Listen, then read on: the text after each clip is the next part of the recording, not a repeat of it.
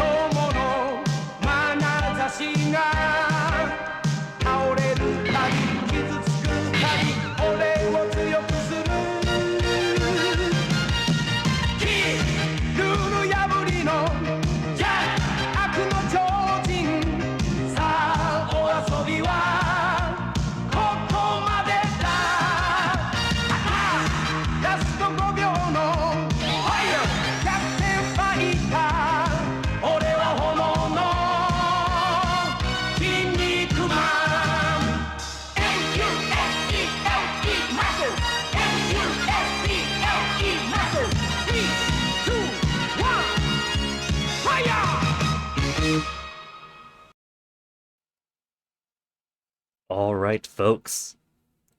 We made some pretty decent progress yesterday for doing a whole lot of everything except playing the game chatter and learning the tutorial of Imperator Rome. I can't say that I'm an expert yet, but in this itty-bitty baby tutorial, we made it halfway through. We figured out how to do imports, how to build buildings and ships and raise levies. And so, what all does one need in a grand strategy game? Yeah, we stabilized Rome. Easiest thing to do, just a push of a button to push above 50% stability, and still gaining 0.18 each month. So many ships, so many ports. We even have an aqueduct. We got fish imported, conquered the Sabini. Yeah. We finished yesterday conquering so much of the Sabini and their allies. We got greedy. Got greedy taking over the Sabini to wipe them out. And then my own allies took over a bit of some outside territory. And so we took over the rest of their land with them. Purchased many inventions that I think we did alright with. No more innovations to spend. But we got starting experience, discipline,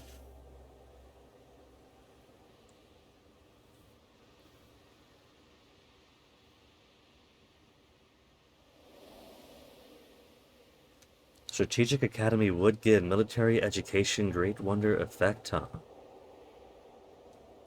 But that's okay, we got more discipline. Experience decay down, supply, we don't have supply limit. But now the game wants me to finish off the Samnites. Ever since the first Samnite war, Rome and Samnium have been at each other's throats, fabricate to claim and lay waste to their armies.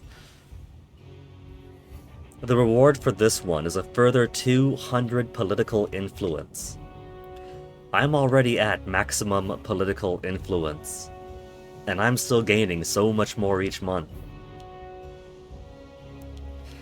I've also got low food supply in Tuscia.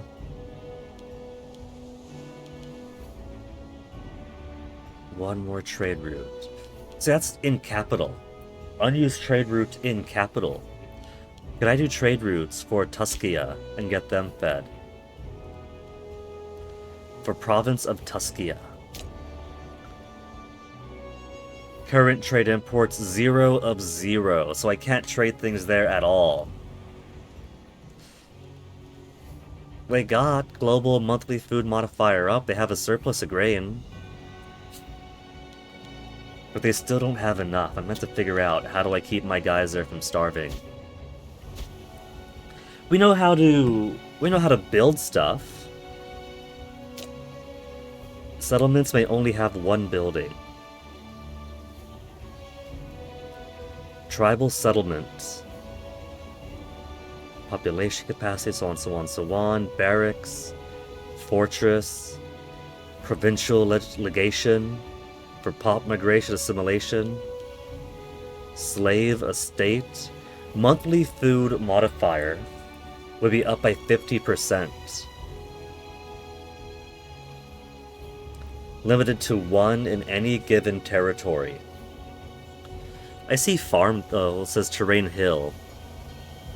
But, let's see. Population output is low. Dominant culture is not integrated culture is less. Settlement is less. The Etruscans here. Slave happiness is up because we have olives.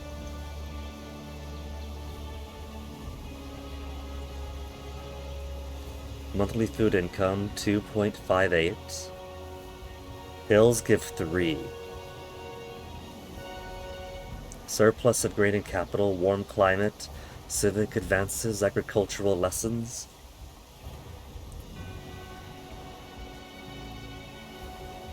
Free province investment 1 remaining. City building slot +1. Local import route +1. I could give them more food that way. Population capacity, provincial loyalty.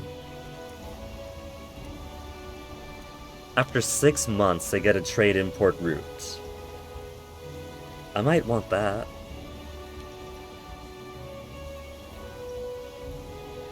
City building slots +1. Migration attraction for holy sites.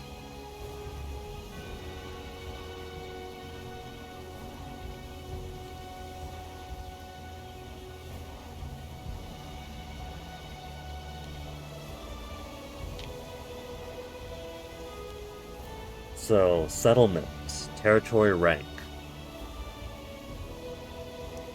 Most common territory rank represents villages and small towns that make up most of the world. Food from trade goods as well as specialized production buildings such as mines, slave estates, and farms can only be produced or constructed in settlements, but they cannot house as many pops as a city or metropolis. Revoke city status, but it doesn't have a city. Found a city. Settlement buildings will be torn down.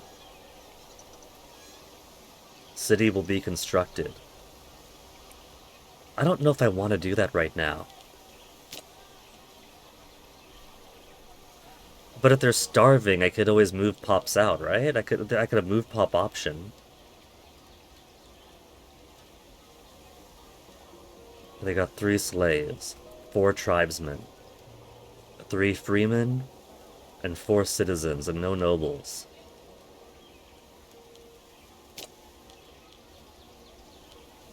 Maybe I'll build them a slave estate. Because that does increase the monthly food modifier by +50%.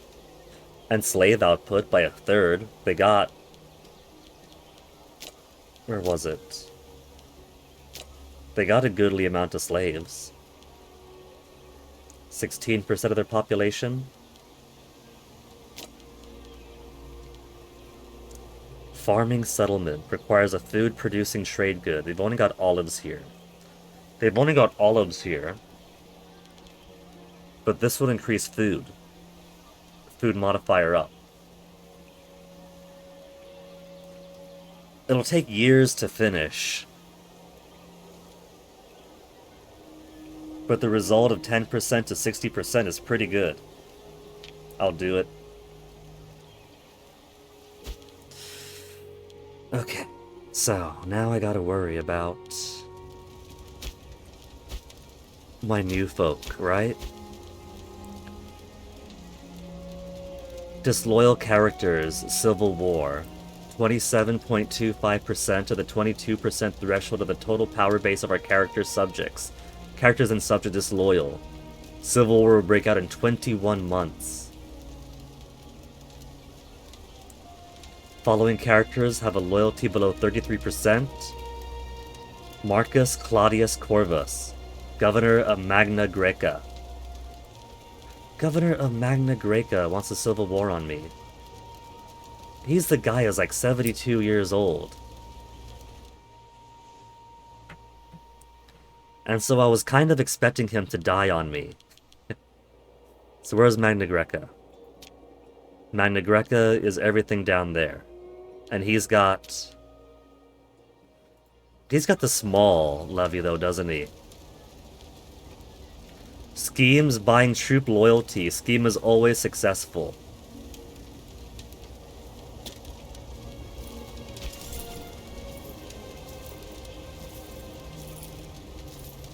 Yeah, he's just got the 2,000 guys.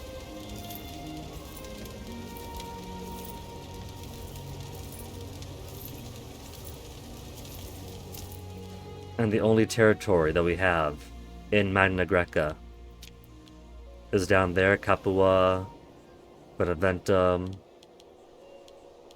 We don't have Beneventum. But Venathrum, Capua, Neapolis, Satacula, Nola.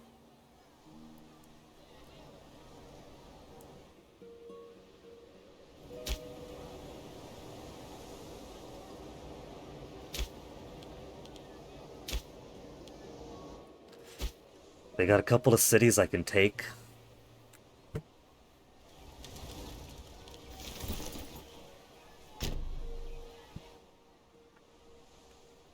I feel like I probably don't want to finish off the Samnites right now. I probably do want to wait until the Civil War passes. What could I do with my max political influence? I've currently got morale of armies and discipline up, so if he does Civil War, just kick their ass. Aggressive expansion change. Global monthly food modifier. One omen active at a time.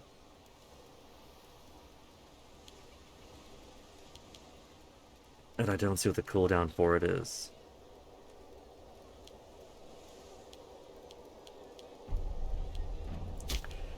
Culture, right? We got Roman folk. Cultural decisions for Romans. Exemption from census tax. Integrated culture happiness up. Less noble output, less national citizen output. Swap approval from populares to optimates. Who are our people out on that side? Where's my culture map mode? Religion, holy site, culture. We got Sabellians and Umbrians. Cultural happiness at 21%. Annexation, conquest of our people -5. Roman happiness is only at 38%.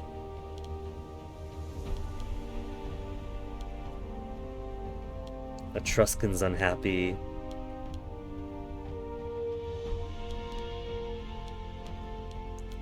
Umbrians rather unhappy, unintegrated. How do I integrate?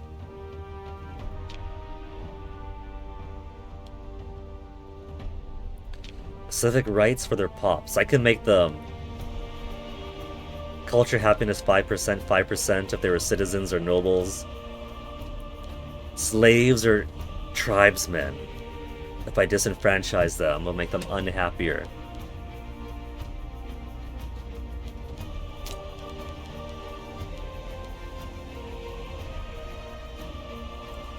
If I give them a colony, assimilation speed up. They lose loyalty.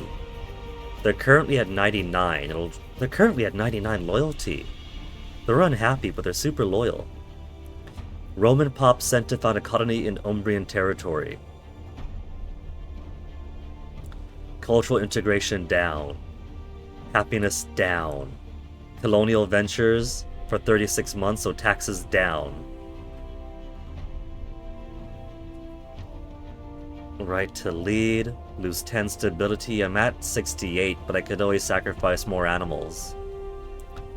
The right to be officer, freeman output up, freeman happiness up, but national citizen happiness down. Protection against torture, just 5 stability. Lose approval from the optimates, gain from the boni. Slave output down. Enter legal contract, slave happiness down. Cultural freeman output up. Right of inheritance.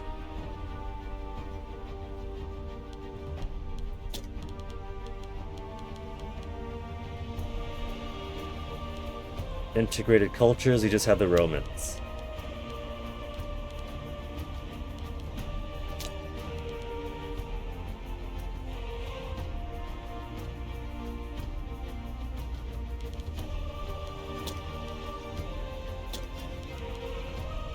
Maybe I'll toy around with that a little bit later.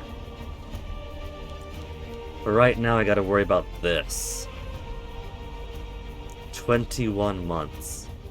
He's gonna break out in a civil war.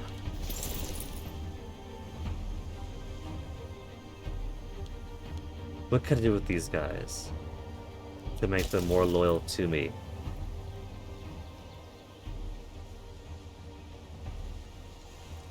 Cannot reorganize them because they're moving. Drill army. Cohort loyalty gain chance, +1 until cancelled.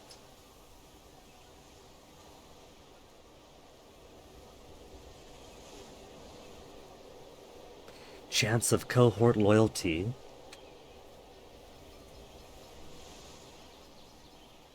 Has a chance of becoming personally loyal to the general.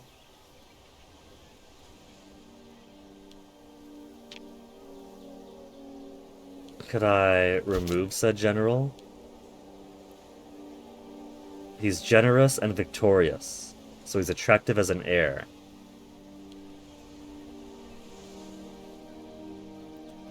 $15 loyalty for 48 months.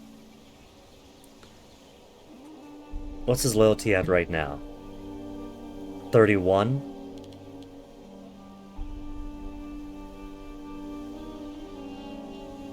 Which is below 33%. I'll just bribe him then. What's corruption anyway? Made sure he's far more loyal. There, I spent some of my political influence.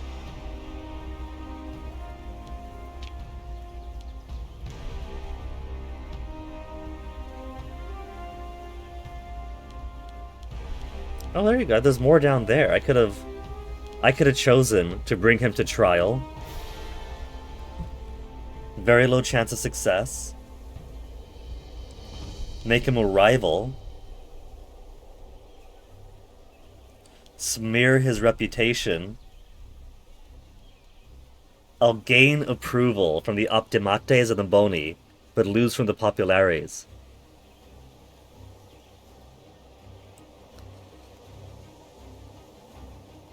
He'll lose popularity, currently 71, and I'll pay a bit of tyranny. That's a tyranny symbol, right? I could afford some tyranny, I think.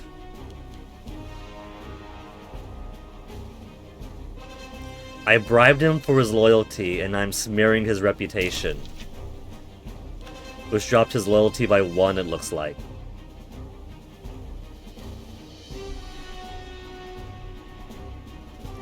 Loses 25 popularity. Only 46. So, since there's no chance of civil war anymore. Okay. So, why is that in blue? Oh, culture map mode is why. That's Italiotian populations and 1 Hebrew. Samnites then? Samnites, is everyone there in that highlight? Looks like they got their capital over in Osculum, with the city in Beneventum. What are they like? How could I figure out more information on them before I commit to war? They got 2 military tech, no ships. Romans do not like the Samniums. Samniums really don't like Rome. Cultural difference, bellicose, aggressive expansion, bitter conflicts.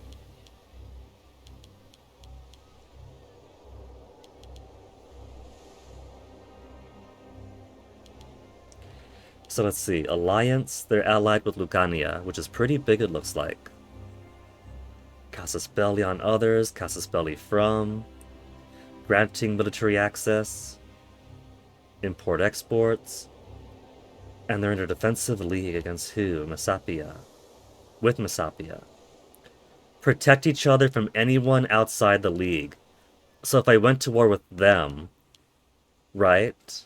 If they're attacked, all other members of the defensive league would be called to arms. Messapia, Lucania, who they're already allied with. Tarentum is just down over there. Apulia. And, Sipontum. Also a little tiny one. That's gonna be a bit of a bigger thing then, isn't it? They're less stable than we are.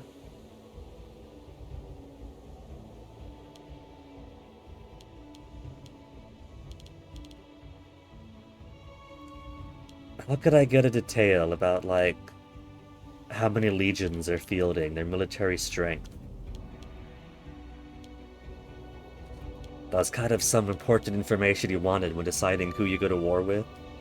At least in Crusader Kings. Improve opinions and an insult. Greatly disturb the opinion among our nations and give them casus belli against us for 5 years. I could insult them to give them casus belli on me, and then they attack. If they attack us, they won't be able to draw in their defensive league. Maybe that's the answer.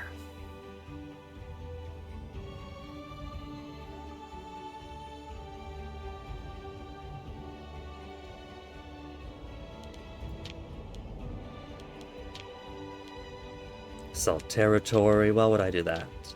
Access, give or take. Offer alliance, offer guarantee. Whoops, no. Declare war. What goal have we got? We just have naval superiority or show superiority, which drops our stability, gives more war exhaustion, more aggressive expansion.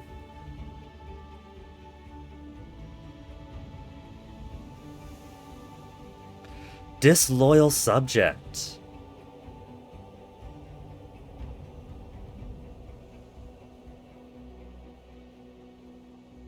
Opinion of us 86. Maybe because it's a mere superiority dick-swinging goal. They won't like us. Won't like throwing their weight behind us. Subversing of the covert actions, fabricate claim.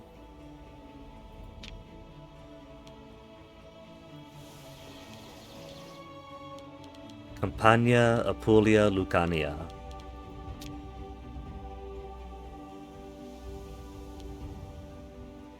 Looks like Asculum is in Lucania. But Campania's a bigger chunk of the pie, right? So if I want to claim something within the bigger target, that'll cost less points, right? Because that's what I'm asking for, not extra.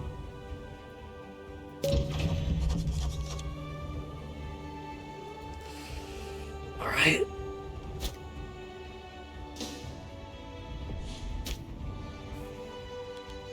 Province Campania. Prisoners abroad, reducing our stability. Sextus Postumius of Syracuse.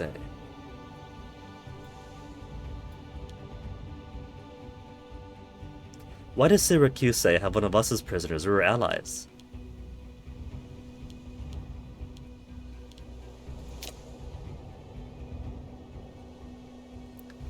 Sextus Polstimius in Syracuse. 32 years old. He's not very popular, but he's got 10 martial. Okay, we got cash. We got so much cash. Send him over. Decline the offer to ransom. Diplomats en route, but we somehow already have their answer. Well, I tried. Rising from obscurity, Roman fortunes are rising. Over time, a republic has achieved both greater wealth and power. Traditionally, we have relied on the ability, valor, and dignity of our ancient and honorable families, but with rising fortune, there is also ample opportunity for new men of quality to rise beyond their birthright. Contacts certainly help in aspiring to join the elites, and there are certainly some families that the parties in our Senate would like us to favor. If we support a candidate endorsed by the parties, it is just as certain that this will upset the current balance of power in the Senate. Great. Let's see if I remember my government stuff. So, optimates basically make up the vast majority. The populares are basically the opposition party. And the boni are just there. They like us, but if the boni dislike us, it's not the end of the world. Among those that aspire to greatness, there is Gaius Junius Bubulcus. Bubulcus, a man who has achieved great power without the support of the parties, and who would jump at the opportunity to prove himself.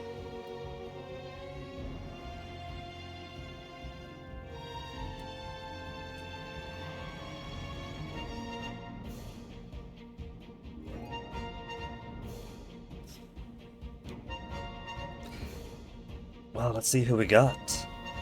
Publius is a consul, right? That's me. Quintus, Admiral.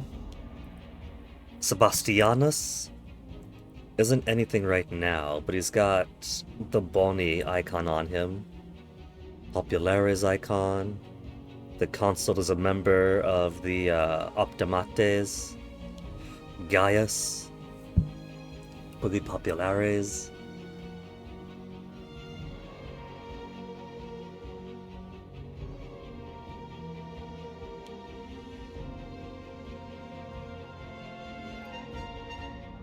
I'm confused, because isn't consul like... Where's my ledger? Characters... Ruler family. Publius. Ruler. 52 years old. Consul. 50... Yeah, same guy. He is a consul of Rome.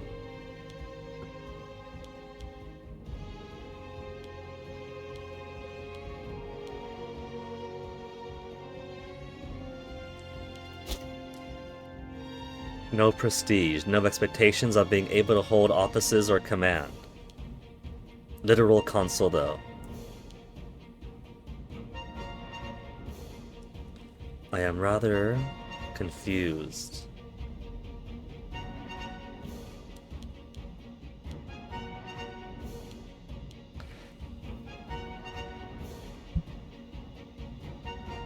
Become prominent family in Rome. So I guess I'm just elevating families, not so much the people. Head of new family. Take on a number of minor characters as his clients. Gain approval from the Optimates, who are the vast majority. And everyone's already got good approval of us. Quintus Marcius Philippus. The Marcius family will be welcome, will be a prominent family. 15 approval Populares, 15 approval Optimates, 15 approval Boni for Sebastianus Castigliani. Bonus is just... they're just there. He's got... I wish these things would stay up. when they lock and I roll over to them reliably. 5 martial, charisma, finesse, zeal. He's not corrupt. Little popularity. Decently loyal. Alright, is that good statesmanship? 29? 70 statesmanship, 17, 68. For the benefit to the boni, for the populares. And he's got 12 martial. Tribunus militum. He's very corrupt, though. Great martial, great statesmanship, loyal, rather corrupt. Crafty plus 20%.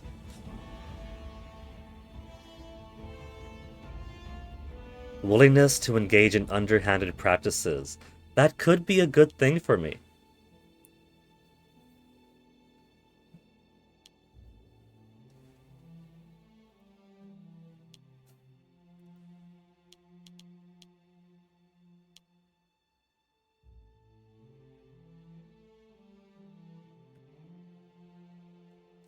Let's elevate the Sempronius.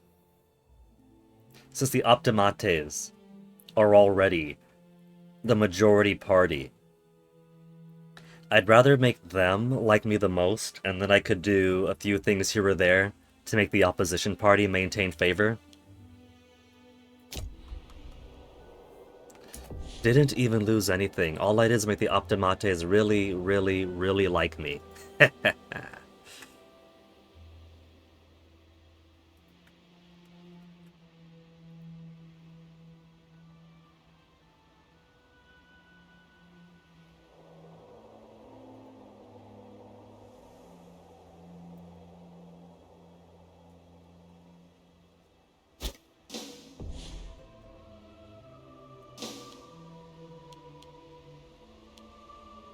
Already.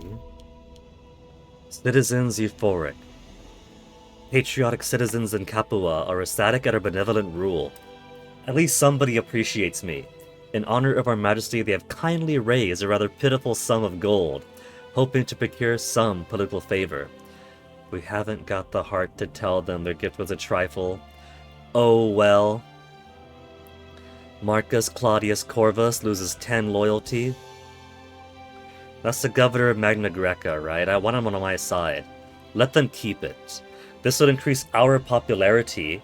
Marcus gains 5 more loyalty. And province of Campania increases loyalty. They're already at 99. They are like practically maxed out on loyalty anyway. I don't need the 16 gold, they can have it. Oh, that's at max speed. I don't need it at max speed, what the heck? Now... Scorned family. A family be scorned if their members hold fewer than their expected share of state jobs. The following family is considered scorned. Semproni family with a power base of 73.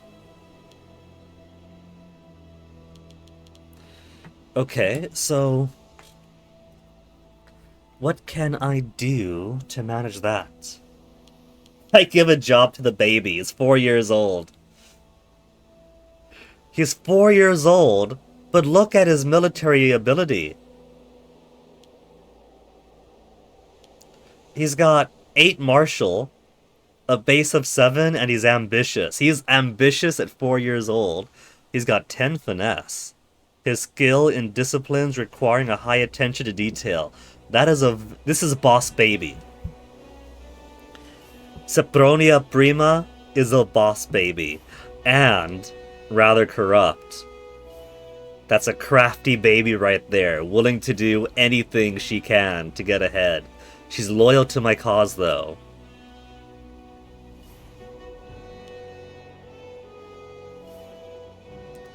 Semproni feels scorned. They have the consul. They have the co-consul. What more do they want?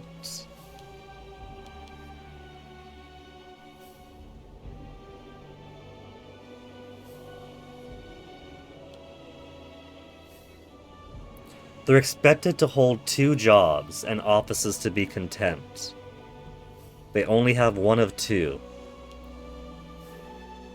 The Fabi family have more than they need. They got double. Claudii family have double. Corneli family have 1 extra.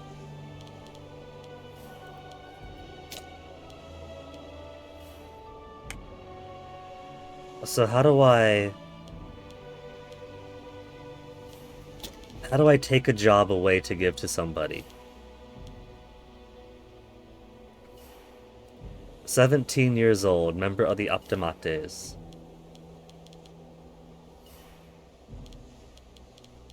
One, two, three, 4, 5, 6. That's not the jobs, that's just their party affiliation. They got the biggest power base there is.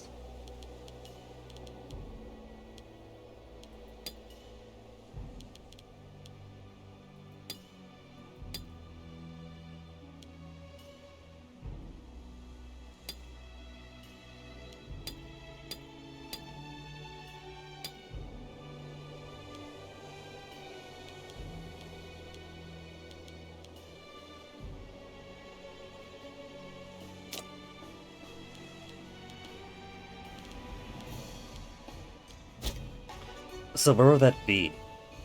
Well, I've got...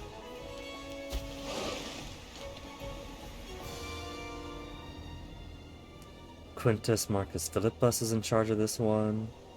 I could create a new role, right? And now there's a lack of commander on this classis. And I could choose to give that job. Well, that'll cost money though, wouldn't it?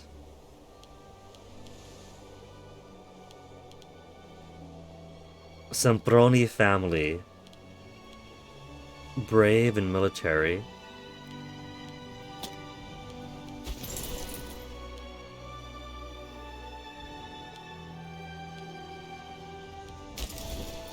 I can't take this guy's job away.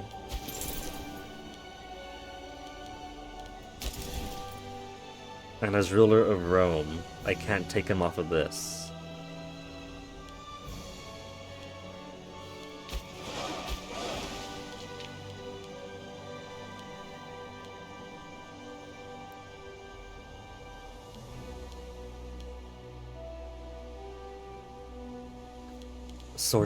Let's sort by Marshal. Put the High Marshals on top. Cornelius, Supplicius, Fulvius.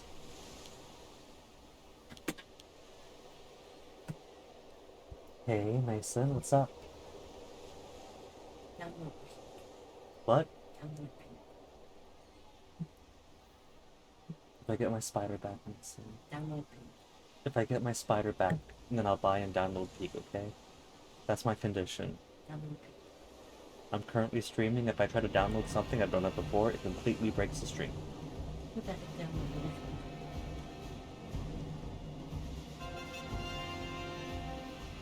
He stole my spider and beats me up and wants to be nice now.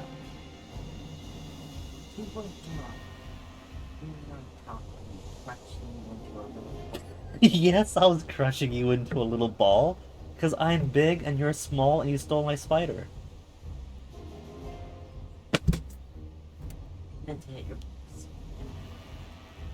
Toasty, this isn't your spider. Thank you, Mason. Close the door.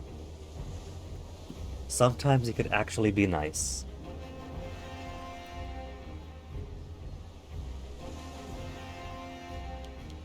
Okay, they put a little tag in the corner for great families.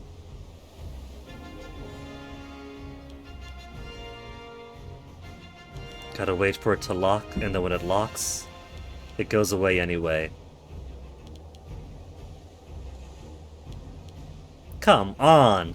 Let me hover over his stuff! So this one's brave, attractive as an heir, morale of armies. But a boat isn't an army, is it? Does it count navies for that? And this will be also be more supporters of the Populares. Do we have some Pronii who would support Sempronius Saverio is cautious, less martial. Monthly Optimate's conviction.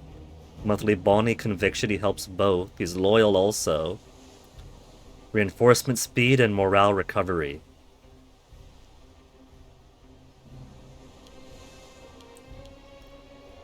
Let's put Publius in there. He doesn't have... Oh, he's co-consul. Never mind, he's already got a job. He's already got a job.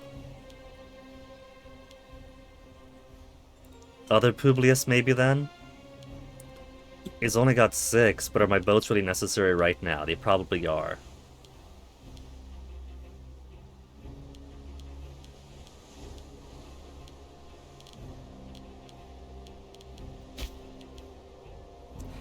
So there's one Boni, the 75-year-old Spurius Sempronius.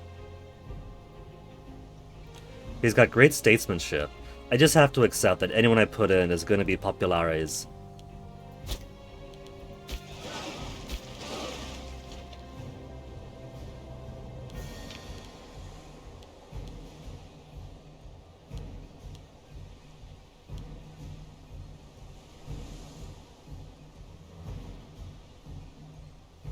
Okay. Looking at their loyalty, 38, 38. They're not very popular.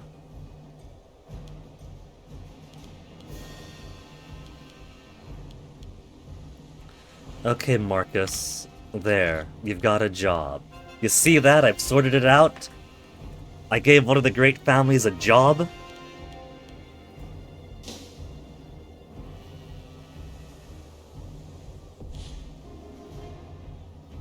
What are these guys doing?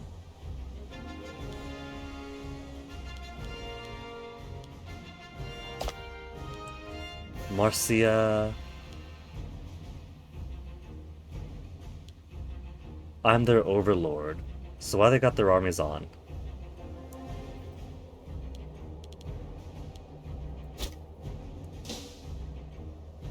What could I do with them as their overlord? Could I integrate them? Is integration an option?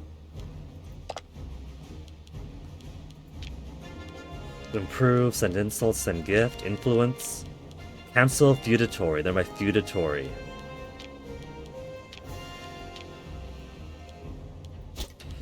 But I'm not at war, so you guys go to sleep now.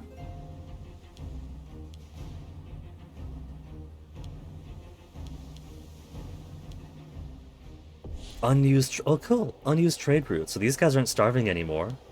I just have trade to worry about. Well, let's get more trade route then.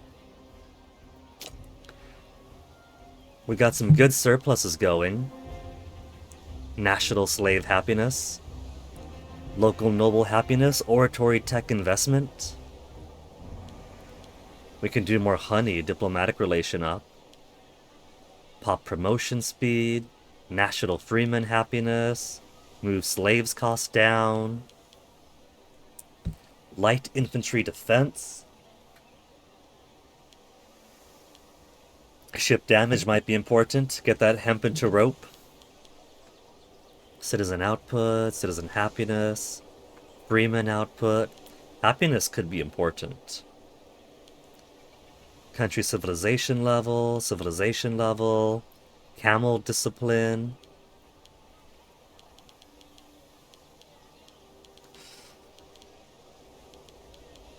We've already got heavy infantry discipline. Ship recruitment speed.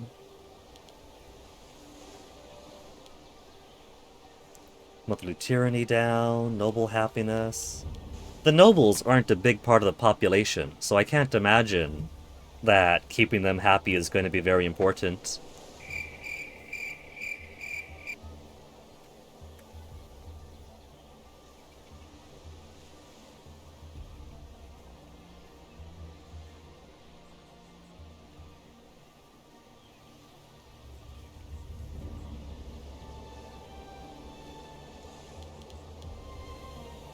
Diplomatic reputation. I think I'll just take the diplomatic reputation.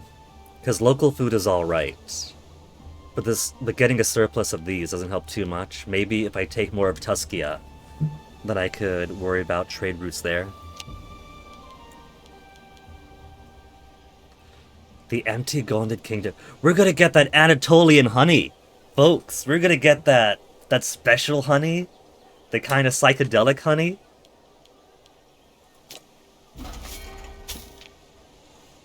And we do have enough surplus for diplomatic reputation. We got honeyed words now on our lips.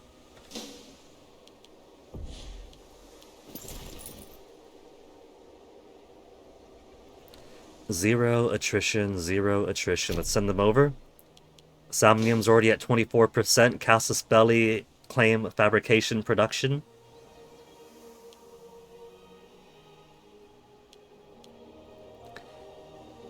Prisoner abroad is reducing our stability.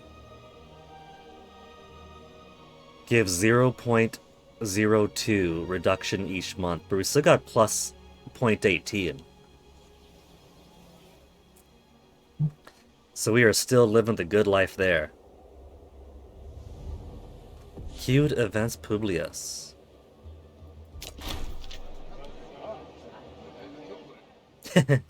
Publius Sempronius Sophus is a man who's more suited to being led rather than leading, but he's entirely unaware. Our consul, the consul of Rome, is unaware of the fact, yeah, he's ruler of Rome, unaware of the fact that he's better off being led than leading.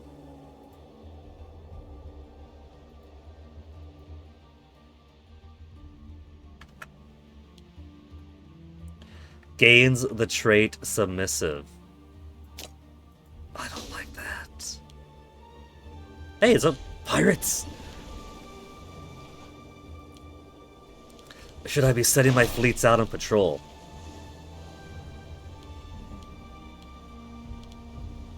Boarding tactics, ramming tactics, frontal assault.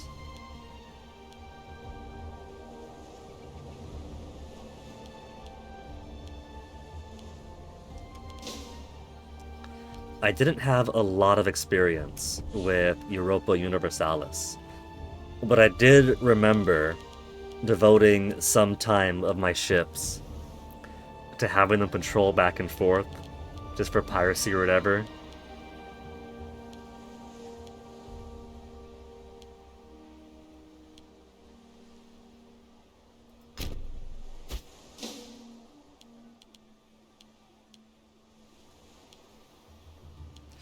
Oh, look, they're coming this way. Gabini's pirates.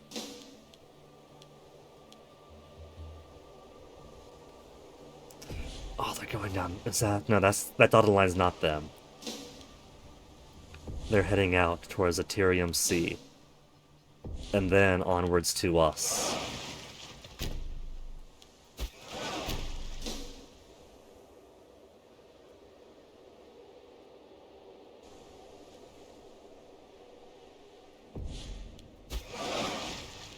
There's a bit of our coast there. I don't want them bothering Neapolis.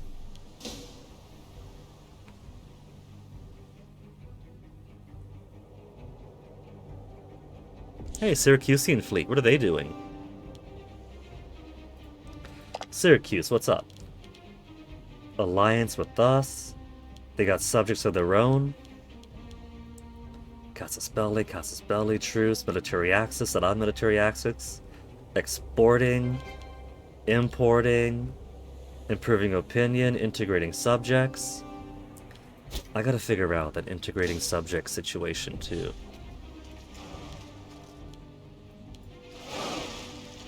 Battle of Sinus Pastenus. Do they have to call it a sinus?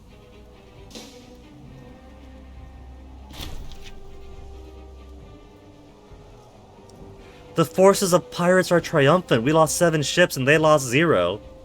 3 fall into their hands.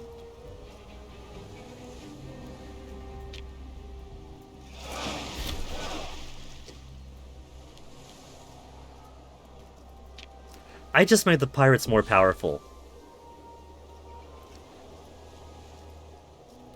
Could I have them flee? I can't have them flee.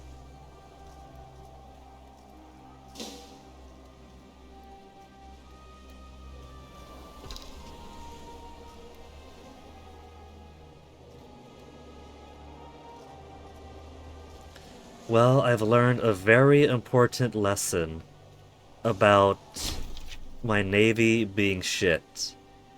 We lost 3 ships, they lost 2, 2 fall into their hands. I am only on the tutorial. I'm still in combat in this part of the game, aren't I?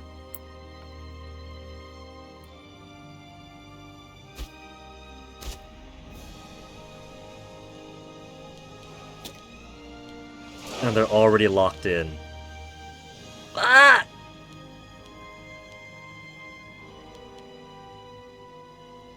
Are they just battling one by one instead of as a group?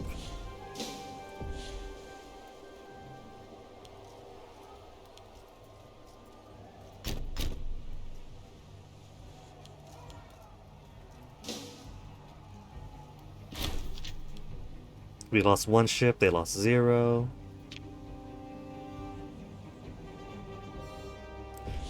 Okay, that's alright. I could be accepting of this outcome.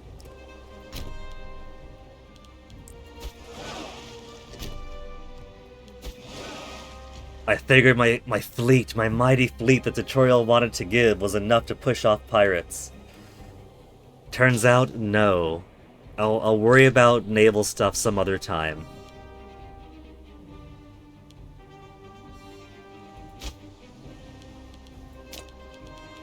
More trade routes opening up. They're just throwing more and more trade routes at me. Is that because I'm losing some?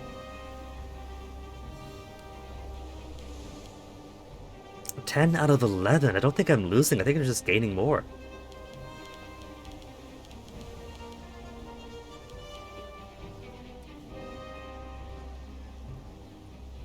I could make light infantry better. I could have done ship damage done with the hemp. Commerson come up with dates. Freeman happiness.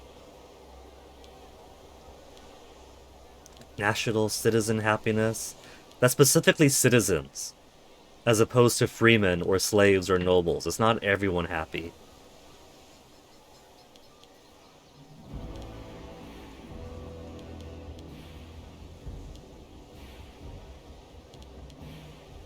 Monthly tyranny down by a little bit more. My tyranny's doing okay. It's only at 0.28, and I lose 0.17 each month. This could be gone in 2 months. Archer discipline. Less experience decay. I think I'll take less experience decay maybe. It's gonna be a bit until the next war. Let's get light infantry defense first.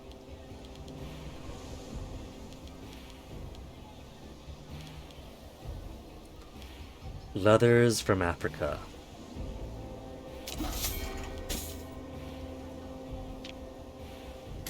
We don't have enough for light infantry defense.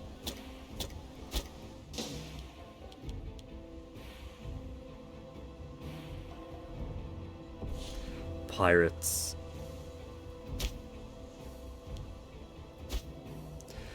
But I can't do a thing about the pirates right now because it turns out my navy sucks. I might just be forced to allow them to do their thing. I can only build Liburnians and Churims. What have they got? Can I look at their composition? They got 16 whole ships. Pirate Haven and Buka.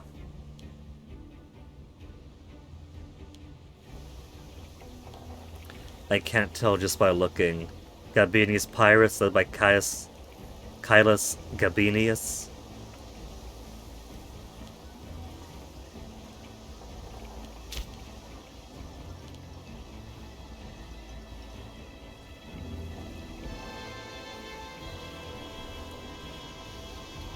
So, triremes do extra damage against Liburnians, and that's it.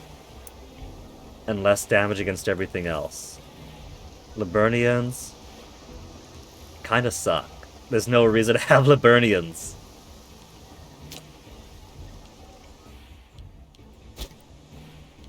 Okay. Let me see if Google could help me out here. Imperator Rome Navy. Strategies for building navies. What's the best way to build an effective navy? Do you mix the ships or try to rush level 3 ports and build in the larger ships available? Is there a reason to have mixed ships during battles like with armies? Or does larger usually win? Got my grand navy with a mix of level 1 and 2 ships stolen by pirates. Mood. Despite my fleet being significantly larger. 40 or 50 of the 2 light ships to send out to hunt pirates. And eventually catch all the ships you'll ever need. 40 and 50 of the lightest ships. And then just send them after pirates to upgrade.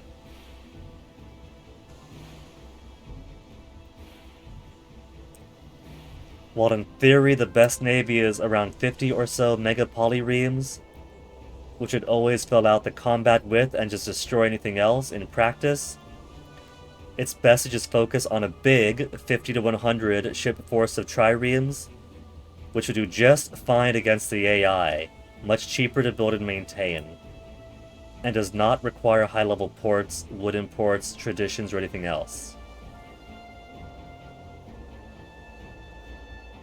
In my experience, my fleets easily crush the pirates.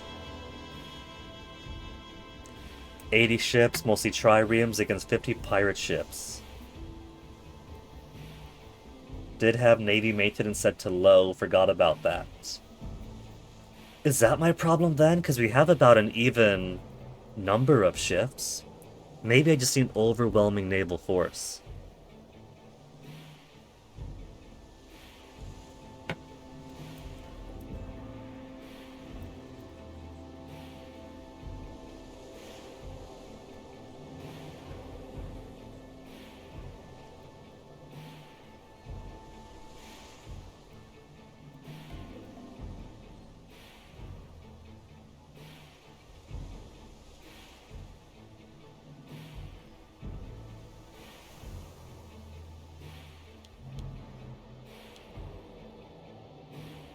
I got money.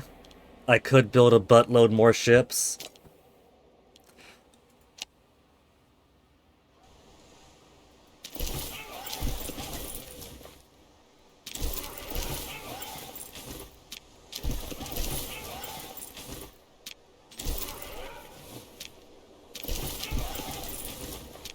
There. I'll just build an additional 15 for now. I gotta maintain my money. There's no deficit, good. I could increase taxes, less research point, slave output up, commerce, less export value, more import value, transaction taxation, free trade, less import value, more export value.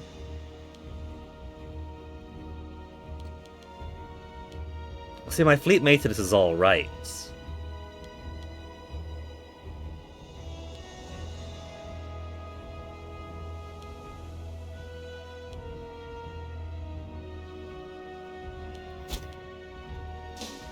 It's okay for now, I think.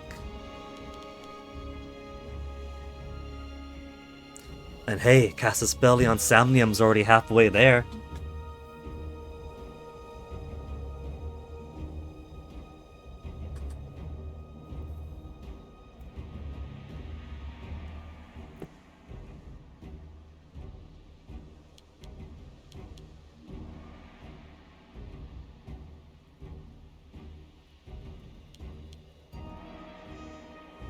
Why have they got...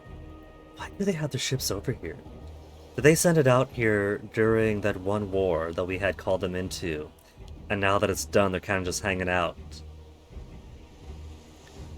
They saw me spying on them and now they're going back home.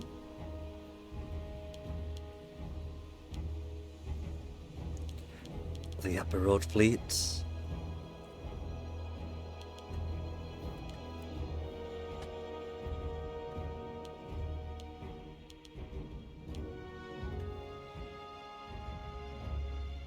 Etruria, you're pretty big. Stability is about half of ours. They have one alliance. with the guys on their foothills. They're exporting to me!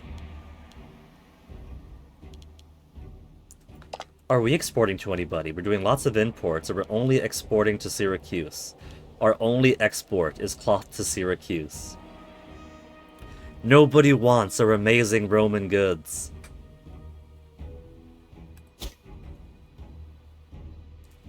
%, are almost there.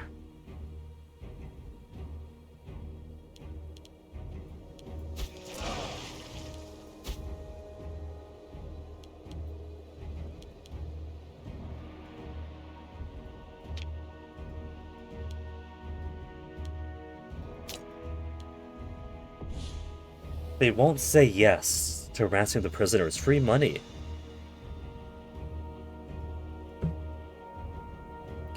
I do like how you're at least allowed to still send the request. In Crusader Kings, it annoys me to no end that there are diplomatic actions that you can't ask for, and the game simply will not let you, because Target will say no. Well, so what? Let me ask anyway. I want to ask the target, hey, let's release this person, or hey, grant me this special whatever, and let them tell me no. It's so wimpy to be like, aw, shucks. They're not gonna say yes anyway, there's no point asking.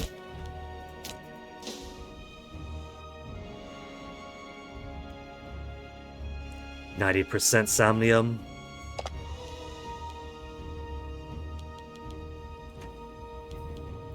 They still have their big defensive league. Oh boy. I could pick up a whole lot more aggressive expansion and taking over the rest of Magna Graecia that way. Because that's what I'll have to do afterwards, right?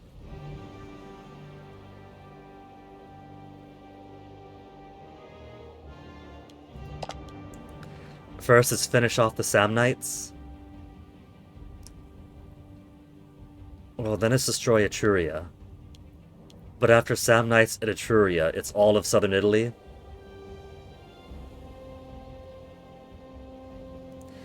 Which includes everyone in their defensive league. And also includes Syracuse's subjects.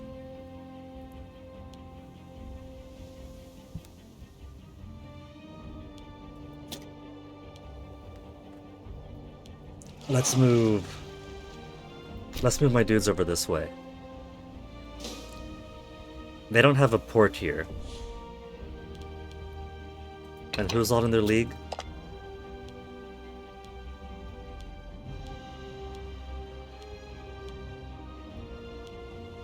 Lucania is in the league.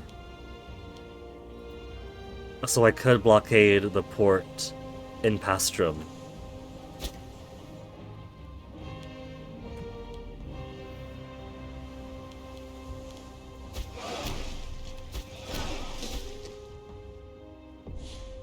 They got 27 pirates up there, though. Where are they going? Mare Terrarium. Tyrium. Maybe we'll just send everyone to Neapolis for now. Because I don't trust what those pirates are doing.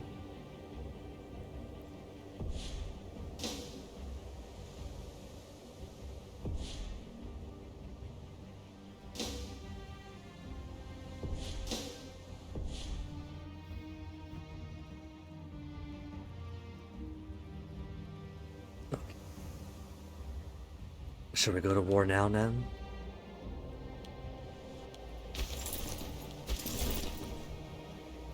%, attrition, you said it was 0 here. Making me dip into my manpower.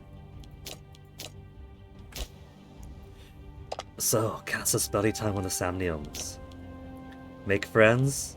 Okay, it's not Crusader Kings. Clicking on the character does nothing. I need to go through the as one spirit of the nation to another spirit of the nation. Declare war.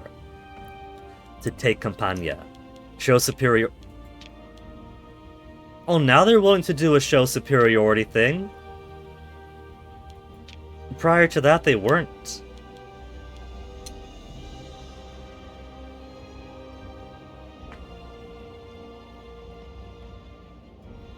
We have an equal number of allies. I don't know if we have an equal number of troops, of military might. So let's do what the tutorial wants. Declare war on Samnium. With the war goal, take Campania. Yes. Syracuse has honored a military alliance, joined our invincible armies in the wars versus Samnium, Apulia, Messapia, Lucania, Tarentum, and Sapontum.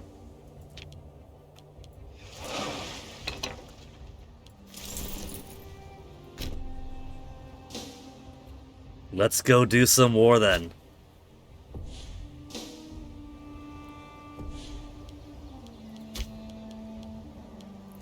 Trade overview. Domestic.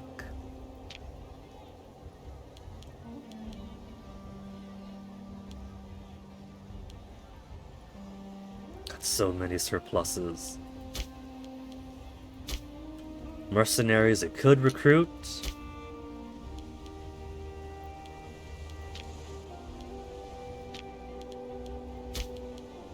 Technology view, character view. 142 for Divine Sacrifice. We have 2 treasures. 2 treasures can be found in own provinces. More integrated culture happiness, local fort defense, pop assimilation, local noble happiness, pop assimilation, population capacity.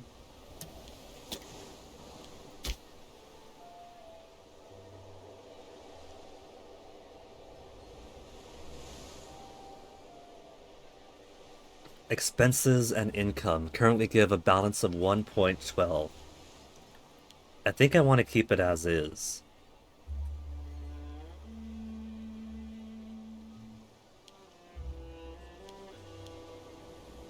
At least for now.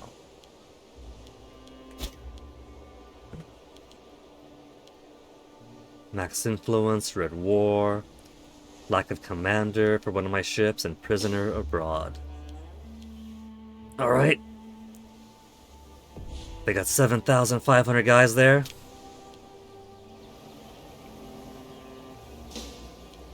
We'll take this over first, then go on the march. Scandal is unfortunately part of an average day in the Roman Senate. Ordinarily, it would ignore such petty squabbles. However, on this occasion, the esteemed Quintus Fabius Rullianus was found in flagrante delicto with his lover Claudia Tertia by his spouse Claudia Prima. He just has a thing for Claudias. Claudia Tertia is his lover. Prima? No. Prima's the spouse. Tertia the lover. Yeah.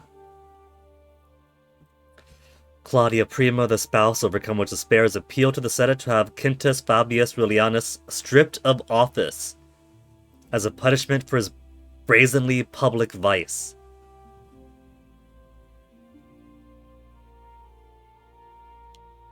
He only represents the Boni, which is minuscule. He's got great statesmanship, though. Say what you will for the guy. Say what you will for him. He's loyal, has good statesmanship, and is moderately popular. None of our business gain approval from the popularities and lose 5 popularity of our current ruler guy. Claudia Prima will lose loyalty for 60 months. And we'll start seeing Tertia as a rival.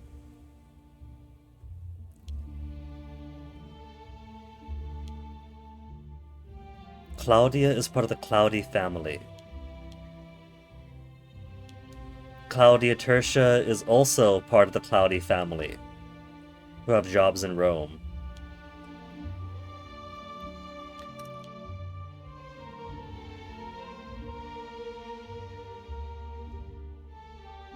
But I don't think their loyalties actually matter all too much. These gals don't have jobs anyplace.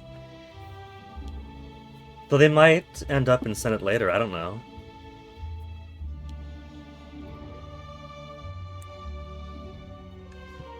Shouldn't tolerate public infidelity.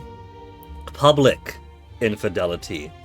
Quintus Fabius Julianus loses 10 prominence and loses position in government. Just have him flogged. Prima gains 10 loyalty. And there's a risk that Quintus will lose loyalty, but he's already got so much. Or gain wounds. He's 56 years old.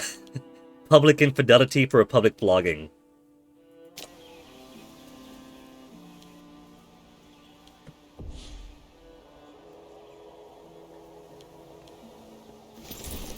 Okay, now where's our capital? Compsa?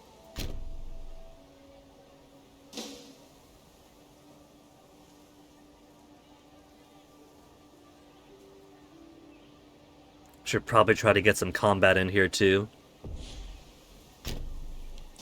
They don't have too many folk.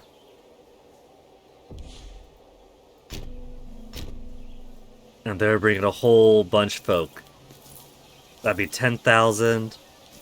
Oh, that's... It's not quite 18,000, but it's a worrisome amount.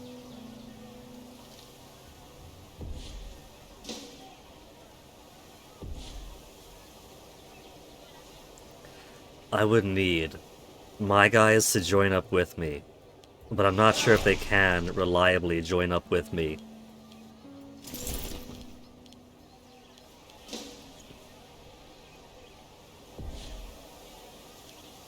They got guys on the move, but it's only 75,000 here, or 7,500 here, not 75,000.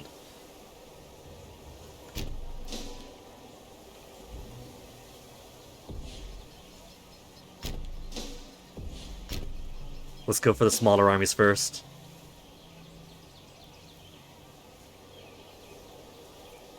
See if I can't hunt them down and destroy them. Oh, they managed to split. They fled, the cowards. 310 of ours were killed, and we killed all 2,000 of theirs.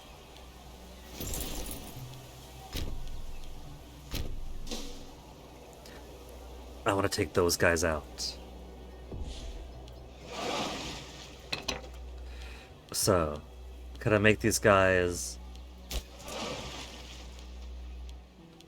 attack a port? Boarding tactics, ramming tactics. Port assault. Must be at least 1 megapolyreans. Port raid. 1 heavy ship. So I can't do those. I'll just park right outside. Parking right outside works for me.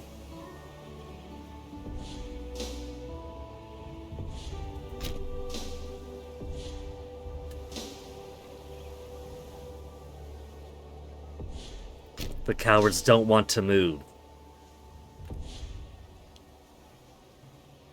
Very likely our side will win. Stronger army, higher morale, better quality. We have 1 less marshal of the commander and the terrains to their benefit. So it does at least give you that information, which is nice.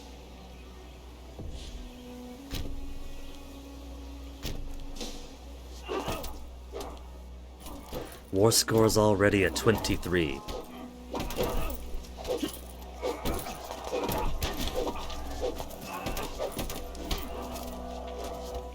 They lost 1912, they lost 2391. We are victorious. Cool.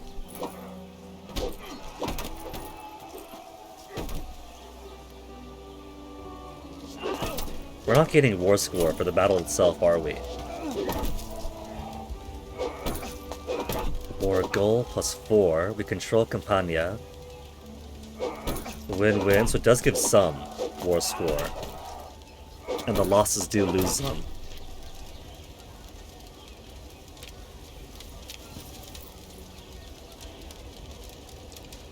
Then we sit and we wait.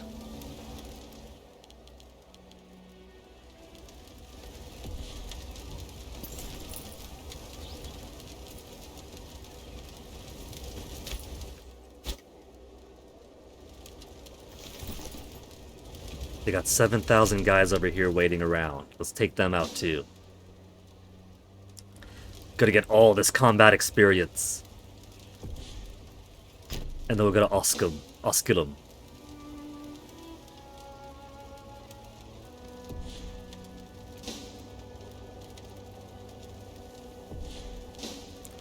Hiding in their own homeland? We'll send the smaller group onto Osculum to actually control that. And now they're coming down, are they?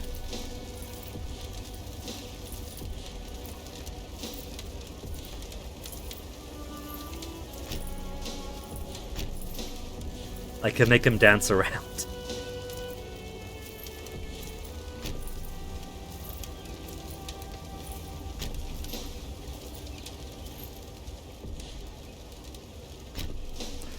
Fine.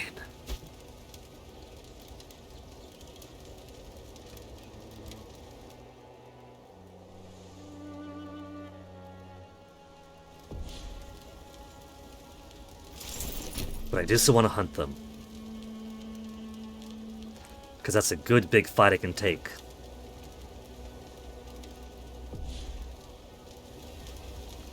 And they're going to keep running away. Wealthy patron, city of Veii, has often been overlooked by the wealthy patrons of our capital. Today, Aulus Virginius has offered to spend a sizable quantity of his wealth on constructing a grand temple to Vesta. I've got low money now, only 6.69 per month. Fleet maintenance, I bet, is why. Require permission before embarking on the construction. Just permission.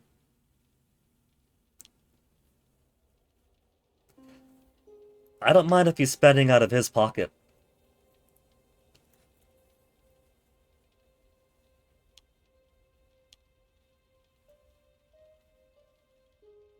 Two slaves that appear in Veii to invest in other avenues.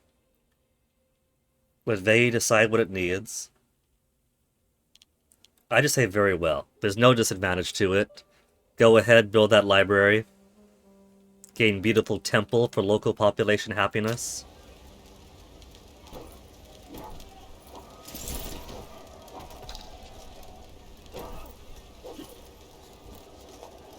Man, our guys are so slow though. I'm surprised we caught up to this army at all.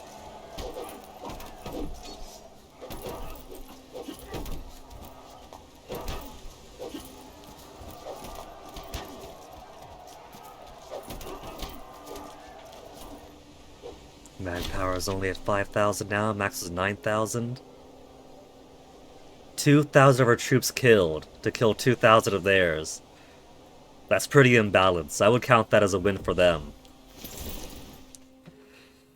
So all I really gotta do is take over the Samnites. First Roman Samnite War. War enthusiasm low, medium, very high for us. So, Samnite Campania to Rome. That'll give us 2 aggressive expansion. Samnite Apulia.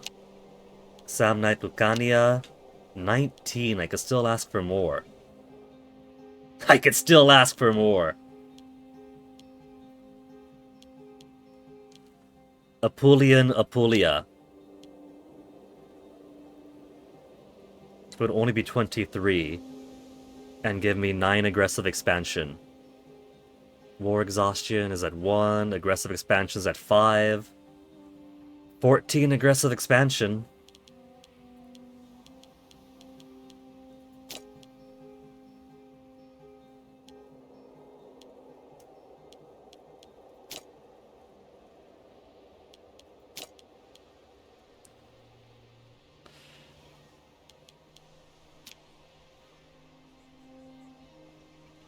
Let's go ahead and conquer more territory.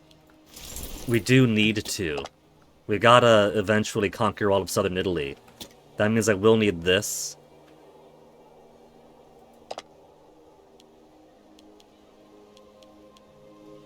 And these both. Well, Apulia is mine already. But Siopius we'll have to take.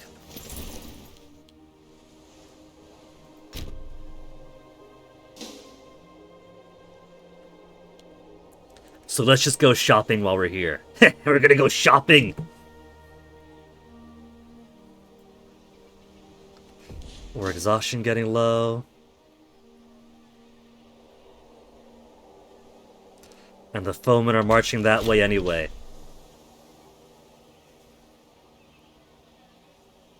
Publius Cornelius Barbatus was elected to office, will now rule the glorious nation. 6688. Optimate is now in control. Following benefit, National Noble Output 12. Are the nobles really outputting so much right now, though?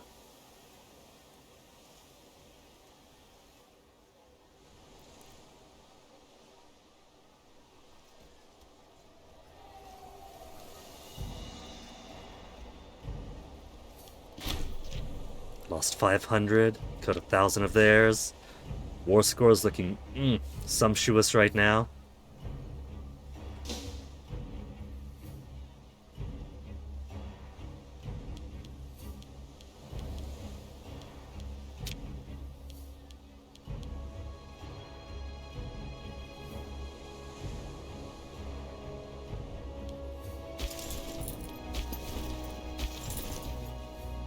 There, so the smaller group. Here's in my water. To Scipius to start the annexation there.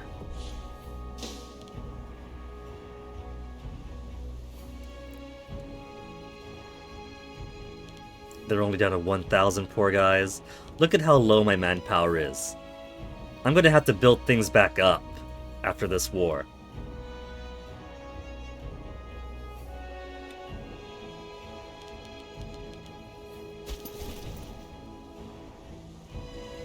Is that ships attacking over there?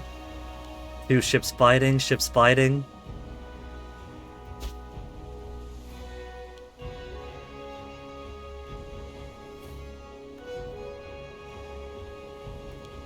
I don't like they got some armies over here. They could potentially retake stuff. We have Syracuse hiding out over here.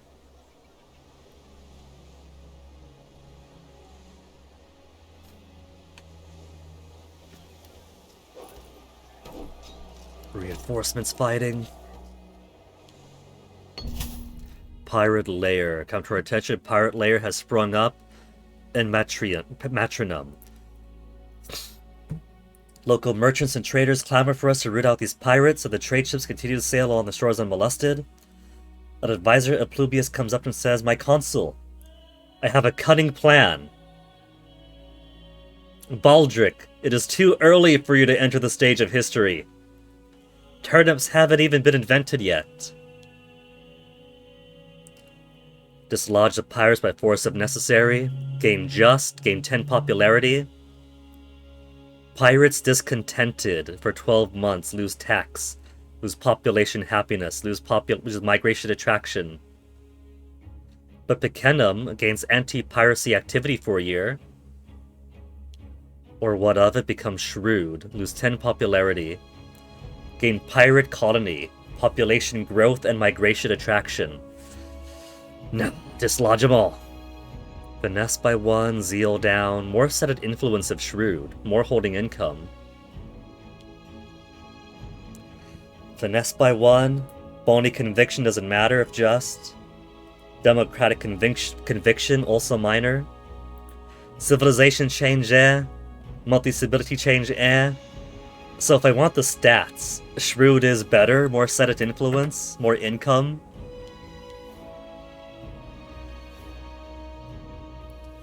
Popularity, I think, is already okay. It'll only be at 78, but that's still great.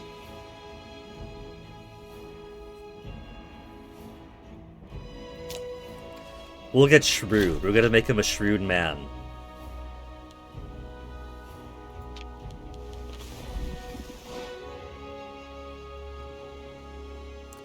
%7 siege timer.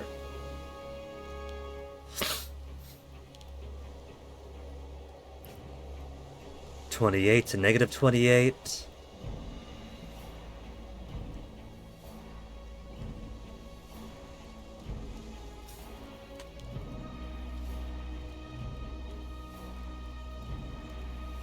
This is gonna take a bit. I don't think this siege is doing very... It keeps bouncing between 21 and 28. They probably simply do not have enough people to maintain the siege.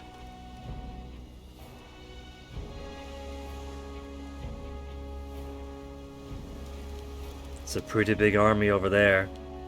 I'll have to abandon one of my sieges, but I don't want to.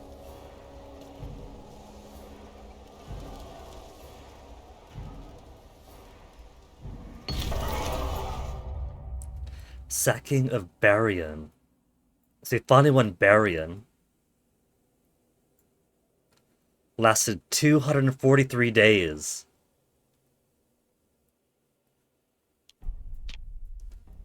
Publius Cornelius Barbatus has led his men to glorious victory during the siege of Barian. The enemy flee in disgrace, and all that is left is to decide on how to treat the residents within.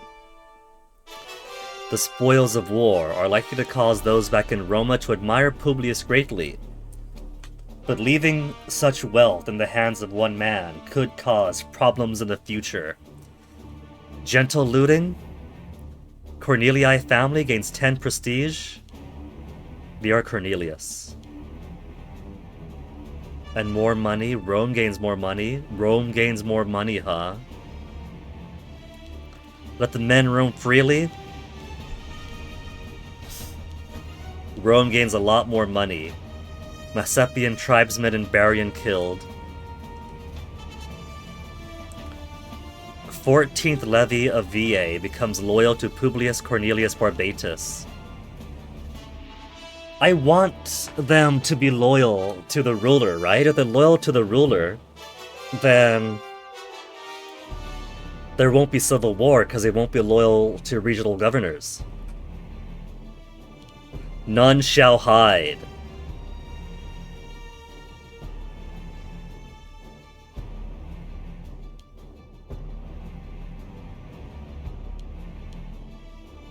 Three times the 23rd levy will become loyal to Publius Cornelius, gain a whole lot of money,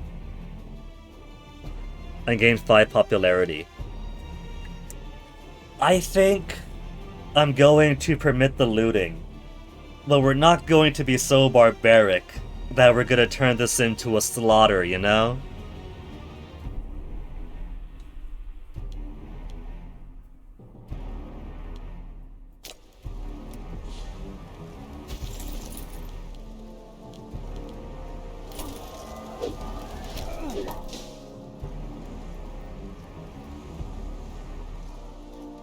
We're gonna knock out this army and then go support the siege here, which still doesn't have enough bodies to actually make headway beyond 21%. Negative 21% at that.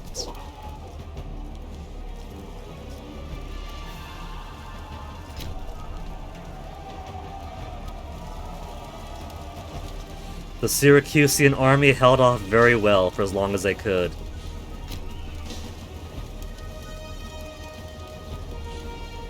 Very likely will win. They got better terrain, better commander. But we got better everything else.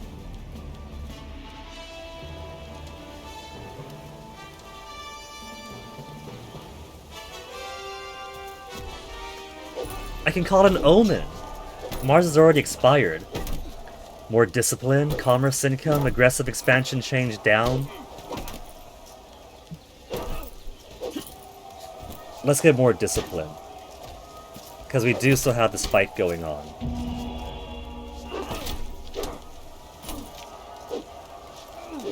Prisoners are brought in Syracuse. Researcher needed. Okay, let me check the families first.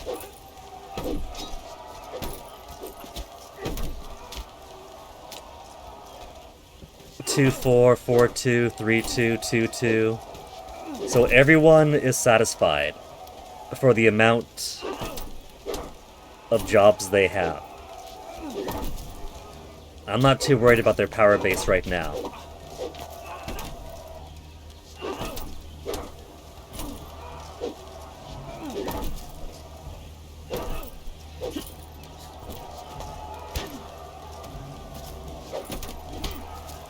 So, what am I looking for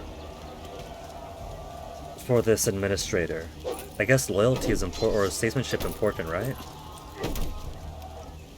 Is statesmanship important for these characters? Perform better in their duties. Is that all duties?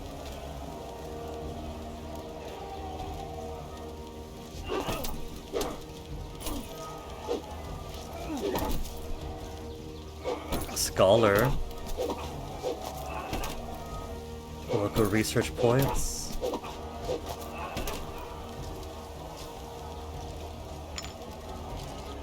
Hopefully that's alright. He's got some pretty low research speed though.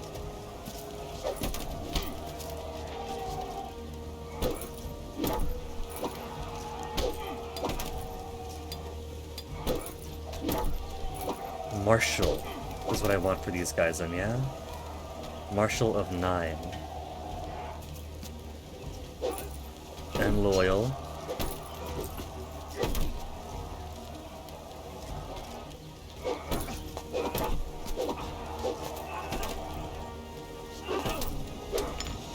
There, 90%, much better.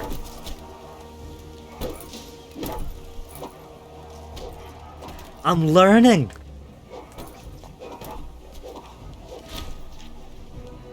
I keep losing thousands of my troops. I'm not gonna have enough to take on a Trusky at this rate.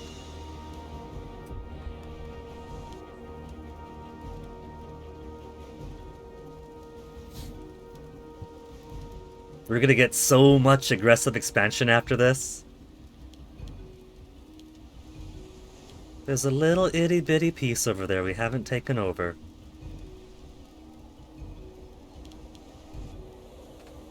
%. We've actually got forward progress. 0? Oh, 0.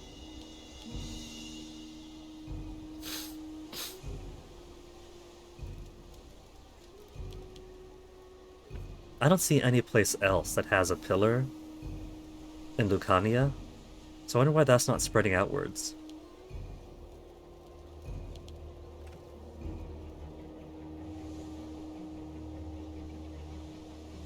The city of Pastum, I should probably take that over maybe if I want to have this all fill in.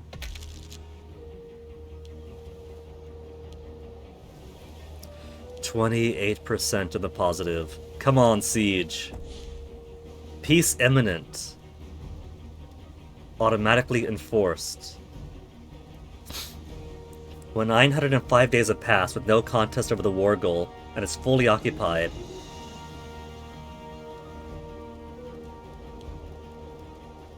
I could afford another military tradition.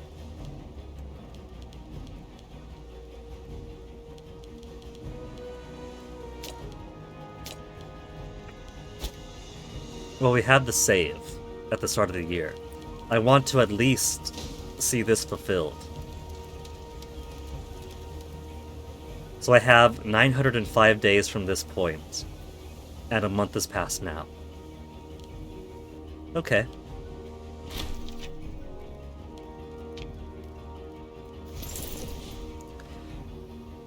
And then let's go take over the city.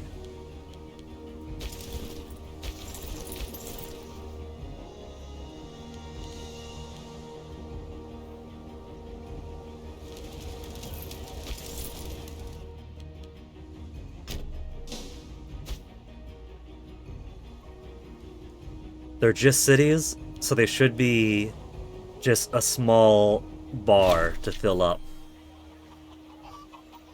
Having decided to work with the pirates, Rome has sent envoys to their captain and established diplomatic relations. The pirates have shown interest in our overtures of cooperation, and they claim they would be willing to work with us in exchange for our protection. The question remains, however, as to how we prefer to make the best use of the pirate skills. We will designate all of Picenum a safe haven for pirates, and in return, they will protect our trade while forcibly diverting our neighbors' trade ships to our ports. Or they'll share their expertise and experience with our shipwrights and sailors. Strengthen our navy is recruitment speed and starting experience. I want the money. Local population growth, commerce growth.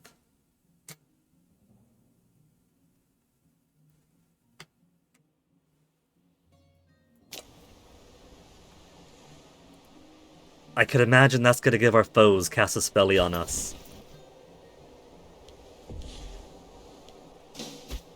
To dislodge the pirates we're supporting.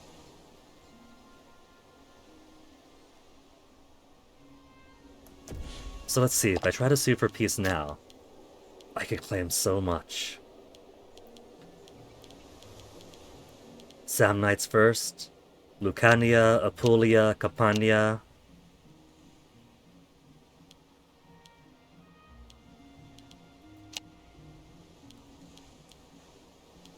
Samnite Apulia, Samnite Campania. Takes them out. Samnite Lucania. Siponite Apulia just completes that coast. Lucania and Lucania to Syracusa. No.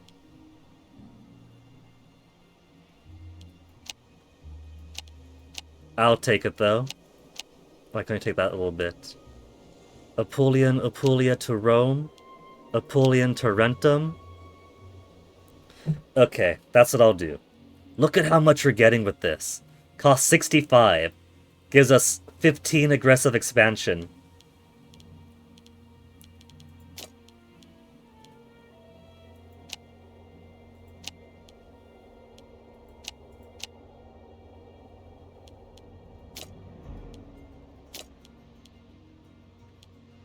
I can make Lucania go to Syracusa.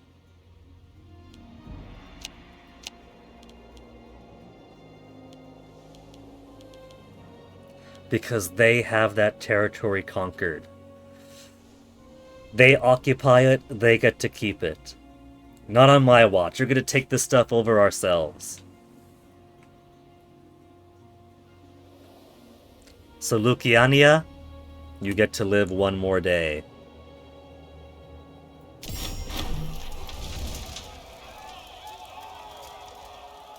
Finally routed the Samnite armies, laid waste to their lands. Many important prisoners taken, many of the previously held important positions of the Samnite Assembly. Put all the Samnites to death before the cheering crowds of Roma. See, popularity of Publius is already at 100. 88 was a lot, losing 10, but you gain more so easily.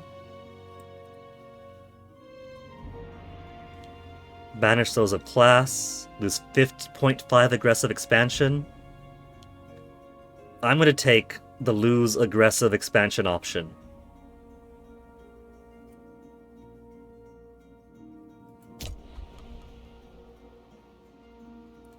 And now the Italiotians for the Sipontine army.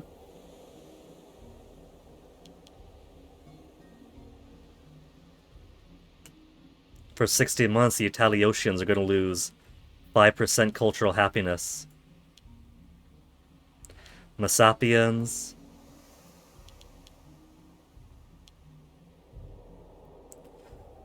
Well, I'll try to drop my aggressive expansion one half at a time.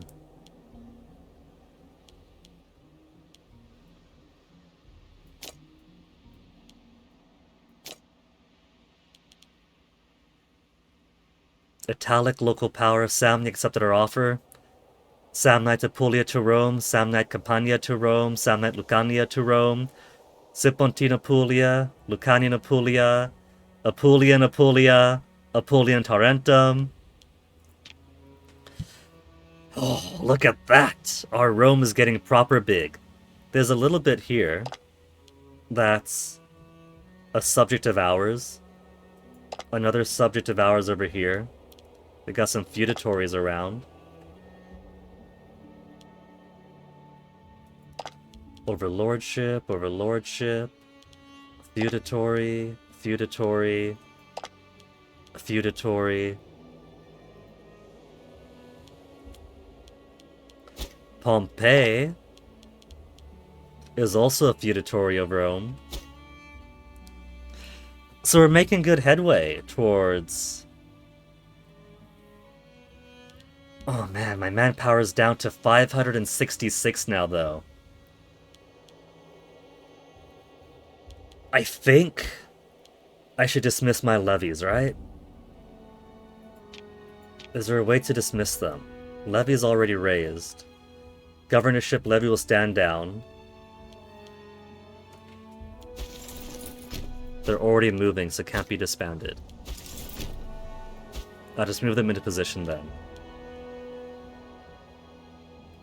War exhaustion is up. I could invoke Divisio.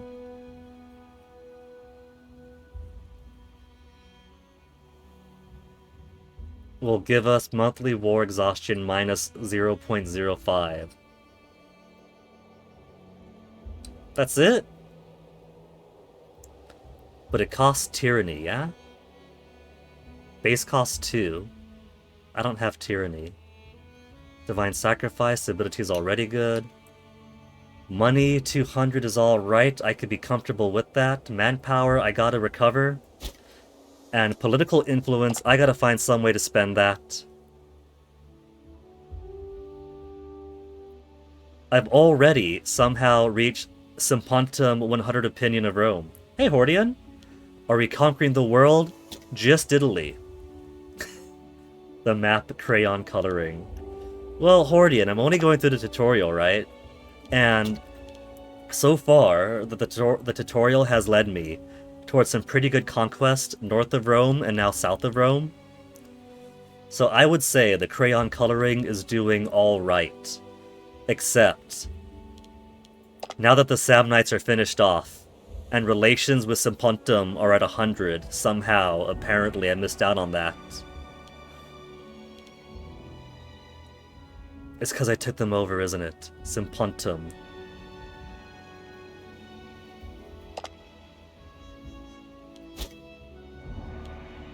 I took him over, so it counted as a positive relationship, right?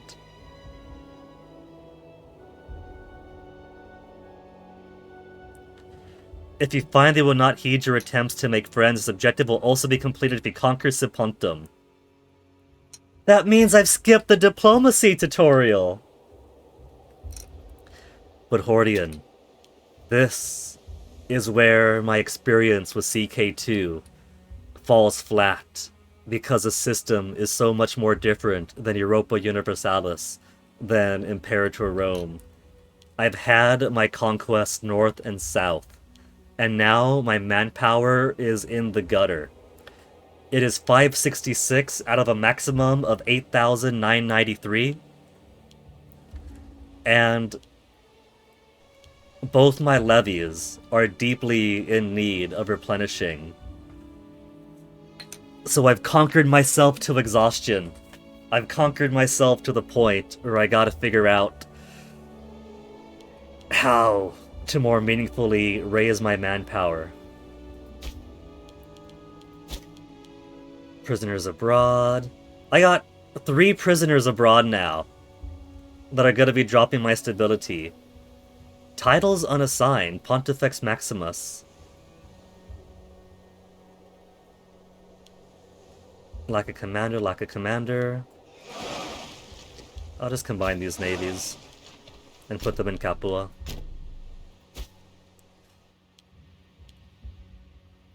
So, marvel in my beautiful giant Rome.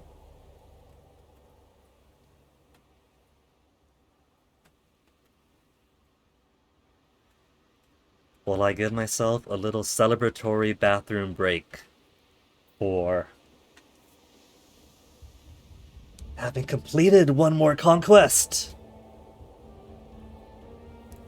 And I shall be back momentarily.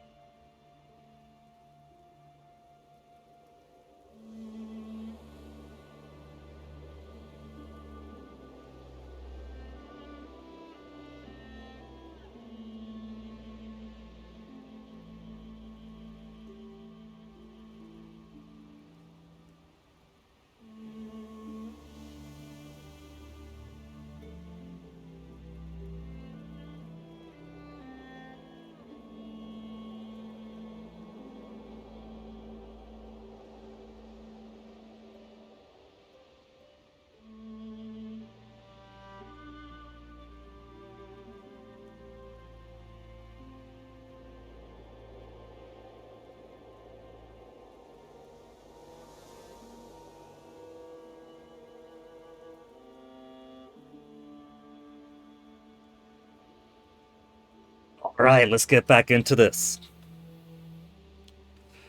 Could afford a military tradition, gotta look at those. Prisoners abroad, titles to assign, lack of commander, and max. It's like so many things I have to manage.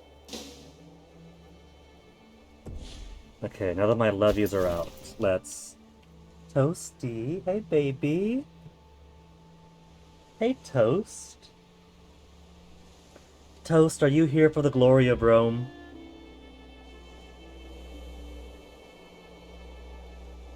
What's that icon? Moving?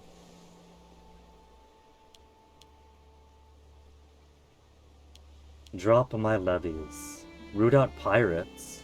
If I had the Lex Claudio law.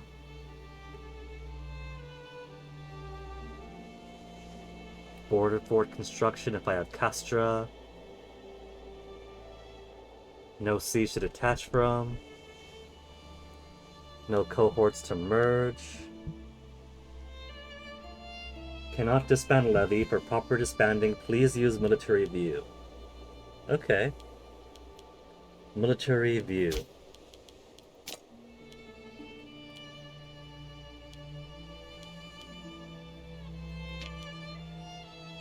Make all the levied pops return to their homes. Block you from raising levies again for 4 months.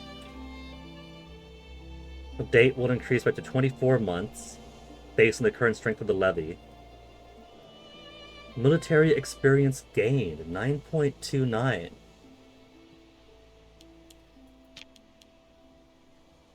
Cannot raise this levy again until 457.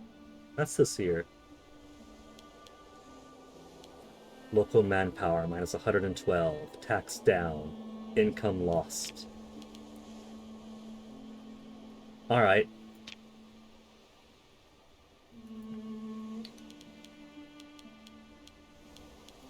Economy. Levy size multiplier would go up if I decrease the pay.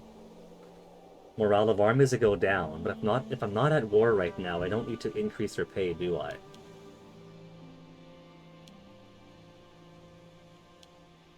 Levy size multiplier of 7.5 is consisted on all of them.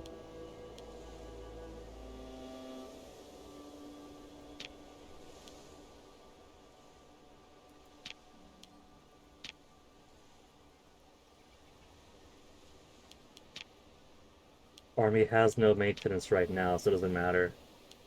Fleet maintenance. Yeah. It dropped the fleet maintenance all the way down.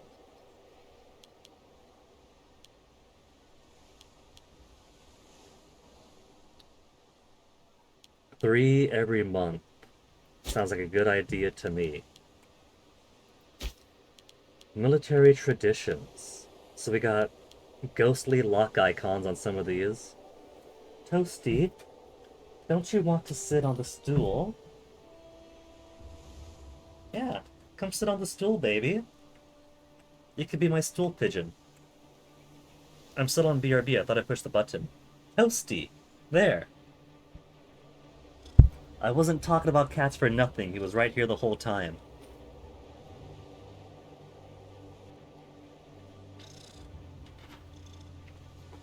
And he refuses to just sit on the stool, so my voice is gonna sound a bit ethereal as he blocks me and pushes the mic further away. Excuse me, Toast? Whoa!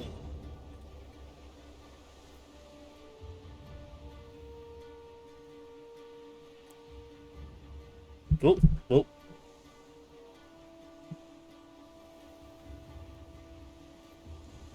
Careful, Toasty. Ah, big tired yawns. Big tired stretches.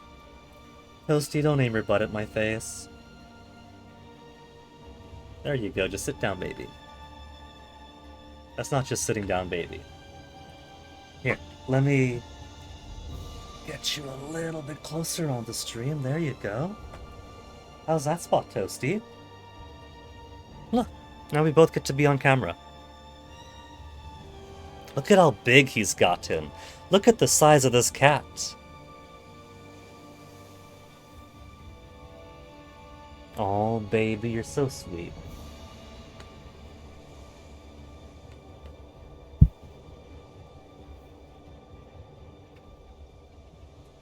But you gotta pick a place to be, Toasty.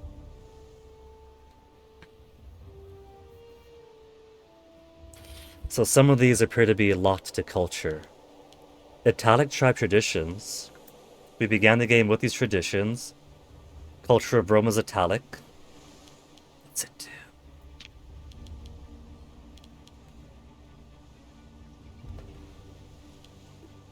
Roman tradition, so... Do I click one of these to pick them? Levantine we don't have access to.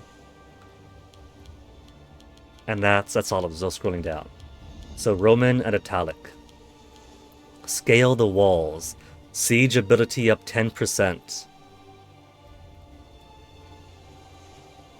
Siege engine scarcely used earlier in Republic. Sieges is relied on covert attempts to scale the walls, as well as sieges of attrition.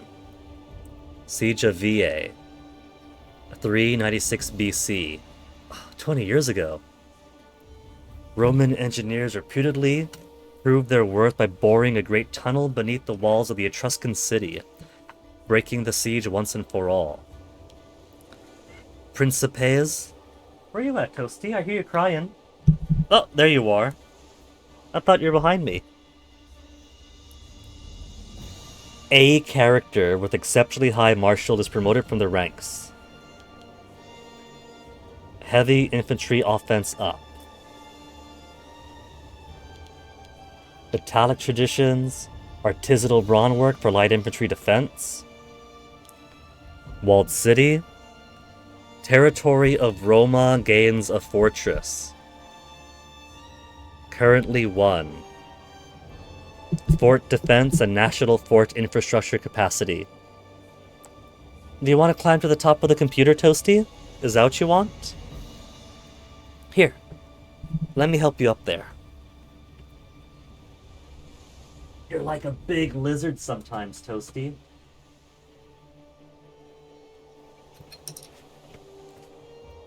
Now, how's that spot? You got the warmth of the computer radiating upwards. You got proximity to me. It's basically the perfect spot, right, Toasty? Just don't mess with the light.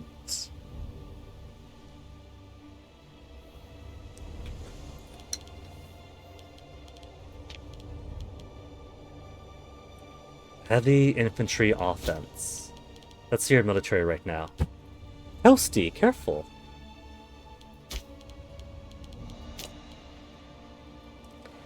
We have loads of light infantry. And we do have some heavy.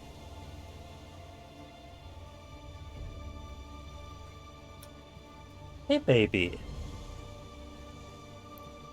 Damage versus Campbell is bad. Versus Horse Archers and Light Cavalry is bad. They're good against chariots, heavy cav, light infantry, and supply trains. Light infantry is bad against everything. Bad except everything but supply trains. What's up, Toasty? He went meow. Siege ability and Principes leads to embrace Italo-Greek influence. Unlocks the Greek tradition group. Planes combat bonus up.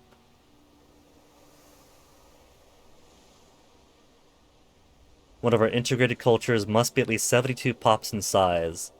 Belong to Hellenistic, Dacian, Illyrian, Shryari. Heavy infantry discipline, so let's boost heavy infantry some more. Heavy infantry defense. Morale. Manpower recovery, discipline. War exhaustion down, maintenance cost down for legions. Rome gains 3 innovations. if we get the Fabry. And a Siege Engineers +1. Roman roads. Allows us to build Roman roads.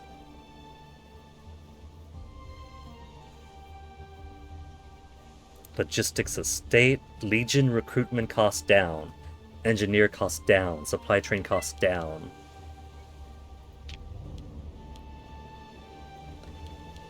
Or light infantry defense to light infantry discipline. Light infantry offense. Hills combat bonus. Equestrian order for light cavalry offense. Frentania, Pelinia, Nucaria, Marcia gain 50 opinion. And heavy and light cavalry get more defense. Leads to Italo-Celtic influence. We'll have to conquer some Gaulish stuff there. Barbarian group traditions. Pupietus. Omen power up. Border fort construction in Castra, which could be Soup's important. And fort maintenance down, Rome ascendant. Loyalty of generals up.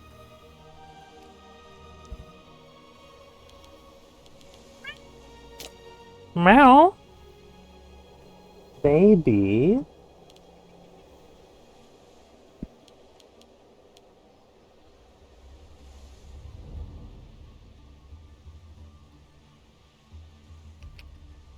Subunits appropriate to the culture of the pops. So large Scythian population gives a significant amount of cavalry. Can only be raised from integrated cultures. Consider this when planning your military capability. Go on, Toasty. Go chase that bottle cap.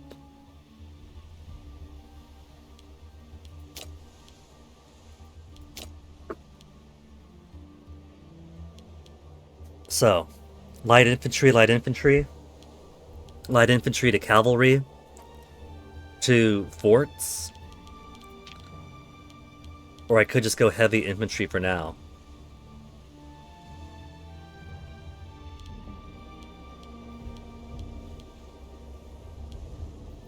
Siege engineers, 3 innovations. And then heavy and light infantry moving speed. Let's get the roads.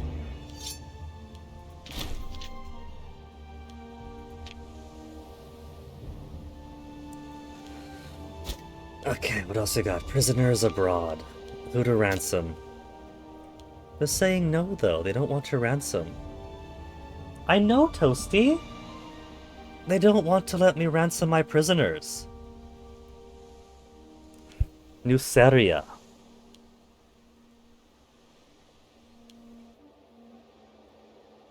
Nuceria is my own guys. So I think these prisoners are capturing are when they take my enemies in combat. And now that the war is over, those enemies are our citizens. Toasty, don't chew on cables.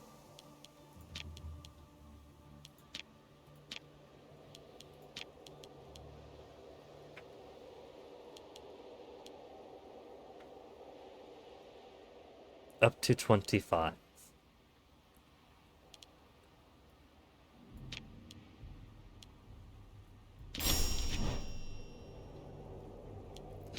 Okay, now that diplomat en route, have to wait for that. We've only got the one diplomat, I guess, or maybe just one action per location until it. Toasty, what are you doing? Leave cables alone, Toasty. Look, if you're so bored, I'll let you out of my room so you can play with Onyx or something, alright? Come on.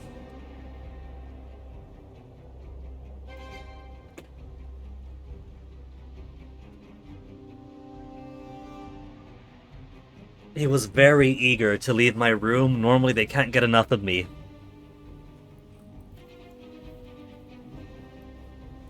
Check my Discord real quick.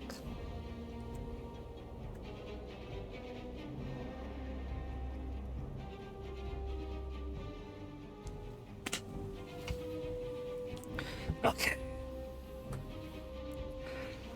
So I've also got Syracuse that doesn't want to ransom a prisoner. Oh well. Let's do an omen real quick.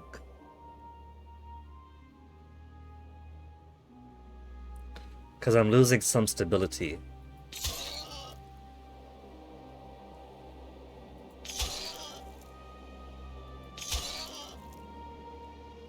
There. Positive 15. That's enough sacrifices after taking over big territory. The gods have been appeased. So finish off Samnites for 200 political influence. Done.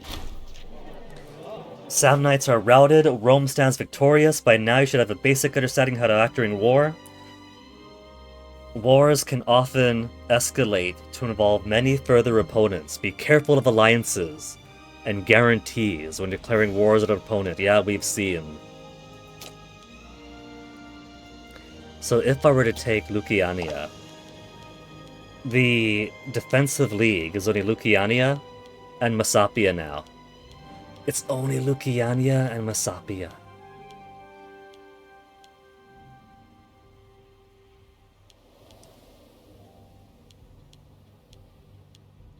Truces, military access.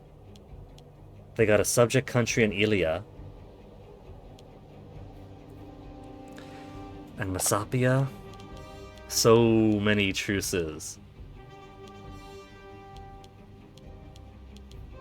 But the defensive league is broken.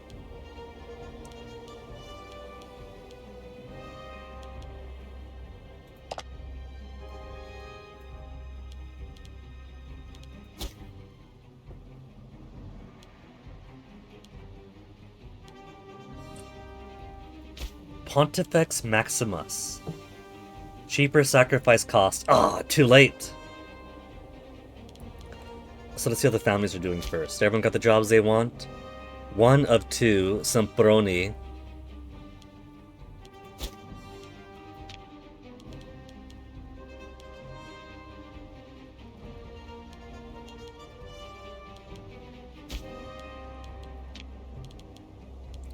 Publius Sempronius apparently is pretty decent.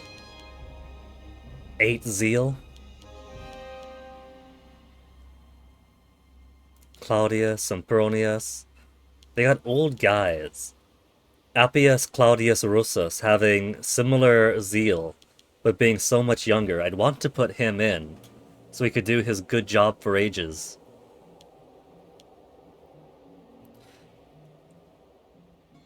I'll send... How's the composition of government? Still mostly optimates. Populares of our opposition, Boni's nothing, so if it's just one more for a Boni type. He's 55, he's 56. There. Does it affect the Senate directly? Because that's not the same thing, that's its own stuff from the office. Alright. Cool. So let's unpause and start building up manpower then.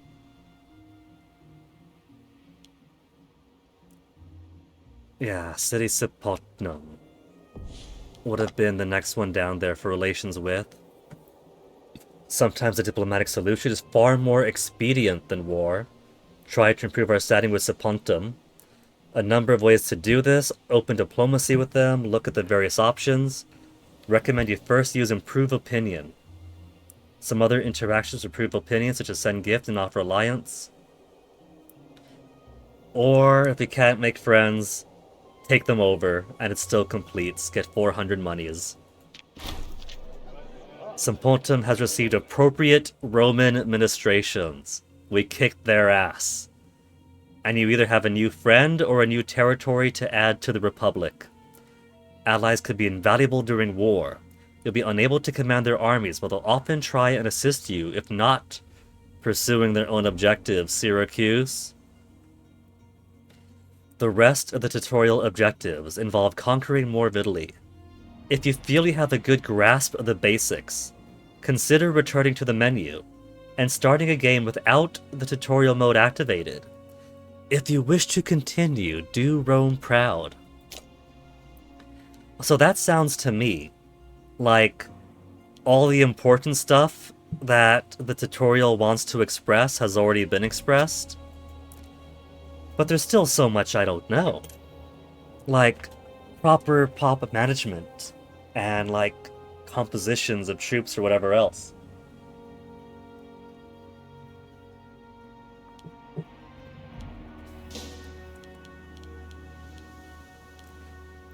I feel like the tutorial is the shallow end of the pool. Hey, Egypt's got some land over here. And the moment that I exit the tutorial, I'll find myself suddenly straight into the deep end.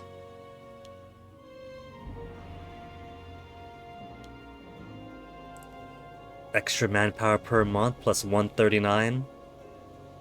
Maximum is 15,000 again. Tribal Chief Appius offers friendship. Tribal Chief Appius Sextius, ruler of our subject Pelignia, offers our consul Publius Cornelius Barbatus a personal friendship. Pelignia gained 50 opinion of Rome, or scorn him for popularity that I don't need. Let us be friends.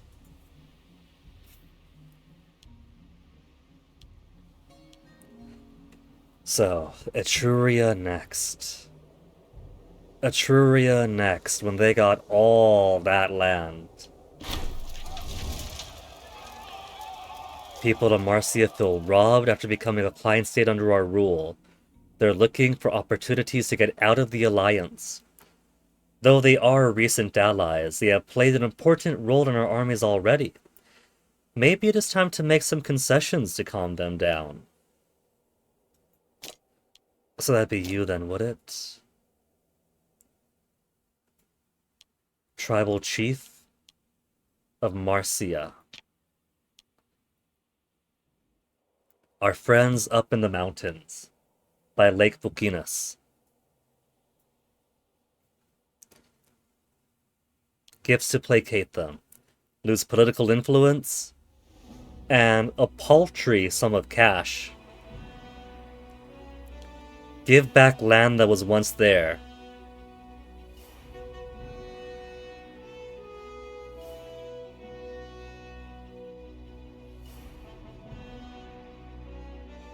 Fucins becomes owned by Marcia.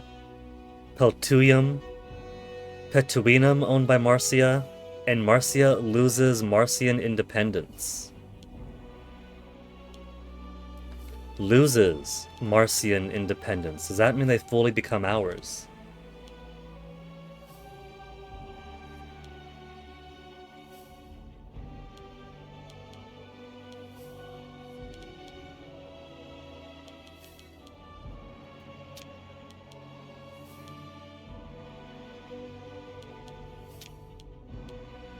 If they try to act up and put an end to him, lose opinion. I got the money. Just pay him off. And I gotta use a political influence anyway.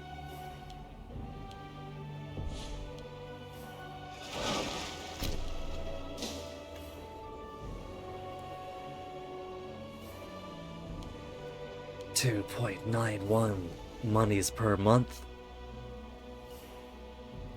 Military experience is only increasing. 14.78 and I gain 0.41 now. It can be between 0 and 200, so it is still really, really insignificant. But it's giving a bonus to morale. Military experience is giving 0.73% morale. It's better than 0. Aggressive expansion of 15 and dropping each month. Turret war exhaustion is 2 and dropping each month.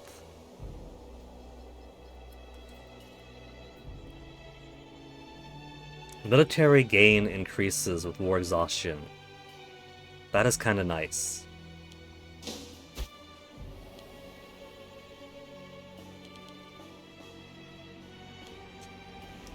So I'm going to want to build a big war chest. I'm going to want all of my manpower to come back up. Political influence I can't get rid of.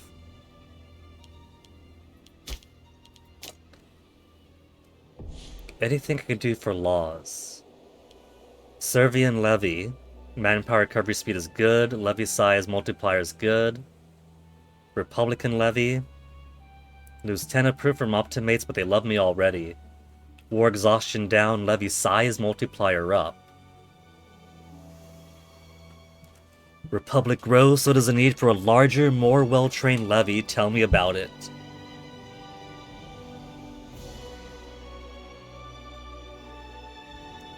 Punic reforms.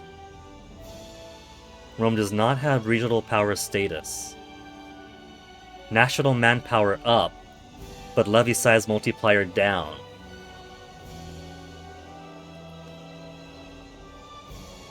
Lighten the old recruitment rules, allowing even those with little to no property to serve.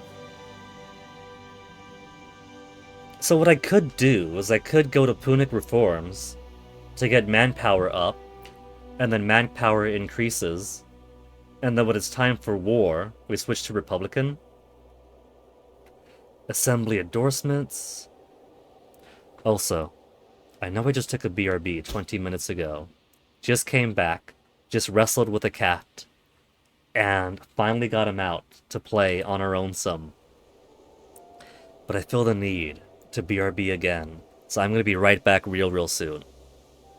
I haven't taken my morning constitutional yet. Gross, I know.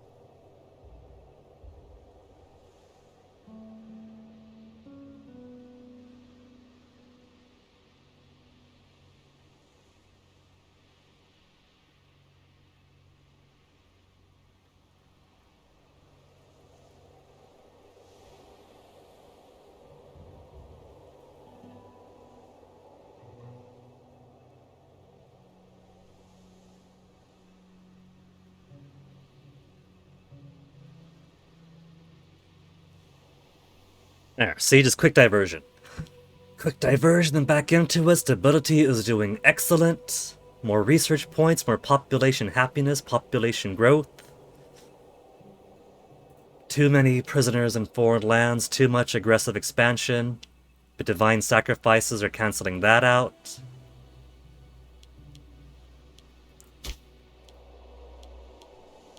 Sabellans. Right to enter contracts, right of intermarriage. Cultural integration speed. There's our happiness. Culture civil rights. They can raise chariots 5%, lots of heavy infantry, lots of light infantry.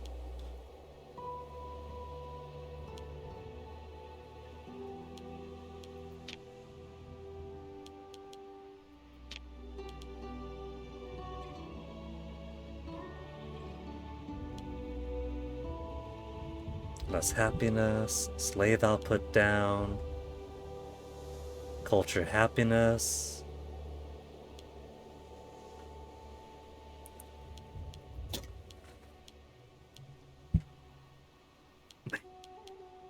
Don't know how I want to manage the actual population cultural management aspect of the game. I have to decide that certain people, by virtue of their birth, are by law freemen or slaves or the noble culture.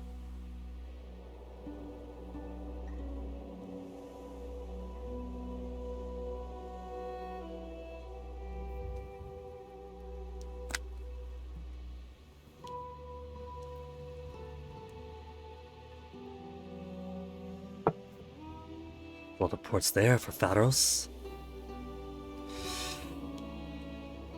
No tyranny is good, at least, right? A level of oppression of the country. Maybe I want to be more tyrannical. Trade agreement with Etruria has yielded a splendid return on investment. Along with the flow of wealth between our two states, the movement of people is accelerating. The city of Ostia has been blessed with a wave of fresh migrants who believe they stand a better chance of building their lives in Rome. Who are we to deny them? Etruscan freemen move to Ostia? That's more Etruscans to manage, but I'll be denying it to Velther. That's less Etruscans for Tuscany. Ostia is down here, part of Latium.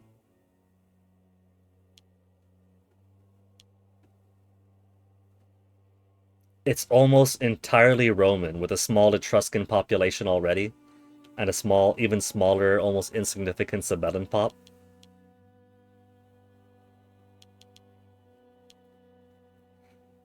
Etruria loses 40 opinion to Rome.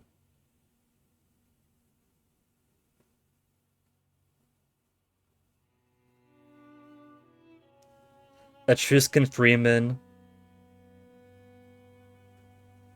moves to Ostia, becomes a slave. Etruscan freeman moves to Ostia. Etruscan freeman becomes a slave.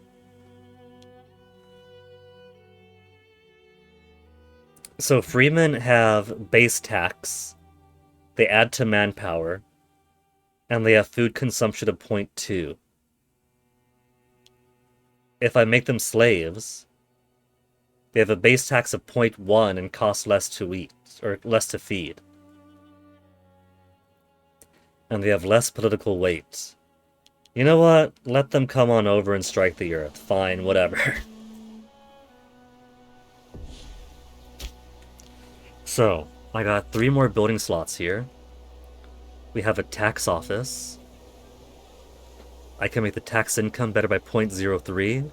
Civilization level.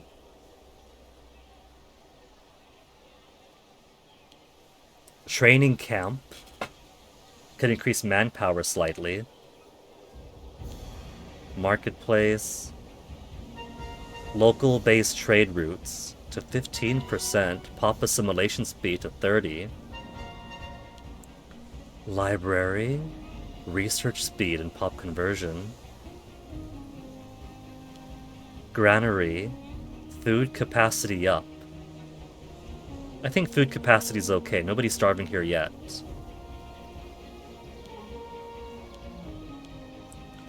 Mill, slave output, slave desired ratio, slave happiness up. Forum, monthly food modifier up, freeman desired ratio up, local freeman happiness. Court of law. Academy, nobles desired ratio upwards.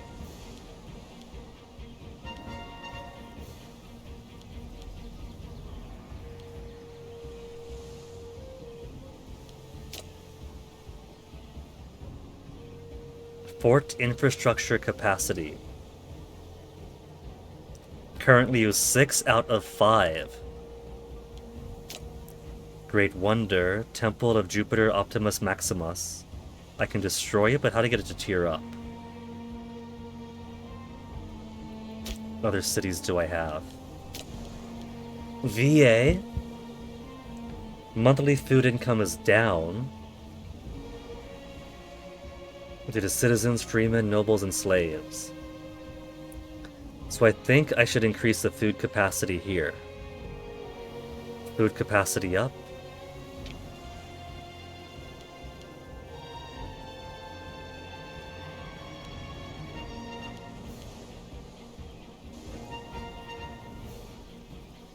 Local trade value, there's tax income, manpower.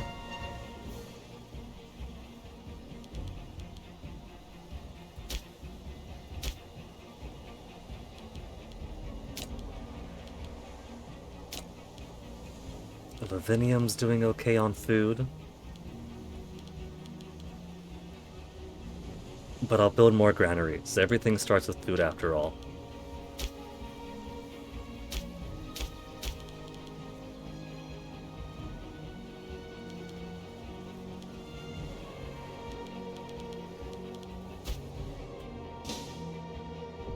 And how about Capua could build 2 more things. And Neapolis, same. 4 for Neapolis. Well, Capua and Neapolis got swapped around. Whatever, you guys know what I mean.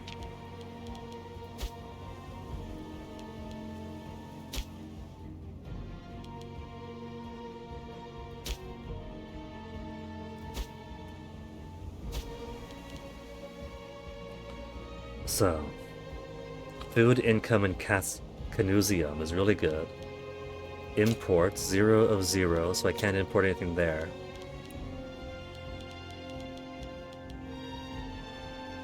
Let's get them a granary going. No. We could do a fortress.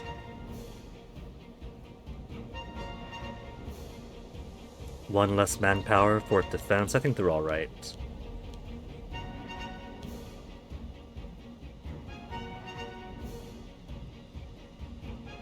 Manpower up. I do need manpower, so let's build manpower where I can.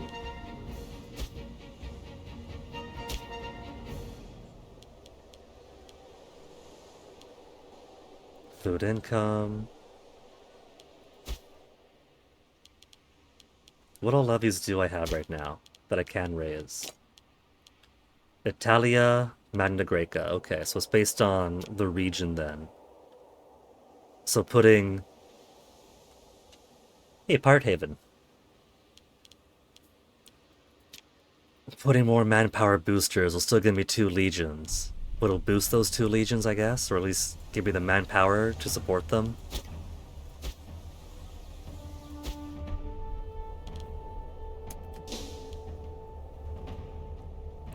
Queued event, minor addendum.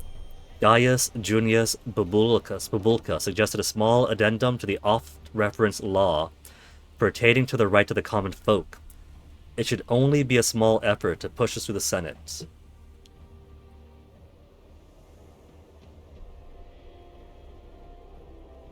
No, this time we're a small investment. Gain 6 stability.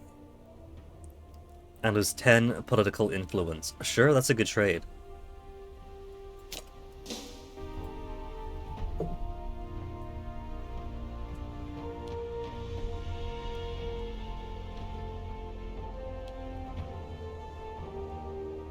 So, Etruria is next. They don't like us, but we kinda like them. They have an alliance with those guys up there.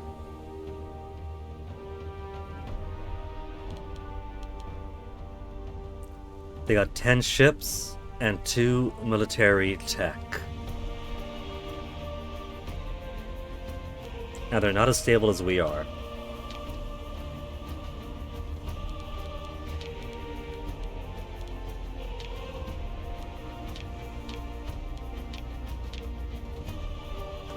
Should I try to get somebody else on our side? There's Genoatia.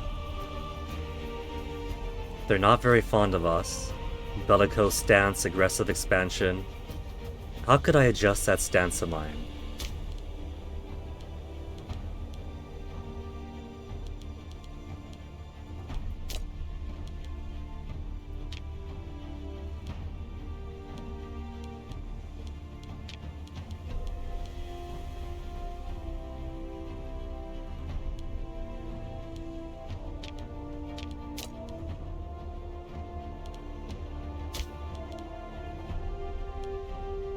Change the law. Pirate Haven, place at a port territory. Lex Kayak de Vectigalibulus.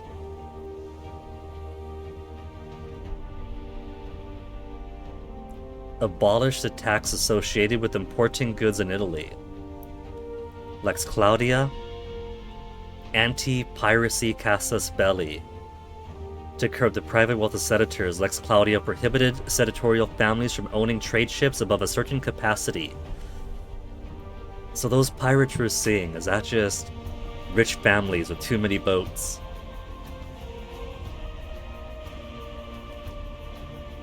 Profiteering behavior amongst wealthy citizens. What?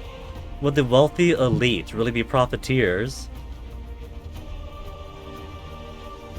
Political influence up, Monthly tyranny down, Fabricate claims cheap, very good. Monthly corruption, don't gotta worry about it.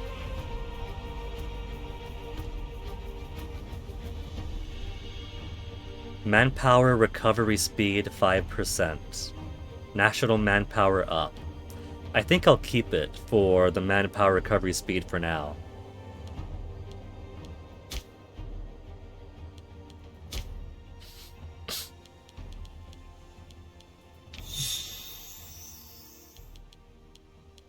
Warrior Freeze gave us 15% local manpower.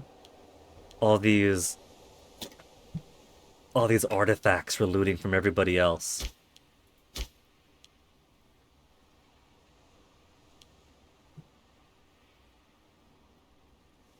Not allowing trade offers that would make us lose capital bonus. I could accept that. Bonuses is good.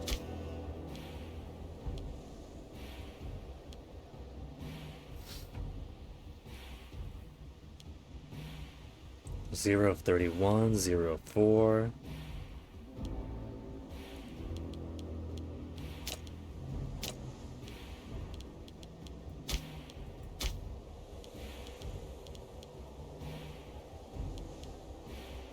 Stance. We could do a neutral stance. Diplomatic relations +1, appeasing stance. Aggressive expansion decay faster. Opinion of allies better. Opinion of others in diplomatic range better. Presenting a more palatable image abroad while strengthening ties with existing friends. A way to make amends for past sins. Mercantile, national commerce up. Opinions of other mercantiles and others in mercantile range. Bellicose stance that we currently are. Faster claim fabrication.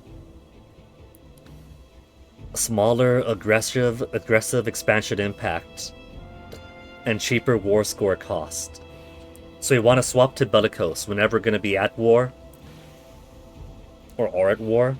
Domineering stance. Integration faster and higher loyalty of subject states. Let's do appeasing for now. I kind of want to drop that AE.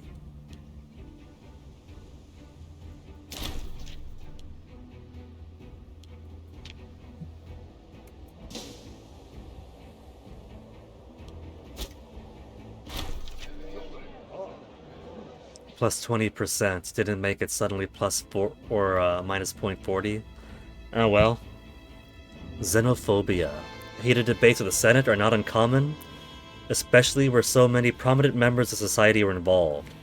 Lately, a wave of xenophobia has swept across Rome, resulting in foreign values being regarded with great distrust.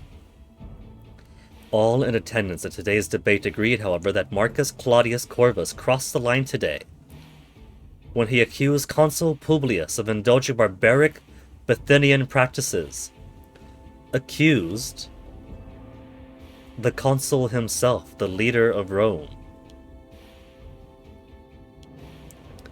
Turned the other cheek to make Marcus raise. Marcus, our governor in Magna Graecia.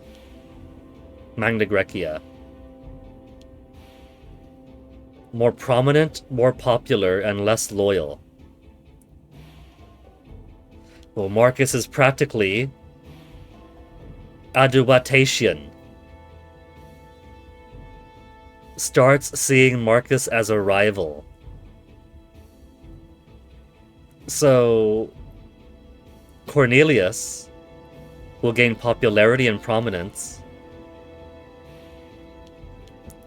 or Marcus gains popularity or prominence, but I can't have one of my governors become a rival to me. That'll make it far easier for him to rebel. And we've already got more Magna Graecia, so he's already getting more powerful. Loses 15 loyalty.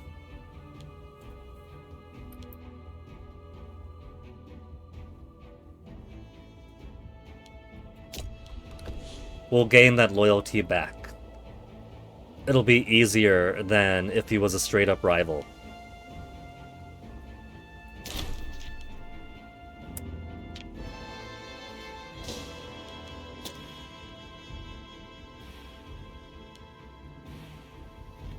$2,000 manpower.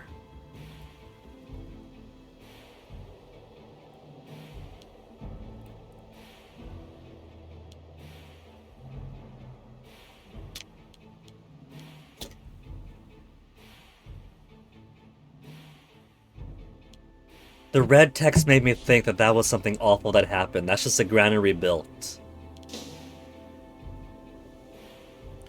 Getting me worried for nothing. Since we're in appeasement mode, maybe they'll accept ransoming prisoners. Yeah, there we go.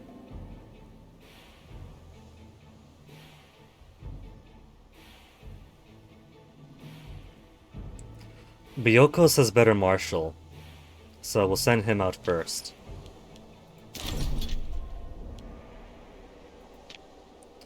And how about Syracuse?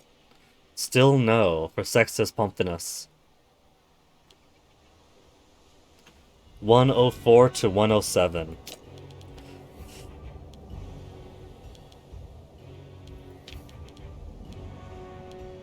I gotta spend money either way.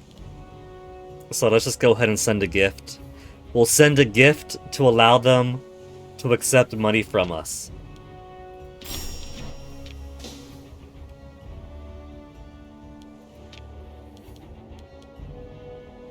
'31st of March. Okay, in a month. Epic writer. A man approaches us with a request for a room and some help to write a grand tale for the ages. He promised us he would make sure to include Rome into the tales, so it will be beneficial for us as well as him. If he manages to write this epic, we will receive the goodwill of the common folk, as well as showing everyone what wise, beneficial rulers we are. Make sure all his needs are fulfilled. 42 monies. A room set aside. 14. No interest. We're gonna spend the big bucks. He got 280.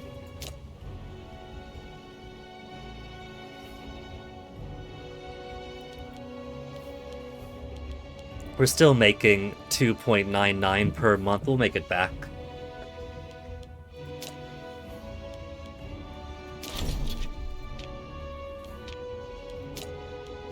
There, all the prisoners have returned home. Stability can be restored.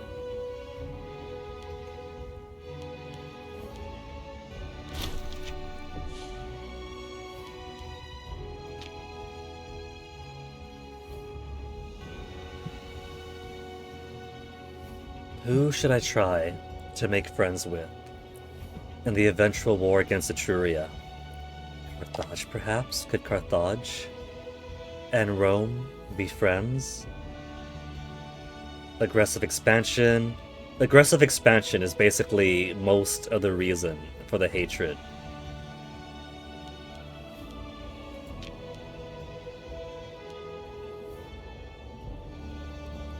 Positive is 43, they just have so many negatives against. We'll get too many relations. We have too many relations, different rank, competing power. Look at all they got, though. They got all those subjects. A casus belli on Syracuse, but we're guaranteeing Syracuse. Exporting, importing, improving opinion of Emporia. Integrating subject Emporia.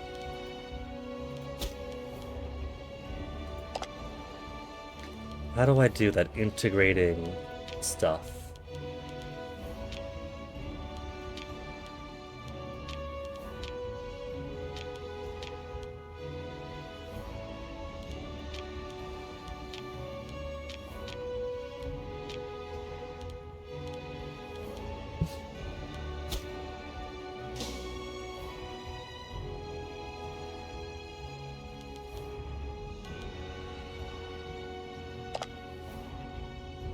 Now there are my feudatories. So for the purpose of tutorial, all I need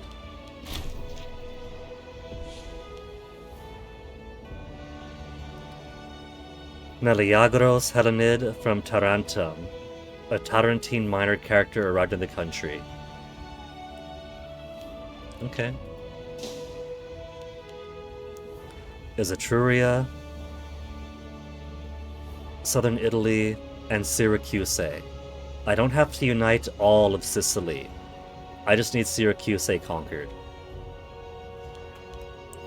And right now, they're valuable friends.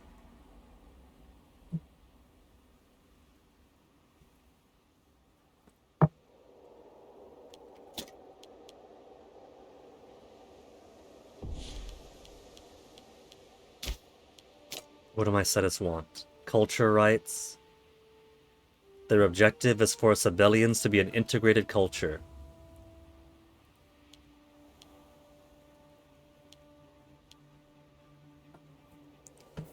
Support Roman traditions.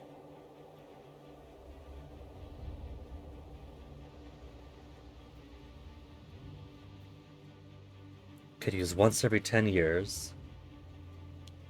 Skew the assemblies. Head of the Great Family gain 5 loyalty for 60 months.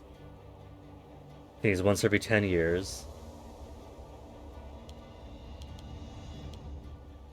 Grant public land. Popularity set its support. Once every 10 years. Senatorial Rome Council. Curiate Assembly. So things we can do if we have different laws in place. Optimates love us profusely.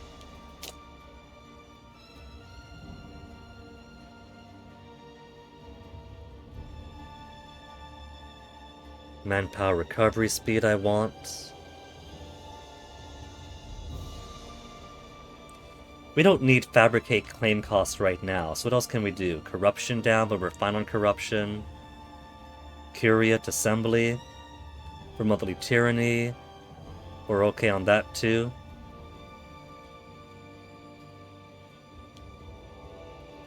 Senatorial endorsement.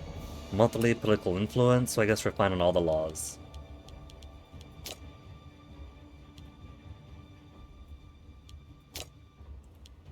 So they want culture rights.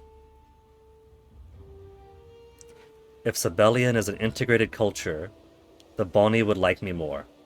And they got one more dude. The Bonies got one more.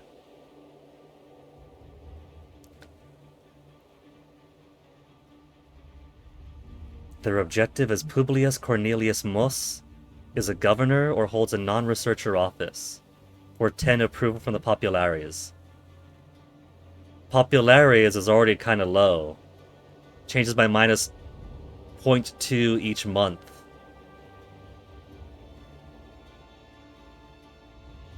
Okay.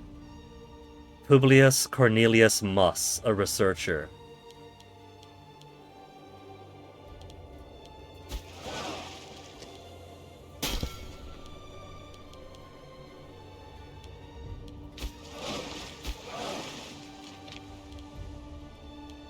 Publius Cornelius Mus.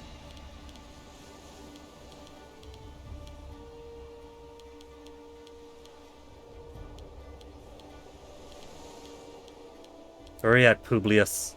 He's not an option for doing a boat?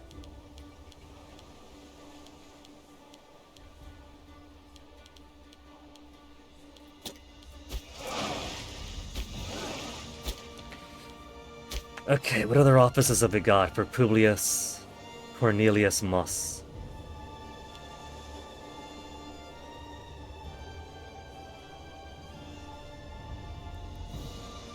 Aggressive expansion change. Military experience up, good. National tax up, excellent. Health.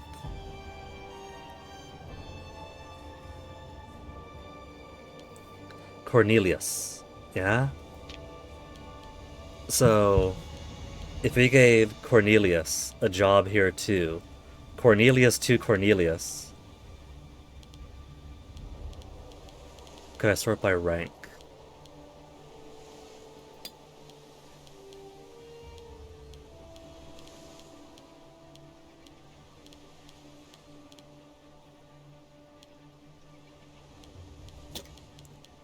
He is a researcher. Publius Cornelius Mus. They want him to have a position that isn't just researcher.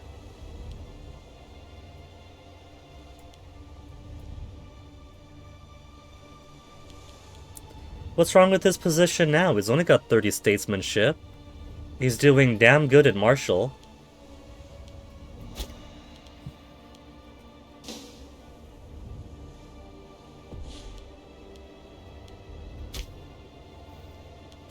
The populares were happy for so long, and now they hate me the most.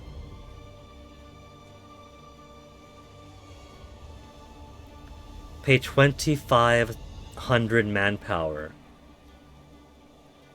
I can't do that. I need my manpower.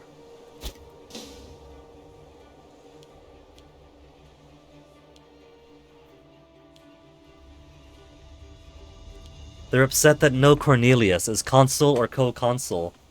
It's a republic. They get to vote on that. They're the second biggest party, the populares, so, you know, that's on them.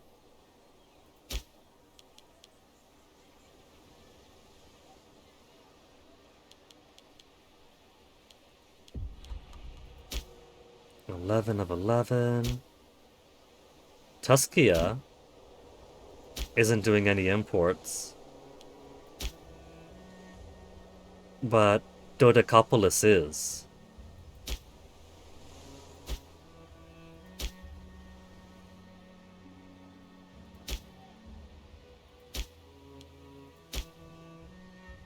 Or a little bit of Apulia.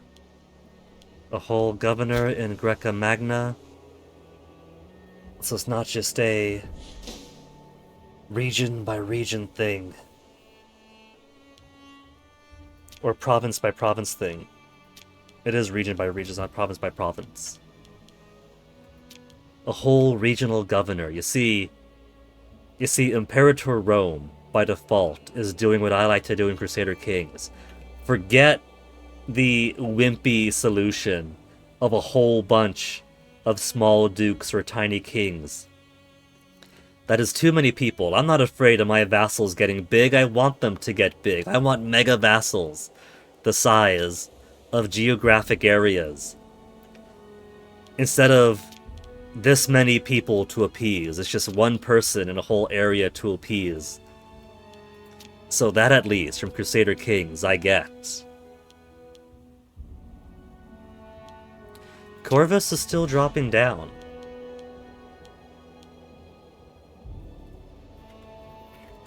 Give free hands will gain more approval from populares.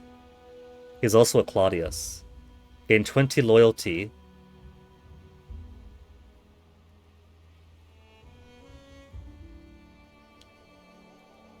Grant holding, lose money. I don't like the sound of giving holdings away. Here, you're back from your shot. And you got a new padlock. Uh-huh. I've seen ones like that before, Mace. Also, I put one on your bike key, since we're gonna put the bike in there. And then the other one's gonna go on the car key. Okay. And you're gonna give Onyx a walk?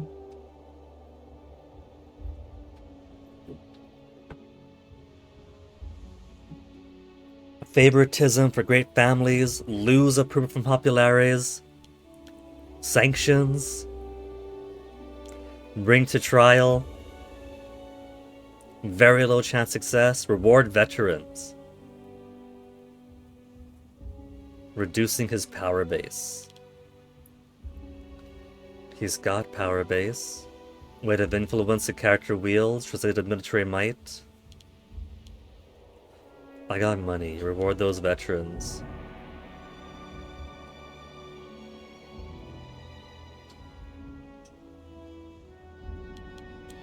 I could smear him. The popularities will hate me for it. He'll lose 25 popularity.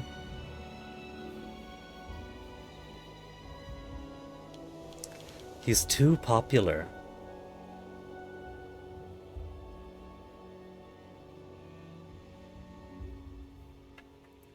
Let's give him 20 loyalty for free hands. And then try to make friends with him.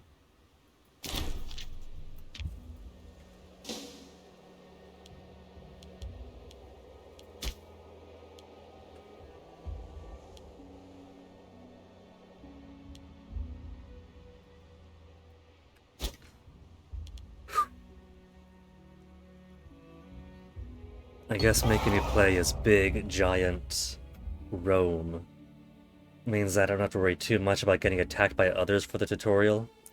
Previously unknown gladiator. Buy him, give him to Marcus. I'll lose popularity.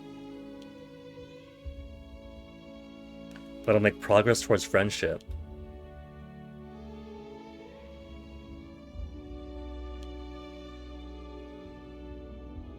Sure, buy and gift him a whole gladiator. No, the box seat.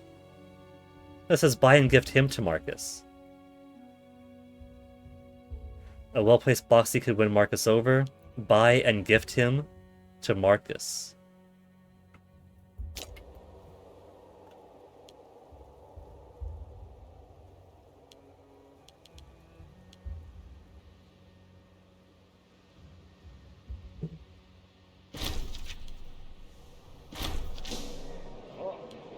Quintus Fabius Rulanius, elected to office.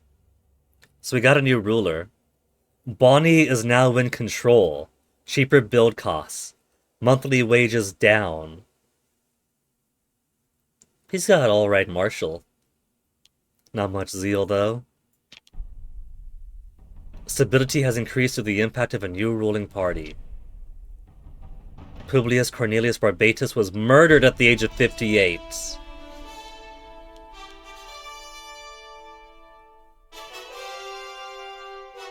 They straight up went Brutus on their own leader after his military conquests. Partisans of the Populares are practically falling over each other to congratulate Consul Quintus for defending their interests at the Senate of Rome. Pandering to the desires of the common people does increase the support we could expect. 10 approval Populares.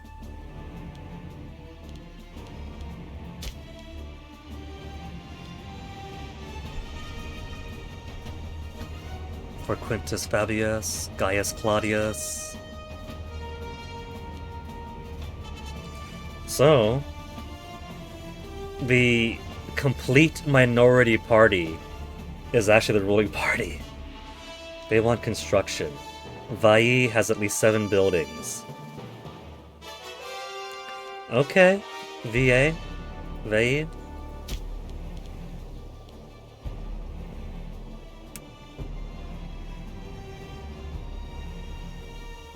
Local tax income. Slave output. What kind of stuff do we have here?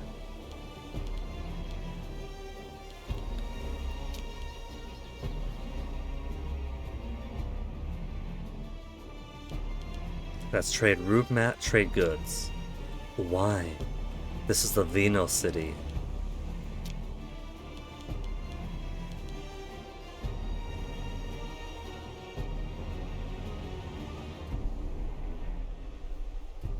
Slave desired ratio, slave happiness.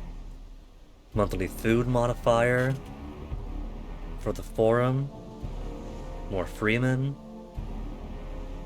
Citizens and citizen happiness up. Civilization, civilization, civilization for the academy. What about... They have a library. Pop assimilation speed. But the pops here are already at their italic. They're fine. We got Romans, Etruscans, 1 Sabellian. They want 3 more things.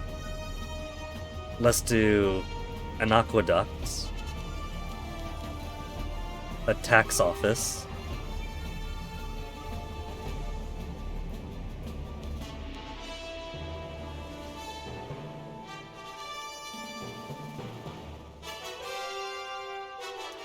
limited 3 in a given territory for academies. 0 academies present. Upgrading counts as building a second building, doesn't it?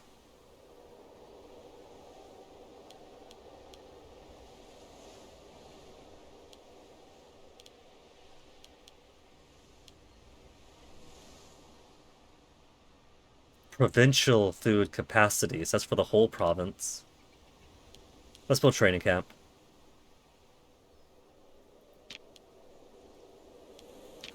I should probably also be conscientious of where I'm putting my trading camps or whatnots for where I'm producing manpower from, who is being taken away.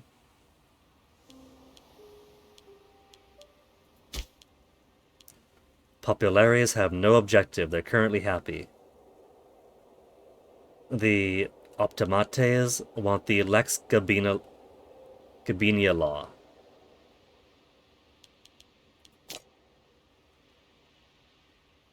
Export value up. We're not really doing exports. Right? We're exporting cloth to Syracuse. But we're much bigger on imports.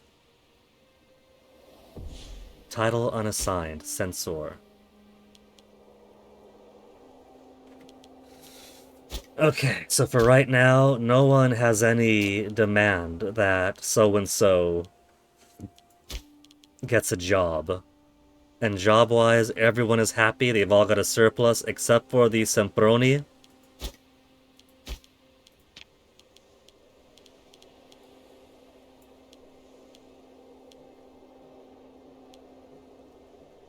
So Semproni I would prefer to put, so that every family has 3 out of 2. They're all placated. Charisma of 8. The best charisma is 8 anyway. So he's gonna be in office for a good long time. All the families. 3 of 2, 3 of 2, 3 of 2, 3 of 2.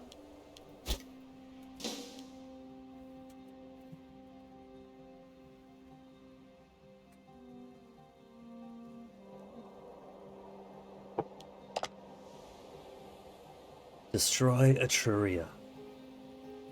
Etruscans in a good position to threaten Rome. Put an end to this threat by conquering the province of Etruria. just the province. If you're low on manpower, which we are now,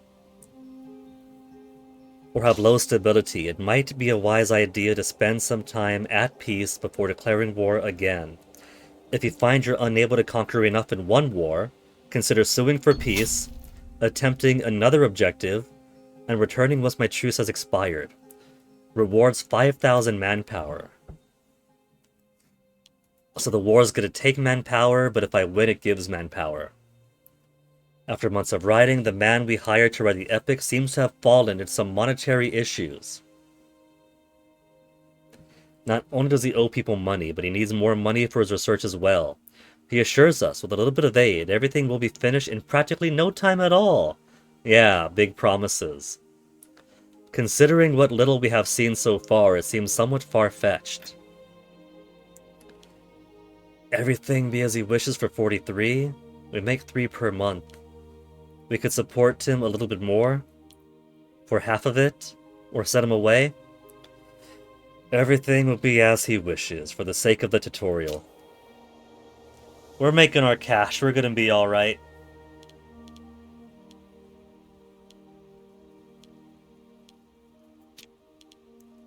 So we have lots of wood, some iron, olives, hemp, cloth, wine, wood, furs, livestock we got, olives we got, some fish,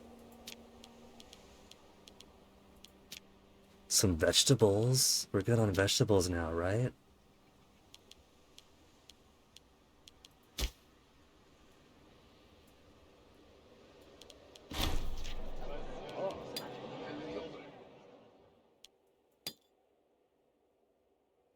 More capital surplus. Oratory tech up. Legion maintenance. We don't have legions.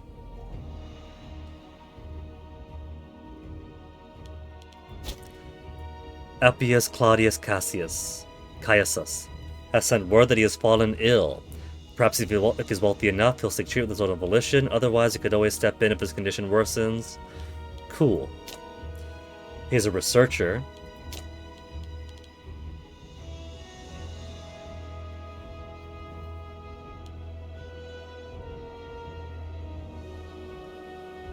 Party leaders, whenever change conviction. Likely the next consul, and son of the co-consul. Isn't that how it goes?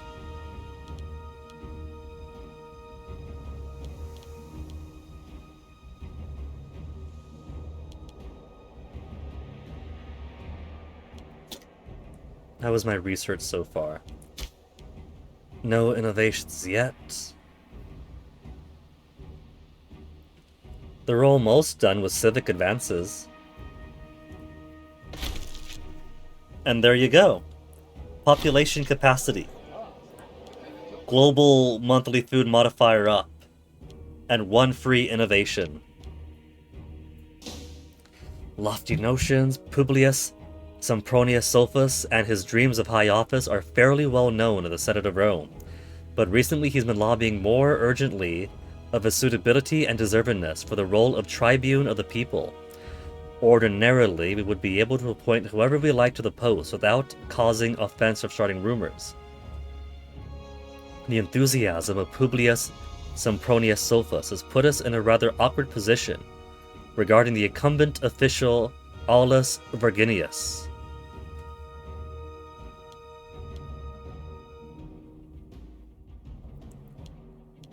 Publius Sempronius is the head of the Semproni family, and not much else. He's got 10 finesse, good zeal, good martial, all-rightish statesmanship, somewhat popular, and he's loyal to me. Just give him the job. Office of the Tribune of the People, best filled with someone with peerless finesse. I keep getting welcome to the chat room, welcome to the chat room, welcome to the chat room on the stream manager.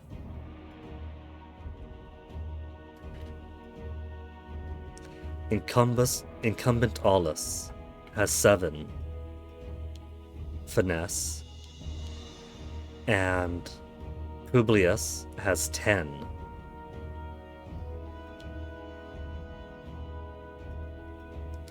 Aulus will become less loyal. Which is alright, he's not the governor of anything. But Publius does have better finesse.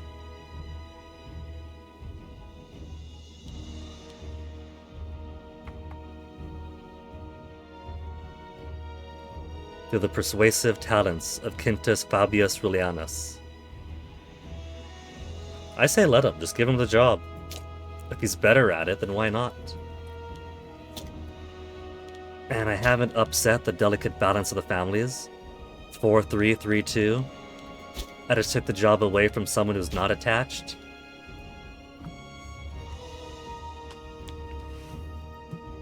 And let's see what new innovation I want to build toward now. Heavy cavalry discipline, we got nothing of that to worry about. Fort defense, siege engineers +1.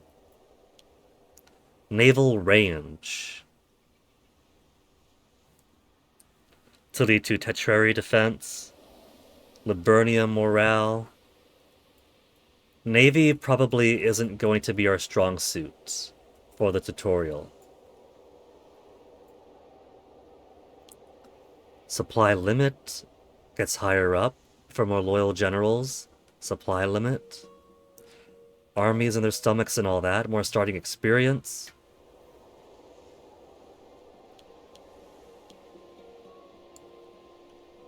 Reinforcement speed. We could put in military education great wonder with the strategic academy. Legion maintenance, we don't have legions.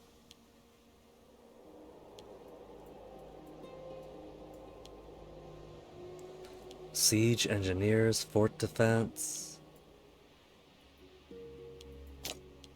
What other advances have we got? Logistics Bureau, capital imports +1. We could get more imports. Build time cheaper. National citizen output.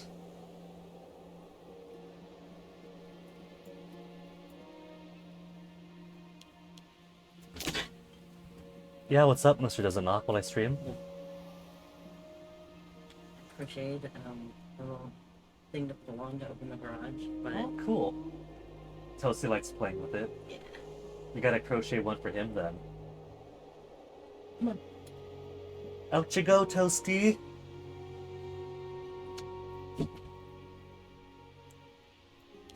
Fetiales? Aggressive expansion impact lesser. A group of Latin priests perform unusual rites relating to declaration of wars, please the gods. Lesser aggressive expansion. Hold triumph cost. Subject opinion of us. Tribute income.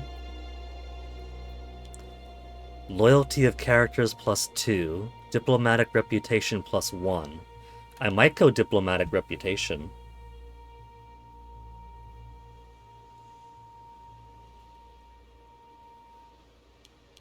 Religious advancement? Anything to the right of that? No.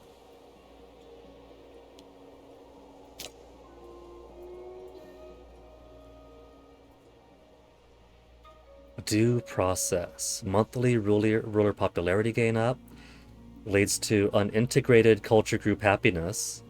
If we have the innovation of actually accepting that they do things differently. Fug! Open religion. Great temple city building. Integrated culture happiness. Sponsored games.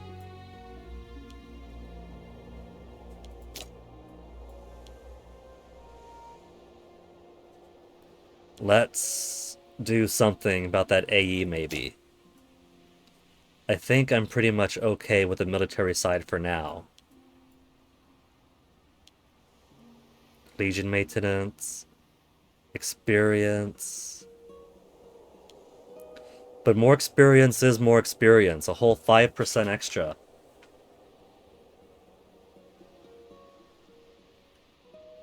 And my aggressive expansion is only down to 8 right now, 8.7. So I'm not too worried about it.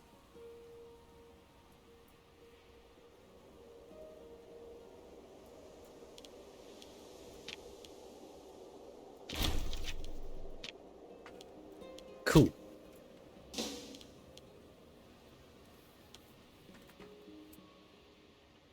$5,841 manpower. To replenish the armies, there's a need for 0 men, and 0 will reach the armies each month. Is that to say, then, that I already have enough manpower to fully raise my armies? Because there's a maximum of 16,000. I'm 10,000 behind. 1 free innovation. Could do more starting experience? Recruitment standards up? To eventually lead to heavy infantry discipline specifically.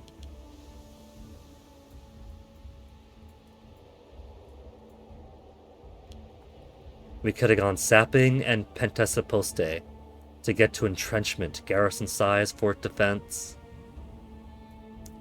assault ability.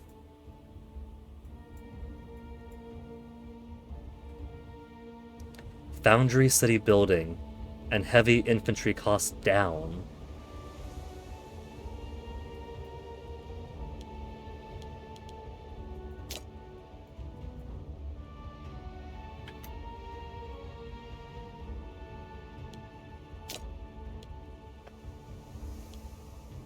Loyalty of general, supply limit, fort maintenance, army movement speed, supply limit, legion maintenance, army movement, starting experience, heavy infantry discipline, army morale recovery, veteran reassignment for experience decay down to cohorts to discipline, laws for raising legions freely.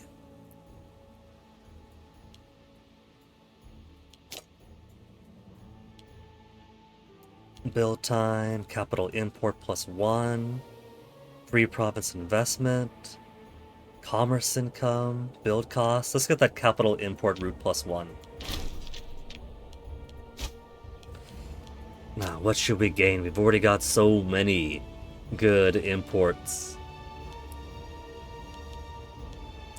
With the surplus bonuses, too. Heavy cavalry discipline. National citizen happiness. Citizen output. Freeman output. Maybe I should try to push that output some. Ship damage. Experience decay. I don't think I had to worry about experience decay. Our military experience. War exhaustion is already in the positives with... I don't think we're even gaining any decay. It's all greens.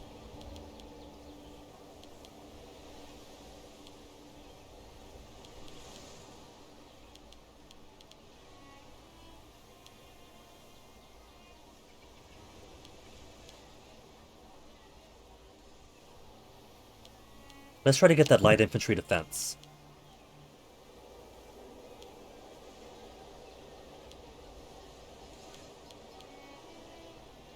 More from Egypt, because I don't plan to go to war with them. So I don't gotta worry about that.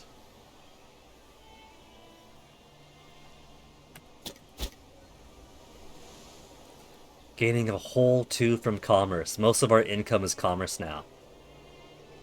Well... okay, taxes are more.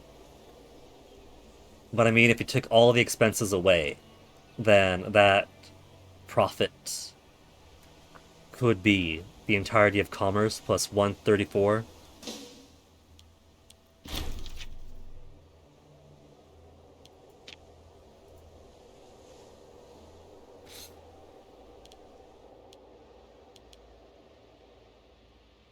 More pirates roaming around. We got 33 ships. If they show their face here again, we're gonna wipe them out.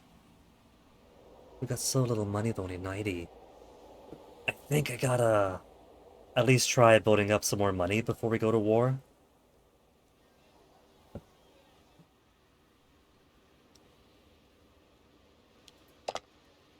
For destroy Etruria, it's only asking for the province of Etruria. It doesn't care about what's going on in Dodecapolis or in Valisarni.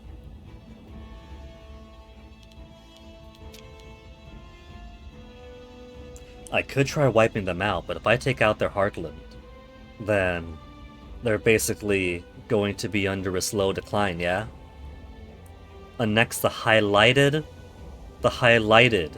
Etruscan territories. They got 2 big columns here. Aim of Boni realized. Partisans of Boni practically falling over each other to congratulate you.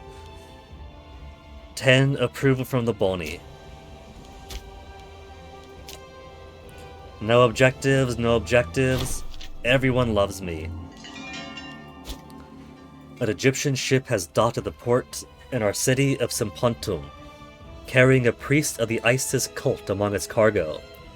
The Egyptian goddess has seen a growing cult in her honor, with all the rites and celebrations one usually sees among the mystery cults of the Greek pantheon.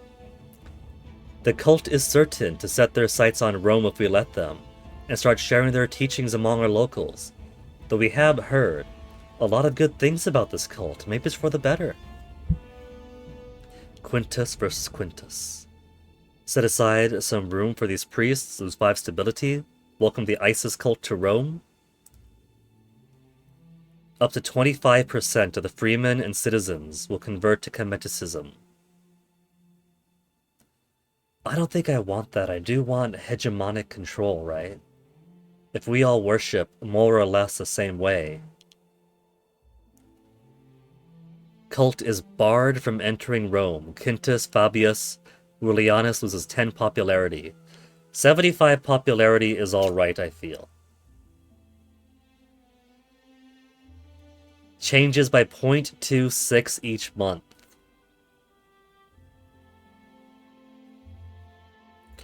Oh well. How old is he? 62? No need for Egyptian goddesses.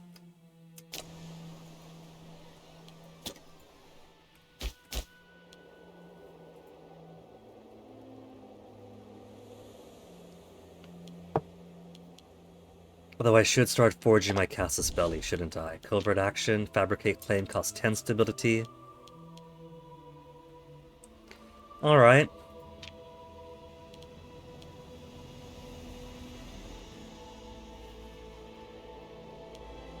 They've also got Corsica. Should I go for Corsica instead? Hey, Chillin' Chum. How goes the Iron Age Empire building? Rather well. We've taken over a good chunk of southern Italy, as well as a good chunk of the central part north of us. Right now, the next object on the list is to destroy Etruria. They want just this bit, primarily, that's highlighted. And because the previous war took out all of my manpower, I was basically waiting for it to replenish. Now you are the Europa Universalis manpower type of expert, Chillin' right? So when the manpower says to replenish the armies, there's a need for 0 men, 0 will reach the armies each month, this month, that means that I'm good, right? That my armies are basically fully maxed out, and if I wanted to raise my levies, I would have enough to fill the ranks, right? And whatever bonus manpower I have is basically for replenishment afterwards. I'm uncertain of the whole manpower aspect of things. Levies...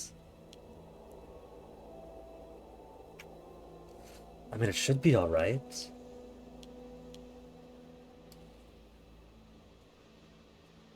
$28 pops and 3 additional support. 4 pops from Mandagrekia.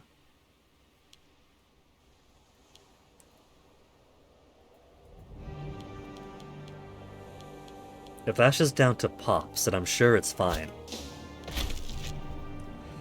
Martial advances. Morale of armies up, morale of navies up.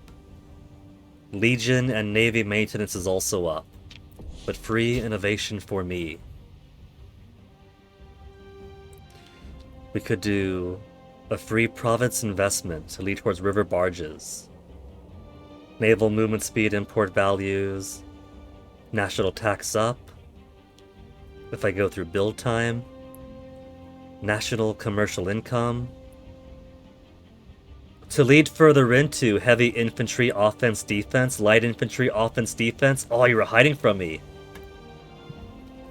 That does sound right, but I want to gather more manpower before I go to war, though. As long as my regiments or legions, I haven't got either, it's alright, are filled up, I'm not spending extra money refilling. Okay. Because I do want to get a lot more manpower, because I had at least 5 digits before going to war in southern Italy. And it got so low, Chillin' Chum, by the end. All the fights. The fights, and then chasing guys down. The occasional attrition from siege. Manpower was in the gutter. It took ages to build back up to 6,900. Excuse me. Commercial income, citizen output, wages. Wages down 5%. Okay. I think I'll get the Etruscan pottery. Etruscan pottery before we take over the Etruscans. Here you go. Aw. Where'd you get this pizza from? You went to Costco? Yeah. Would you? Texted you. You texted me? I don't see a text. Oh, there it is. Well, phone wasn't giving me Discord notifications.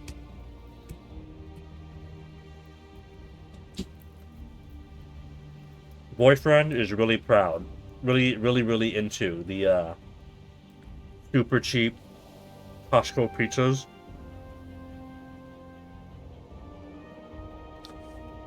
Thing is, I could combine low strength groups until they fill up, then make new legions along the way, which isn't necessarily one right way to do it. Build up the force limit, then wait for your manpower to be at or near the max. For manpower, it does tell me the max, yeah. Max is roughly 9,000 more than I've already got. Legions are not a concern right now.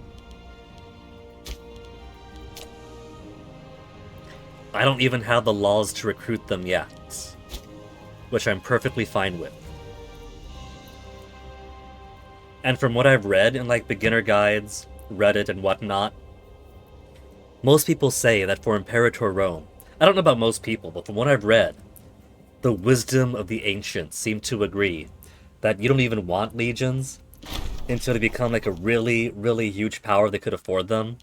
That levies basically do everything legions can, but cheaper. The grand tale of the Argonautica have been completed, with Rome playing an important role in the tale of the hunt for the Golden Fleece. See, that's why. That's why I had to pay the extra money to make sure that that the epic got written. Now we are the central part of the quest for the Golden Fleece. People from far and wide come to our lands to hear the original tale of Jason and the Argonauts. Some people claim a new Homer has been born, while others lay the honor at our feet for supporting the arts.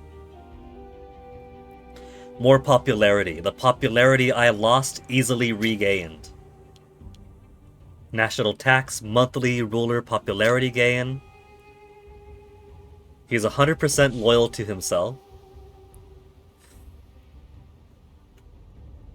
89 popularity.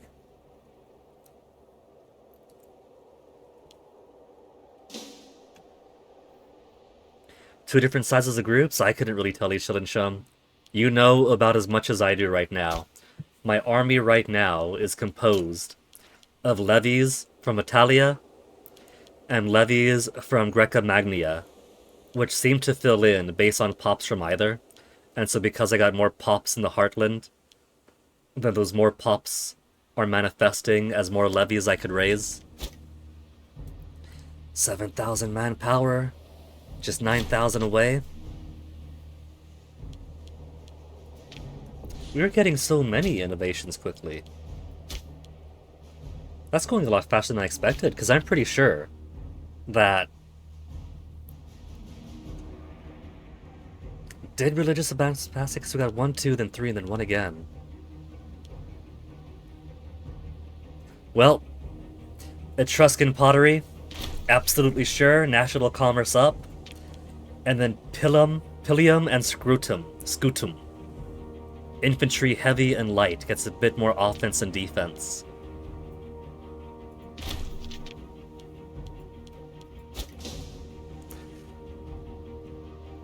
More like CK2 with no thick size. Yeah, in that case, yes. CK2 was basically based on, for vassals, how much they would give you, how much they liked you, and the laws. But how much levies you could raise in general, dependent entirely on the buildings in your counties giving you more people.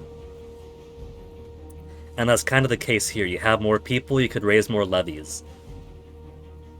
Just stripping them out of the fields, or out of the cities or whatnot.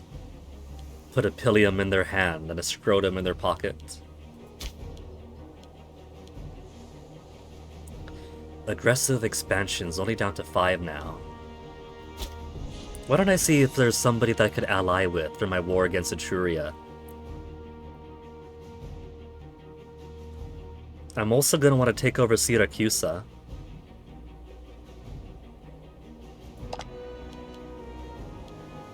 These guys have 2 military tech. They probably...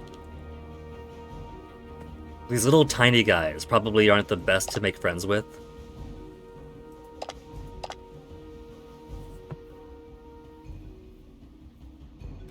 Because I could only imagine smaller population, smaller levies.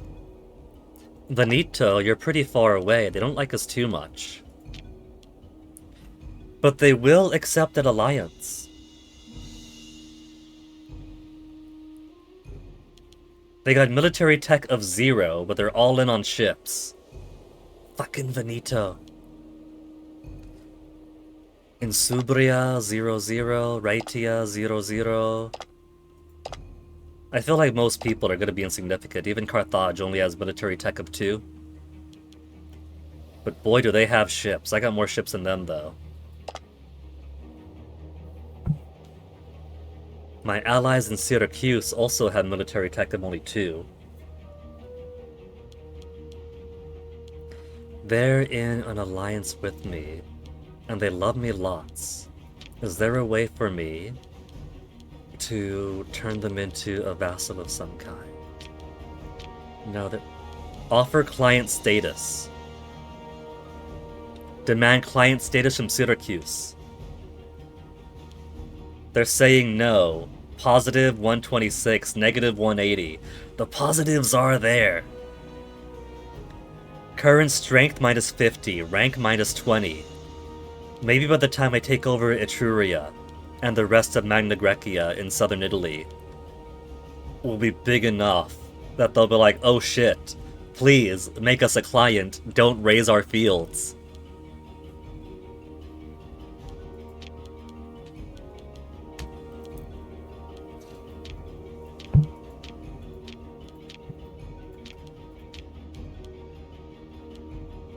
They won't accept giving military access. Because they're at peace. They don't want me to just buy a moral opinion by saying, hey, you want to send your armies to our lands if you want to. But we don't want to, we don't need to. Yeah, but you can if you want. What do you say, extra 10% opinion?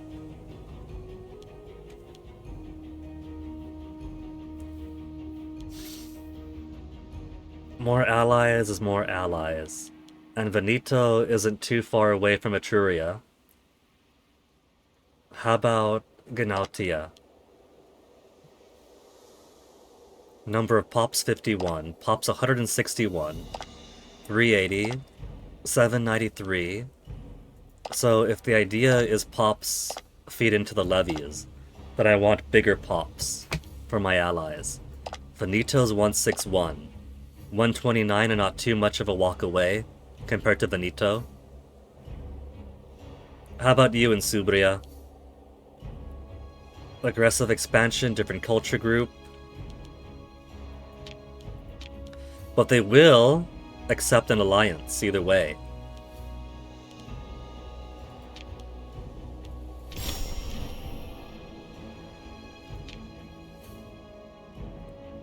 Riotous got 71, Venit. Get more allies in here. More allies to go to war for me. And they'll probably want to take land of their own, as we found out when Syracuse occupied Lucania on the west side of it, and I thought, great, I can claim Lucania now? No, I can offer to give Lucania to Syracuse. And I didn't want to give land to my ally that I wanted to take over later.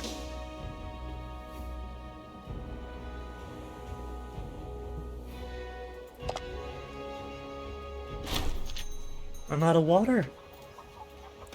Council of Capua have sent an envoy proclaiming the harvest, trade, and taxation have all produced a huge surplus this year. In a splendid show of national spirit, they decided to offer the additional income to the state. Or we could let them spend the money for their own uses. Marcus, at 80 years old, he's finally near death. He's finally near death. This guy was like 72 years old. I was like, increasingly disloyal with everyone wanting to put in with him, and I had to like spend money making him happy. Finally gonna get a new governor in Magna Graecia. 20 gold, that's it? Loses 10 loyalty, is at 54 and he's near death anyway. Give it to the merchants at Capua, gain a marketplace. Hold some local games. Provincial loyalty, freeman happiness.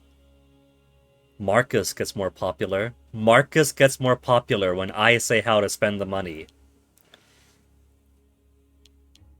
Get a marketplace. Capua could use one.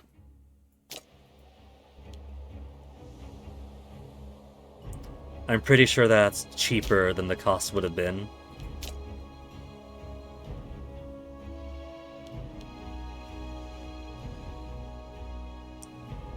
Another marketplace is 47.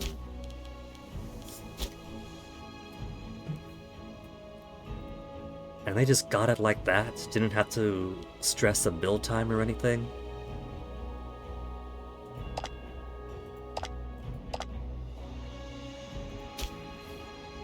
There's nobody on this half of Corsica.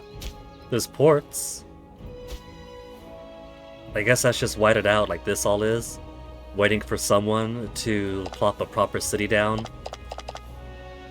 Liberate these barbarians from living a free, egalitarian, semi-agrarian life.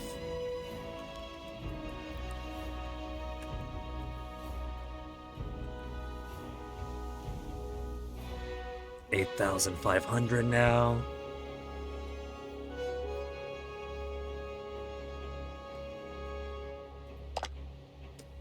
Epirus only has 4 ships.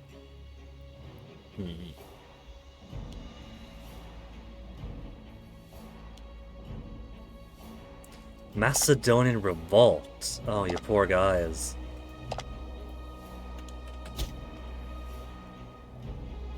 And Tigandid Kingdom is kind of falling apart there. Oh, no, they got gobbled up by the Seleucid. Armenia's pretty big. That's kind of cool. Zoroastrian Armenia.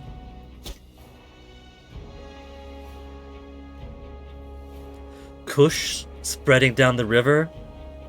Their only avenue of approach. Too many relations.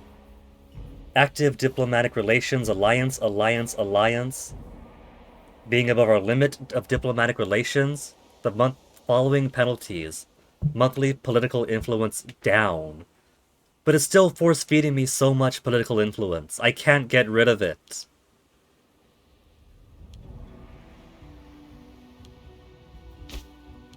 I can call down more Omen.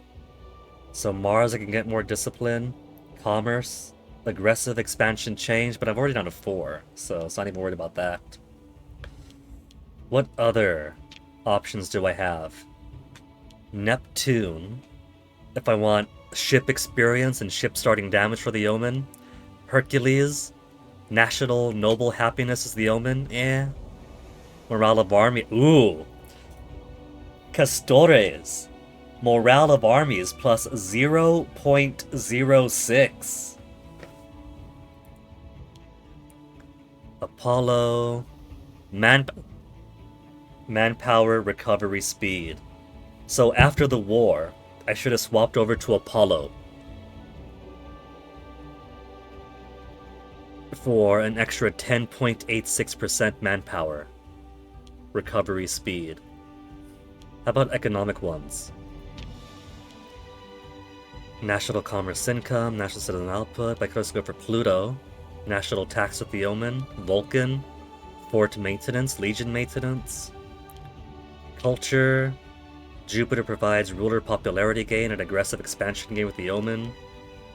Morale of 6.79 morale of armies. Do I want to favor discipline or morale? I feel like discipline is good, but the game hasn't exactly tutorialized the different things going into it. Imperator, Rome, discipline? What was the other one? Morale. Morale is kind of self-explanatory. That's the HP, practically. What is discipline? How much should I care about it? Discipline increases the damage done and the damage reduction of your units, and as such, increases the casualties taken by the enemies while reducing your own. Cool. So yes, I like discipline more. So discipline I like. It's a 1-1, it's the exact same percentage. But given the two, I'll stick with... This is for culture, though. So for culture, Minerva increases research points, and with the Omen morale, too. But if I can only do one Omen at a time, then I do want to favor discipline. Tech investment, provincial loyalty, population capacity, citizen happiness. Country, same religion happiness. Ruler popularity gain. Civilization change, Fertility. Population and global monthly food modifier. Tribesman output, citizen happiness. Integrated culture and monthly food. Population growth and citizen output. Supply limit and freeman output. I guess I'm sticking with Mars. Let me make a tutorial save here. I'm allowed to do a slight bit of save scumming for the purpose of learning the game. Because I'm thinking, we have allies, we don't need any more manpower to feed the army, everything else is surplus and bonus. I can try doing the war against Etruria now. And then we take over Kisria, we take over Velkal, we kill their armies, our friends up here kill their armies.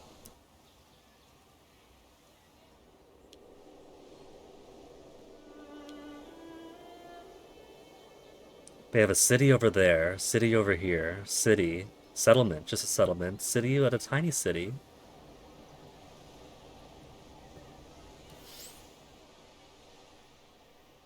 If the goal is only taking over this bit in Tuscia,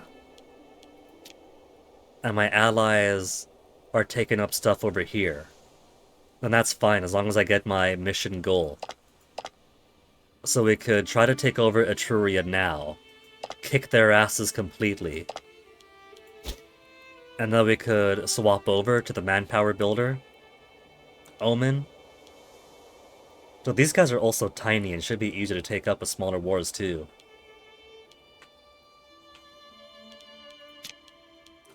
So let's swap my stance over to bellicose stance. We've already got... The claim hasn't been made yet. I'll still have to wait for the claim to finish. But war score cost cheaper, aggressive, expansion, impact lower.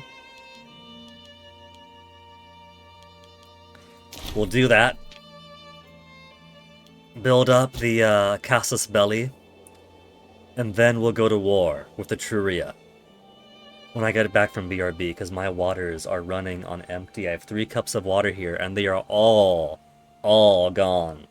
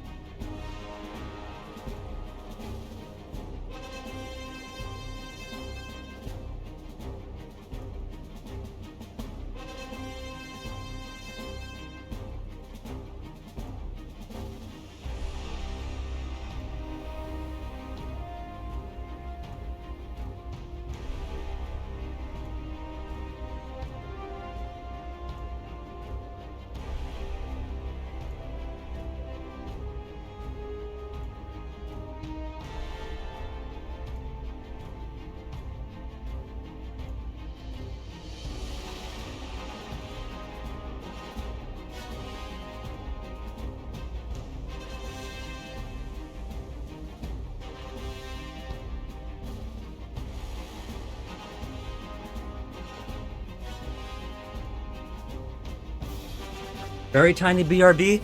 Took no time at all.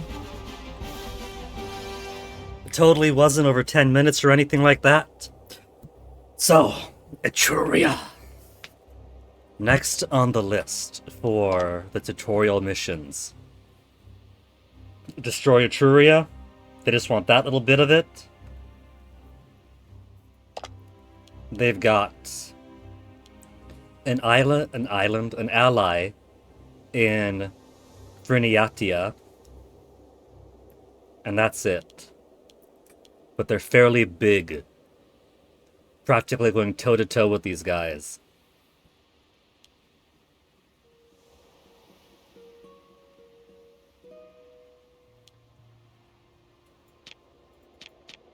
Number of available idea slots could be increased by changing the government type.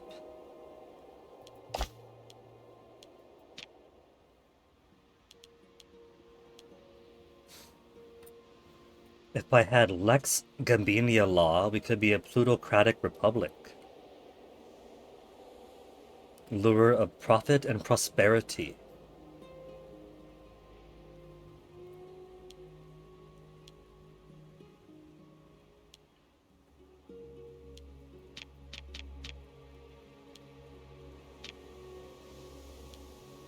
Could I change these around, I wonder? Because I got 3 I could use, but there's different ideas that are available, yeah?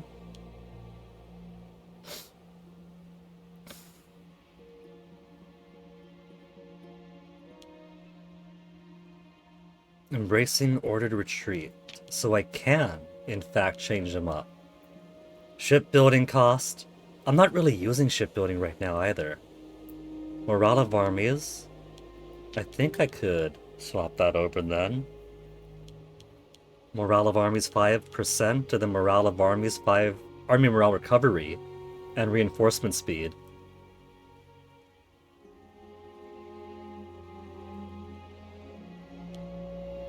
Build cost, commerce income, tax farming, hospium, improve opinion maximum, loyalty of generals and admirals. I could have used that ages back instead of paying money to governor of Greca Magna. Civilization change, loyalty of subject states, ruler popularity gain.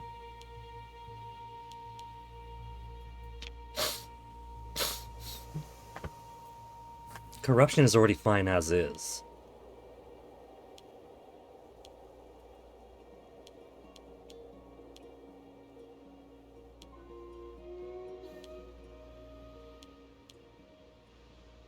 Maybe I'll swap over to military administration for loyalty of generals and loyalty of admirals after the next few victorious conquests.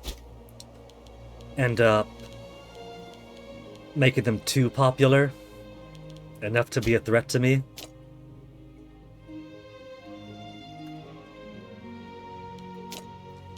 So, Optimates want Lex Gabinia. Lex Gabinia shifts me from manpower recovery speed to export value up. And then Lex Gabinia with export value up. That active will let me get plutocratic republic.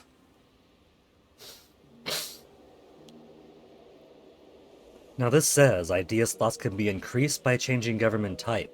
But does any change of the government type do that then?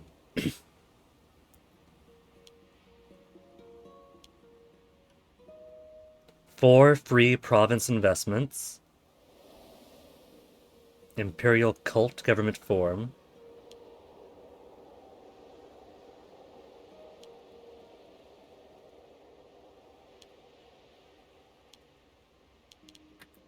Maybe it's any then.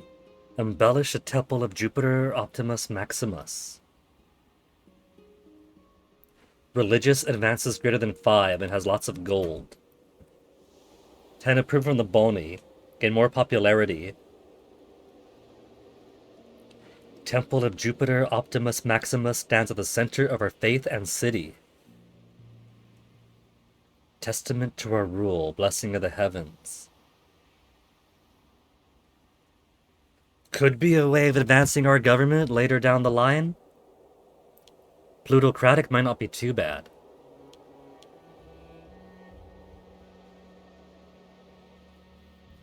Rulers reign for 5 years, 35 years to be elected. Have to be 35 years old to be elected. Can be re-elected for 10 years. 2 civic ideas, 1 religious idea. And that, and that plus 10%. So right now, we're at the bellicose stance. Our military should be good to go. But we don't have full Casus Belli yet. We still have to wait for Casus Belli. We'll do an omen for greater discipline when the war begins. And we should also increase our maintenance when the time comes. Morale. Morale plus 10%. Legion, or levy size multiplier is 7.5 for every bit. So I'll keep it on default for now, and then increase it when the war actually starts.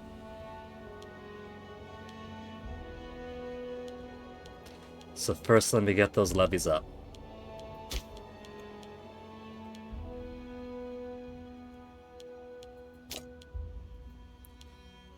$16K and $2K, so they have filled to the maximum that I was familiar with. Would you look at that? Their city of Kisura is right across the border from me.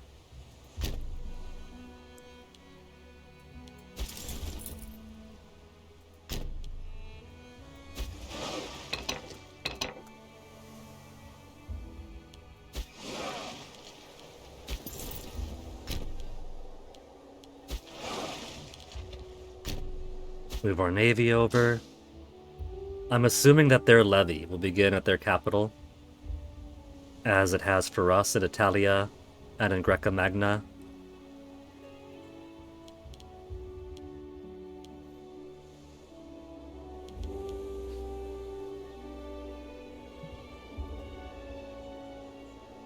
So when the time comes to war, it should be their army right here that we could wipe out instantly.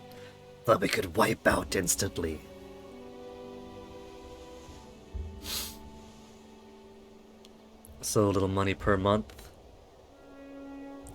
If their navy isn't going to be a problem, they have 11 ships. We have 33. Then we could drop our navy maintenance as soon as we take theirs out. We have Casus Belli. So let's make the tutorial save and then take over.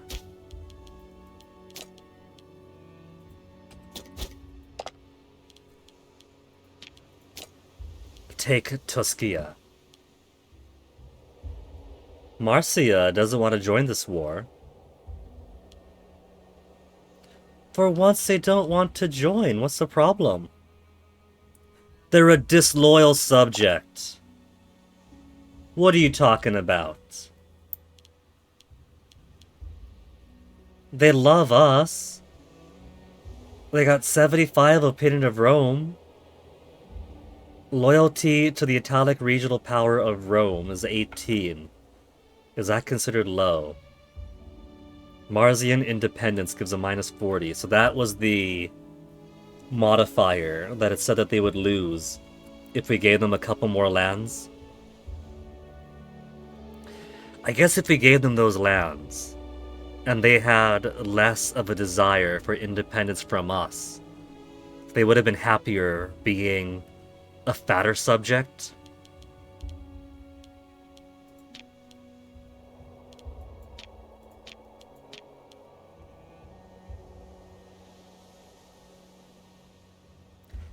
Vassal needs 190 opinion of us in order to start annexation.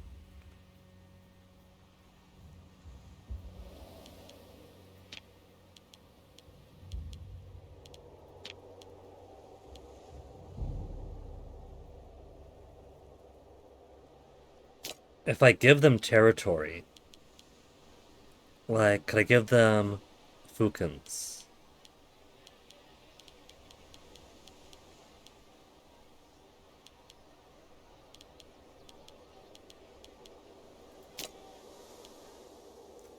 Then they'll still be my client state.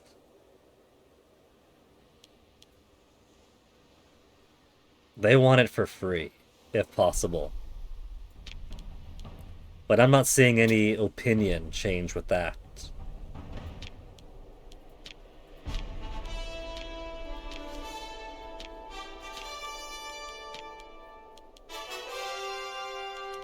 Costs money to make them like me more. Oh well.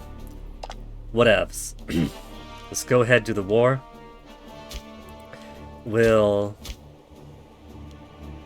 call upon Mars for 5 years, get an omen.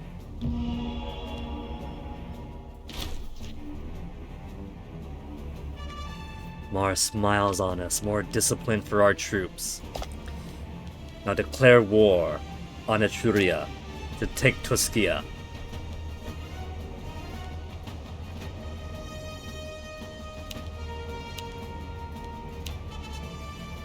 Call on everyone's aid because they're getting pretty big.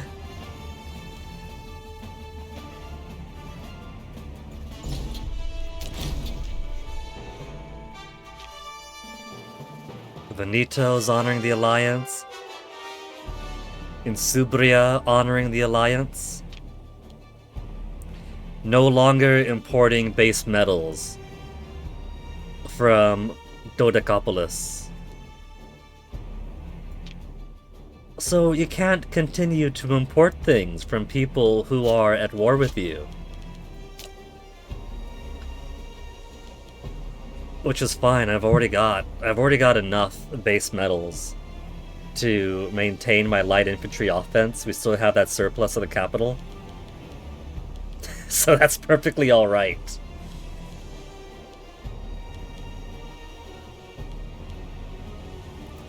Ship damage done if we have more hemp.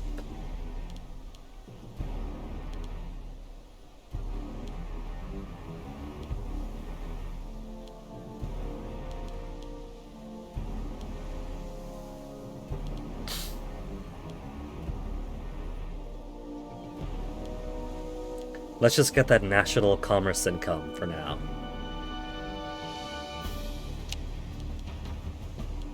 Dates from Galilee. Still don't have the surplus, but that's alright. Would have just been a bonus. The important thing is commerce is still going.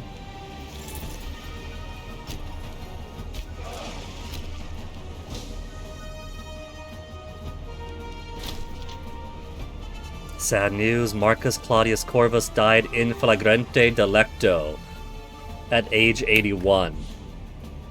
Was the governor of Magna Graecia and a huge thorn in my side. So who's governor now then? No governor. I could choose the governor. I guess it's a lifetime appointment because I couldn't swap him out. Families, everyone's got something going on.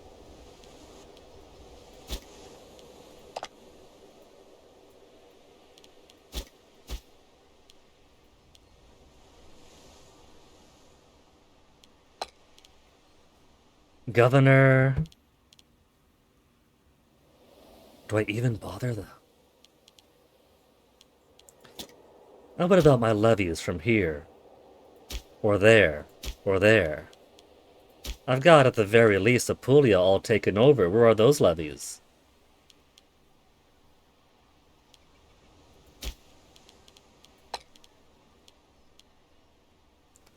Stubborn, less loyalty. Less popularity, and more defense. More fort defense, which is probably more useful down here someplace. Polymath.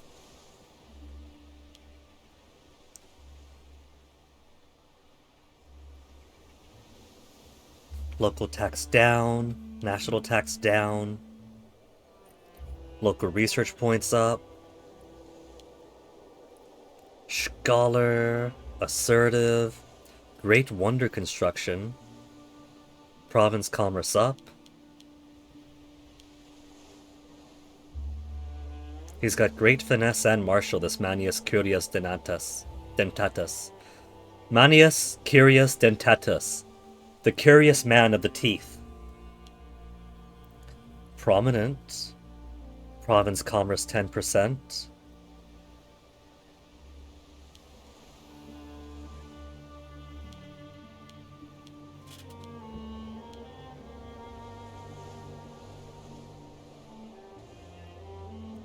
Commerce up 5%, along with commerce up 10% for Publius Sempronius Sophus.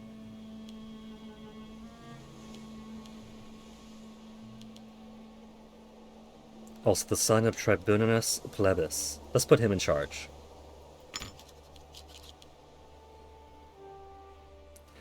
So let's see, encourage trade is province commerce and monthly food modifier. Acquisition of wealth is increased governor wage, but increases local tax and province commerce. Religious conversion, cultural assimilation, pop assimilation speed higher.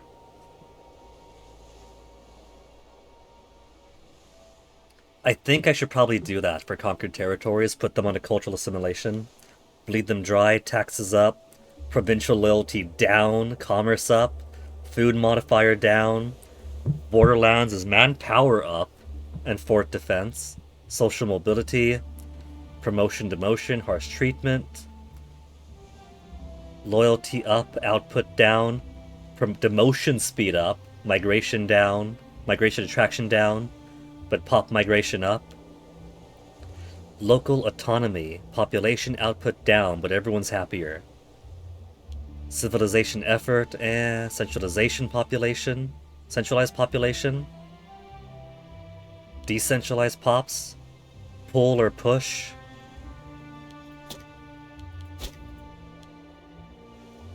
So I should put somebody here, because we got some grumpy people there.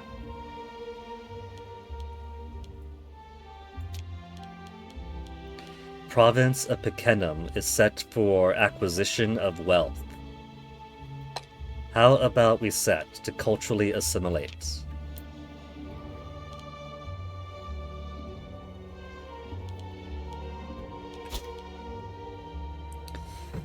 Okay, let's do this thing.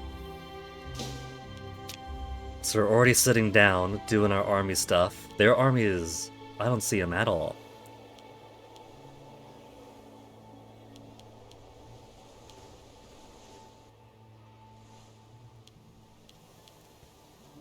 We've also got this city over here with the column icon on it, and another up there. So their army is right now, we're probably just further afield. Oh, there they are. There they are.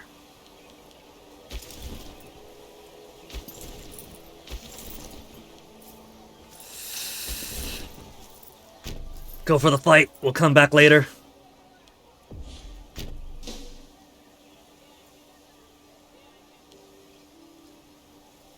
Very likely our side will win.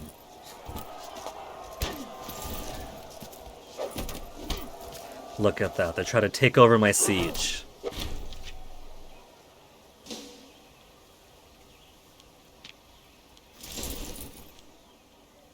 -1 war score.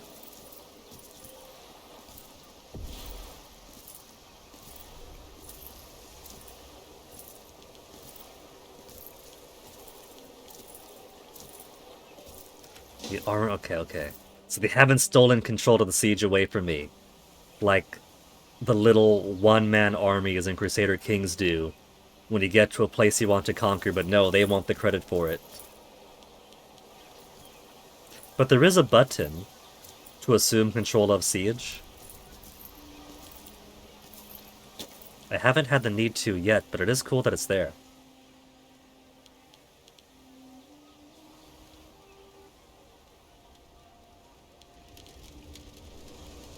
Oh, they conquered a little bit of me off of that side. We'll come back to it. They have -14%. Going after mere farmland.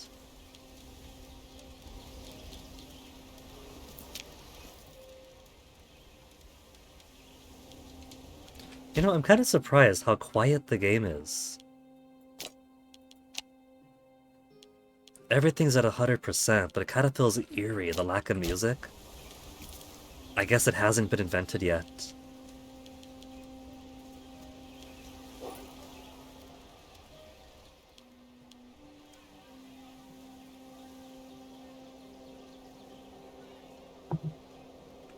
Here, let me help the game out. The game's not going to provide any music.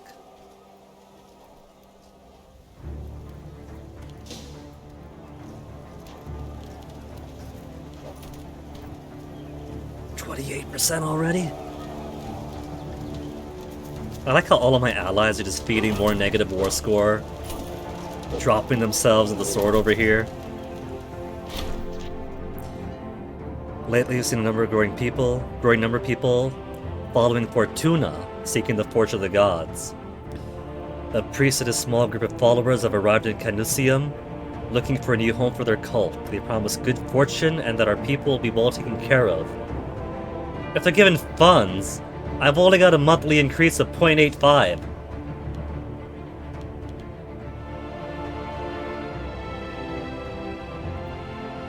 Cult of Fortune settles in Canusium.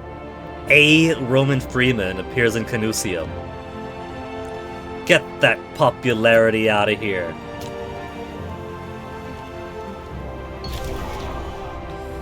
Sacking of Keystone. Oh, we took it over. Hey, Alexander Alcius, yeah. It turns out that the population of our country is measured in a certain class system, with nobles at the top, slaves at the bottom, tribesmen slightly above, and then citizens and freemen in the middle.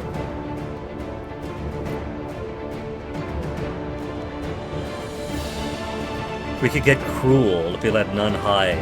Charisma -1. Enslavement efficiency up. The bony will love me less per month. Monthly tyranny plus. Let them roam freely. The Fabi family will get more prestige, a little bit more wealth. Rome will get more wealth.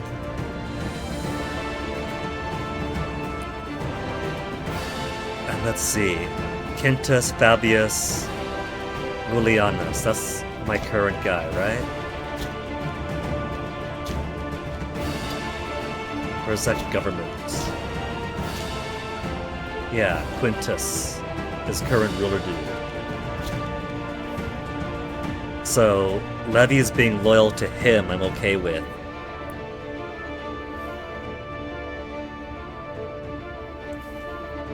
Freemen, former slaves, status is forever. Kids considered citizens. The cool thing is, I did see the idea of that, like, in lots of different, not quite class or caste systems, but in different aspects of social in-group mobility things worldwide, that someone who is new to the system will never be considered fully part of it. But their kids have a better chance. It's funny how that keeps repeating. Let the men loot.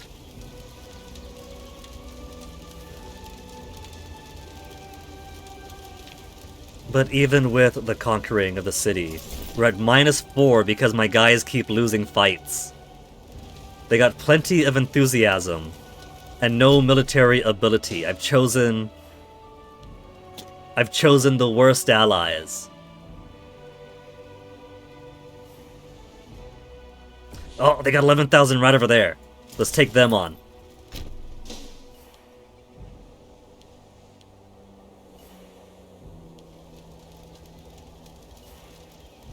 And they've unsieged my homes? Good. My allies are sometimes useful and not just always detrimental. So once we take them over here, they got a couple extra cities. This one to claim Docadopolis, that one to get Vallis Arni, and a little tiny bit in Ariminum. Ariminum? Ananabababa.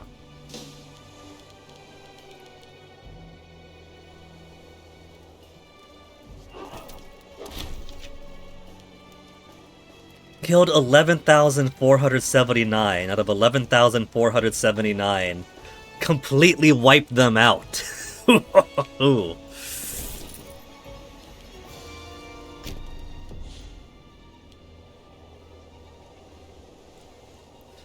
And here I was worried about going to war with so big a power.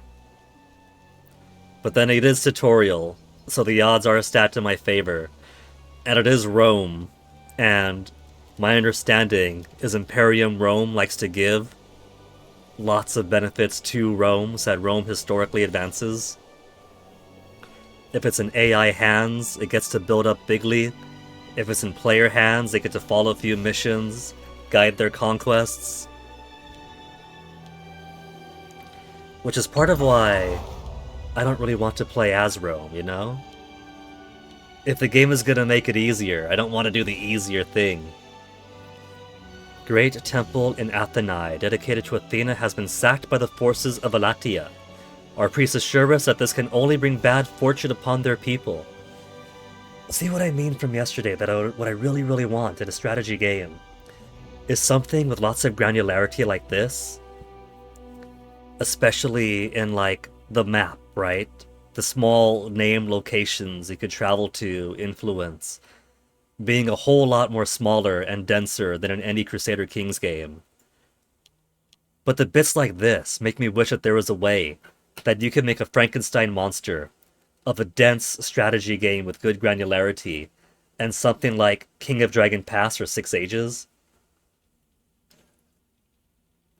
Imperator Rome, even only doing 2 days of tutorial, is already kind of scratching that itch. Because there are omens you can do for the gods. And there's the, competing pantheons, where their ways are foreign to your ways, but you could also have a few gods transfer back and forth across pantheons. Very Glorantha. We've done a few hero quests like that in King of Dragon Pass.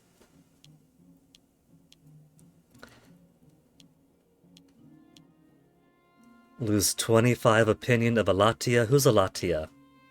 Apart from those who have desecrated Athena Shrine. Yeah. Super Glorantha, which I guess is kind of fitting given that Glorantha was very anthropological, was trying to, like, recreate some of the religious experiences from throughout the earlier bits of human history, and here we are playing some earlier bits of human history. Lose opinion. They sacked a temple to our Athena. Of course we can only think negatively of them.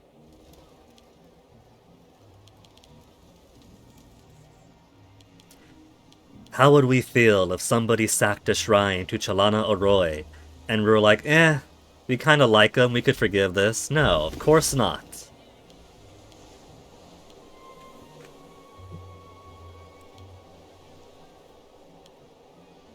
Where are they running to? That tiny island? In retreat.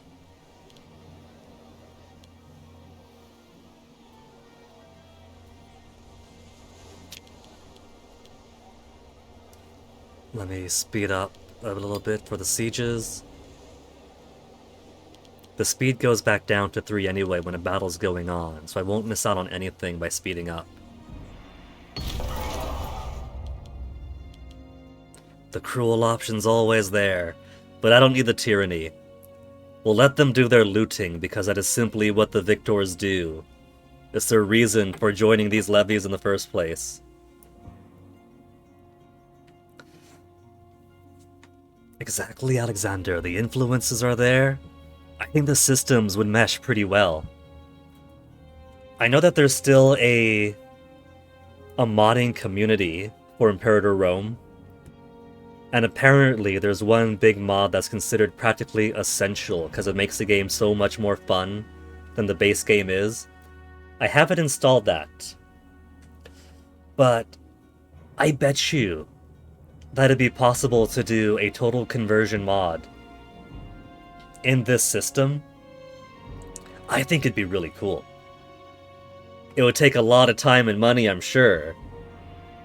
But I think the groundwork is here. I think the groundwork might actually be here. 4 pops captured, distributed as slaves, and 2 pops have died. Alright. So, all the rest of that province is going to start getting captured up. They got all those people on that city. Let me go help them out, so they don't try to take some claim away from me. I got the bigger army and this is my war, so surely we can count this as cause enough for me to take the siege. Assume control. Yeah, there we go. And because we got tons of people here anyway, I'll send the smaller stack.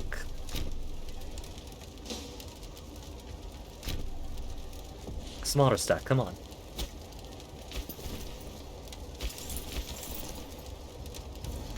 Do you not want to leave?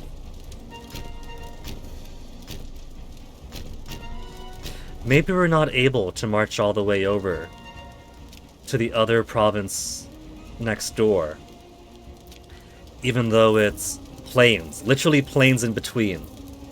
We're going downhill from hills to plains to farmland. But because we don't control this one, we don't have the ability to travel over yet. That could be it. So I guess we just stay here and take this over first.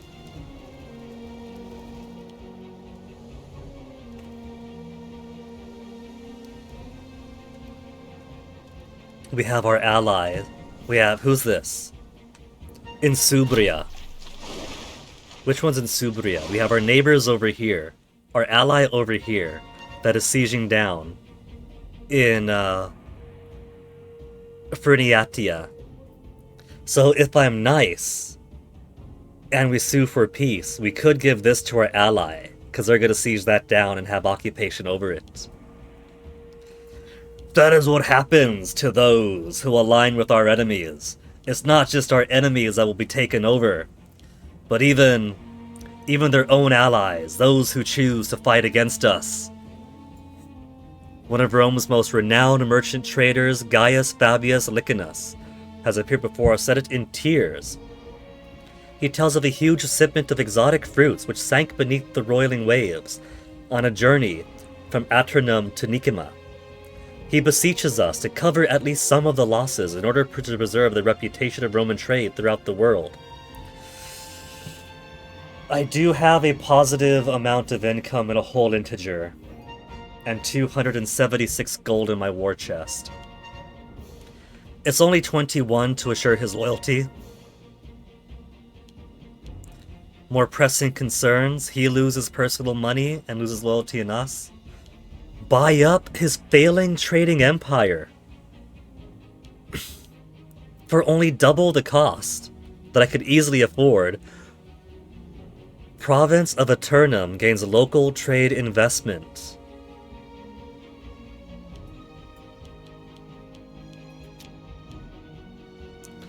Aternum is this over here. Okay, you know what?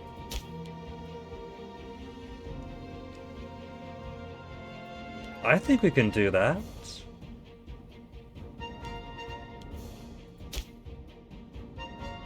Cannot import to other countries' territories. Need to select an owned country. Don't I own that? Latium Aternum? Oh. Oh. They're my subject vassal states, but they're not me directly. I got excited there.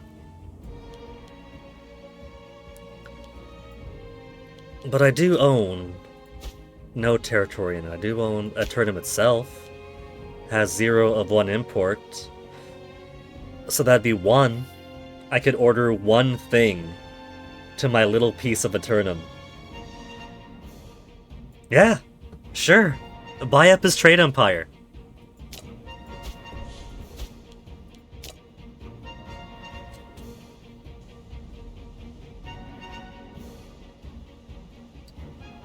Now, this can't be all the stuff in Eternum, right? This is like my stuff period for the imports.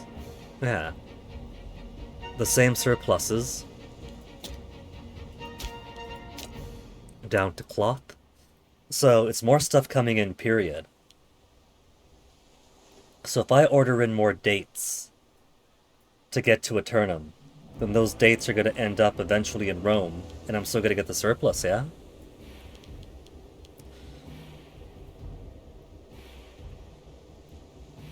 The loss of the precious metal surplus is finally activated. We lost that trade route for going to war with Etria, but it was still in green at that moment. Light infantry offense for base metals. Or dates for more commerce. Let's do base metals. Get more base metals in. Cyclades.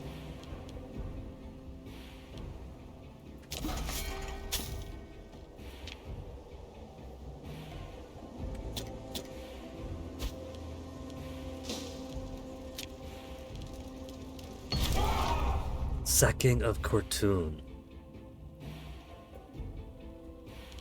Just going from a low percentage to instant taking it over. Let the men roam. There's no downside. I become more popular every time I let them loot. I mean, heck, just sieging the city at all gains popularity for my victory.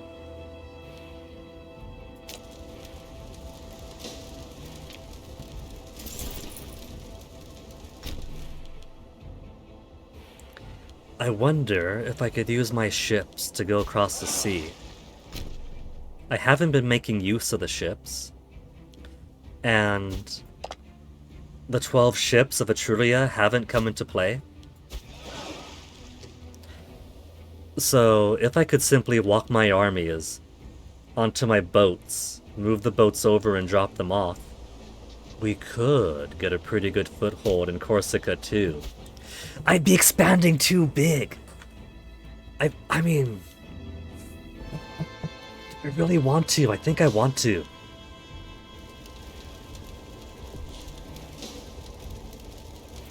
Okay, my allies in Syracuse are gonna try to take over in Ariminum. Damn, that was quick. They just took it over instantly. Let the men roam. When in Rome, after all, am I right? Oh, look, there's our ships. They're hiding out over there, the little babies.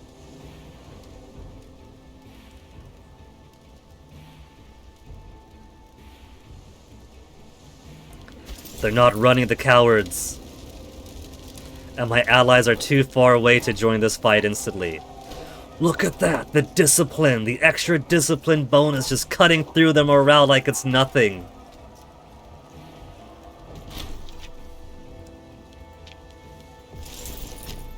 Would you look at that? Turns out that I can just march my boats over. Or my guys on the boats.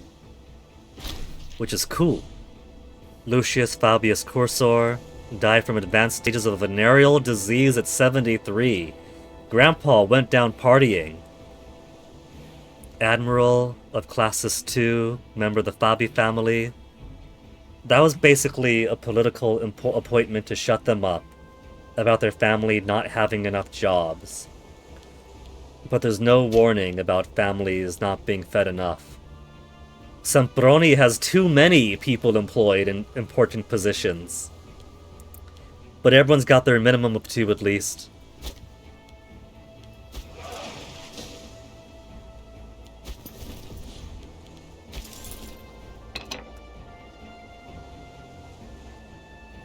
Already carried 4 cohorts. Huh. I can only carry the tiny group with, it looks like.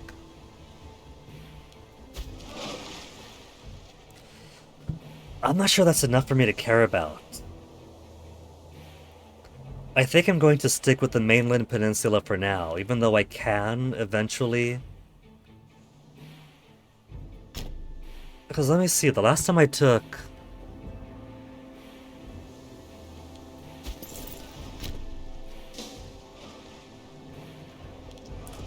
The last time I had a small... Oh.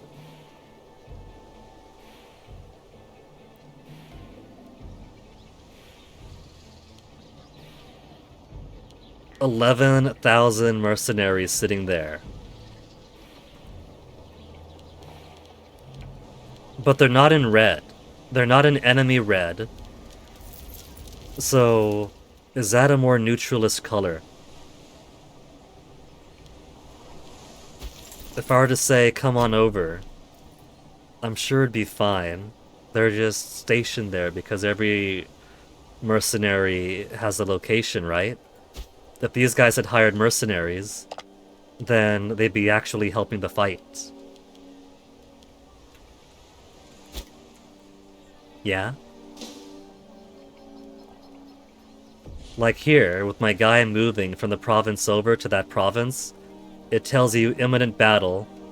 There's no imminent battle here despite moving over, so it's fine. It's perfectly fine. They're a neutral party. They're waiting for someone to come hire them.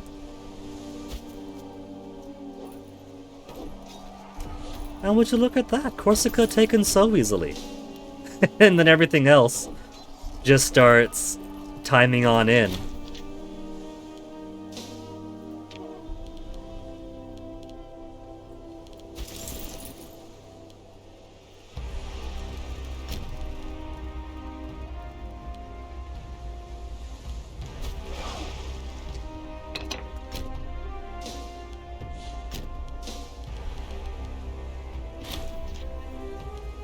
Zero of our troops killed, all of theirs slaughtered.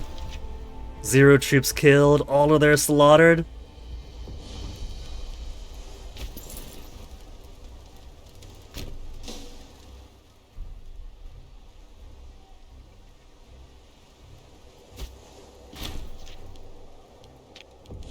Okay, take over the siege.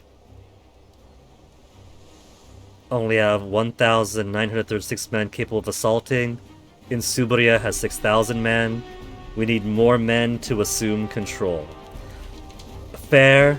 I got more guys coming over soon anyway. Assume control so we get the credit.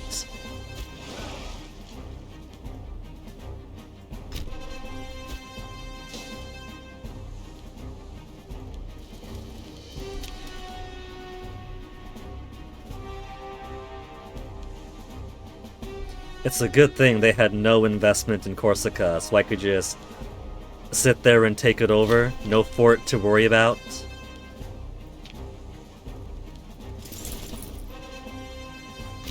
And then we're basically done. That is it. Election soon for the new consul. Quintus Fabius Gerges is the leading candidate to win. That's our current dude, isn't it? Quintus Fabius Rulianus. Different Quintus Fabius entirely.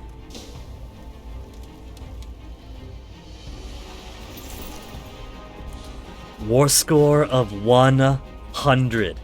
Every single bit of Etruria occupied to be taken in one go. Completely wiped off the map. The first and only Roman-Etruscan war. Etruria has very low war enthusiasm.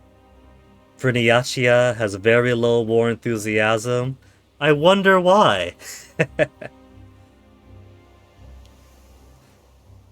War began only 3 years ago.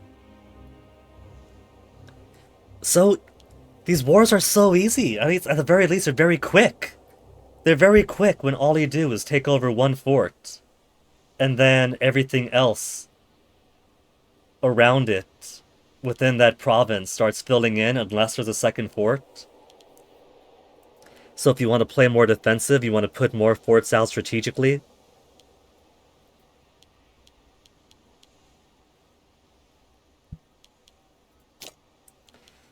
So, suing for peace. It's basically everything to Rome.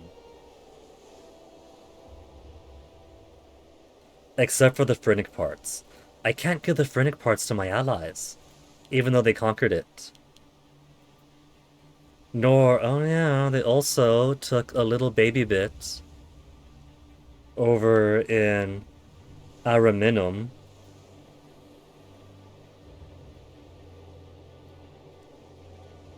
Or adjacent to something already in the treaty. Well, give us Corsica. Give us Valisarni. Give us Dodecapolis. Give us Tuscia.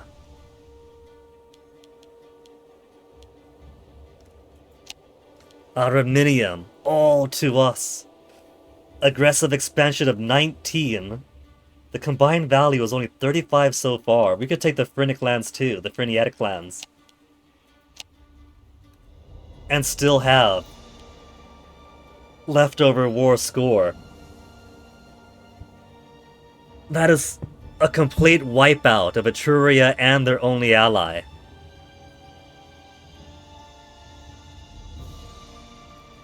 Aggressive expansion of 22 though. I still gotta take over the rest of Magna Graecia and Syracusa. But it's at 0 now, we got 0 aggressive expansion.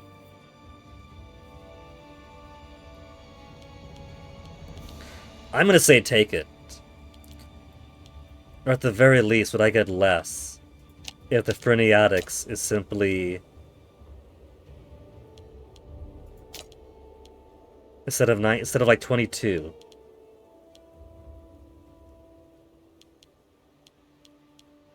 Feudatory of Rome. 21! A difference of 1 to simply make them feudatory. So what if, for Etruria, I allow them to have Valisarni and Arminium, and then I say they become a client state. 26! That's even more expensive.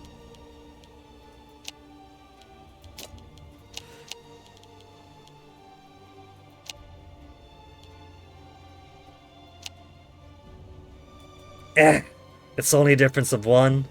Whether they become a feudatory to us or if I just take all their lands. Soak up that aggressive expansion. After protracted conquest, we have finally routed the Etruscan armies, laid waste to their lands. Okay, so for the Etruscans, good ol' banish the class, put the rest to the sword to drop some aggressive expansion.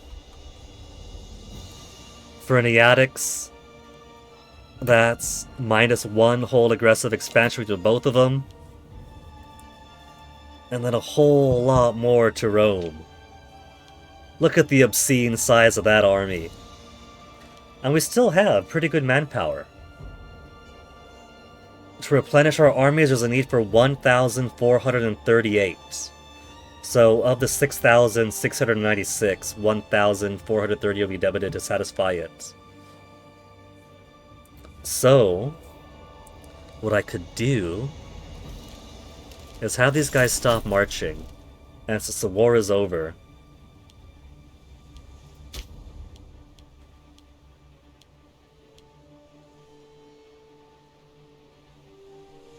pops from Cisalpine Gaul.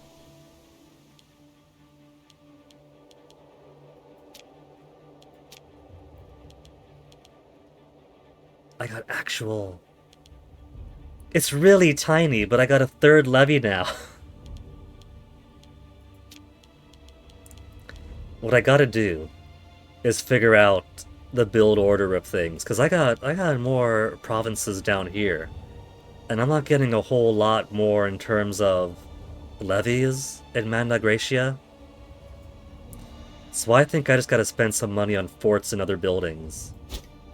And maybe that'll give me some actual levies popping up here. And here, because I got... Picenum is mine.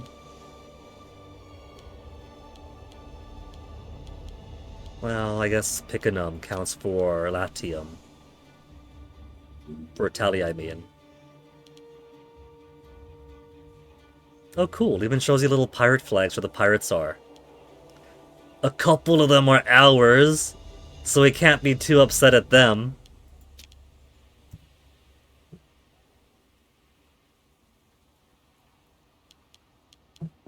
But yeah. Drop my levies. Military experience gain 0.83. 8.11. My main guys, my main levies are getting so much military experience.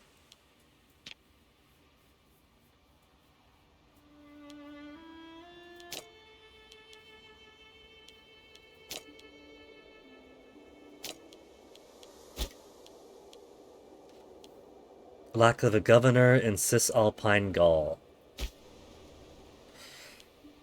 I don't have much territory in Cisalpine Gaul, and look at that. Is that to say that this is a mountain pass?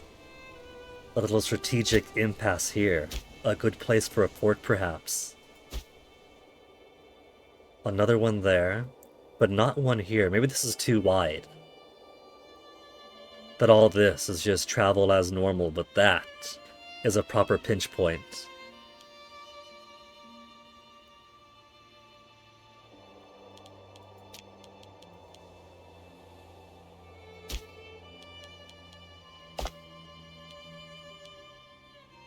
Relations of only 60, 76, 73. They're all pretty loyal to me except for Marcia. Pompeii. Loyal, they like me too here. Now let me switch things around. I want to fiddle around with some things to get my manpower through the roof in this antebellum years.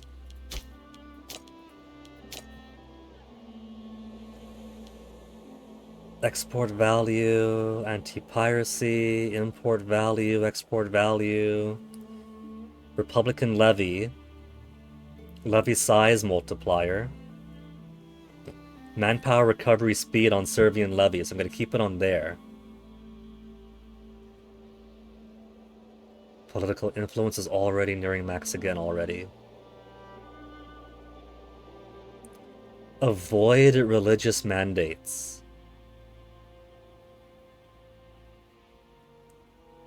Lex Augulnia, greater omen power.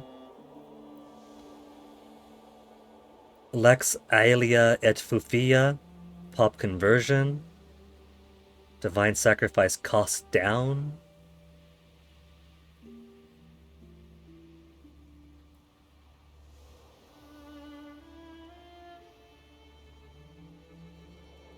Took responsibility of appointing the Pontifex Maximum firmly out of the hands of the College of Priests, the Senate wielding greater power over state religion. But if it makes the divine sacrifice cheaper, then that's okay, right? 15 stability. Do I want to spend 15 stability just for that?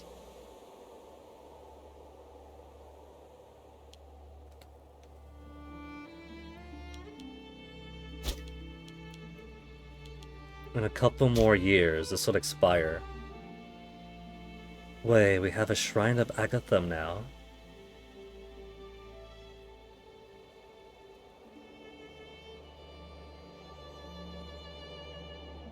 Settlement of Agatham contains a Hellenic Shrine of Mars. Oh, it's all the way over there.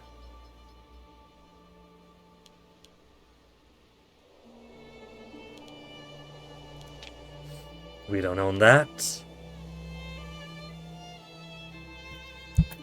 So, which one was it that had some pretty attractive looking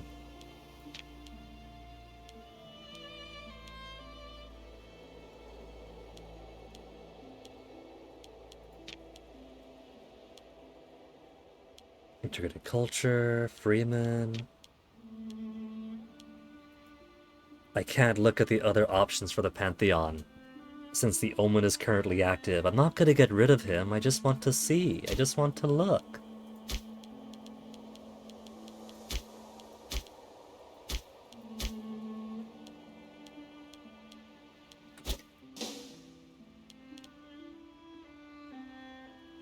Stability down, so let's go ahead and perform a Divine Sacrifice. Cost 42 of our political mana. Gaius Claudius Crassus died in flagrante delicto at age of 82. All these old guys going out with a bang. Co-consul of Rome, head of the Claudii family. Claudii is now scorned. Because they don't have the minimum amount of jobs. Researcher needed for civic advances.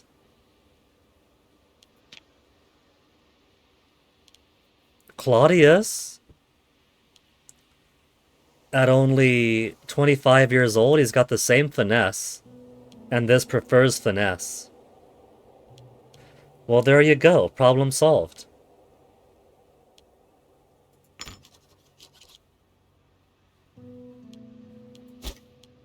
Problem solved, right? One of two still.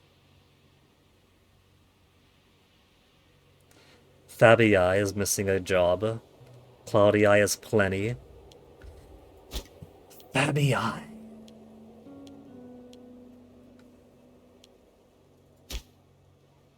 There's a lack of governor in Picanum, because the governor is just me.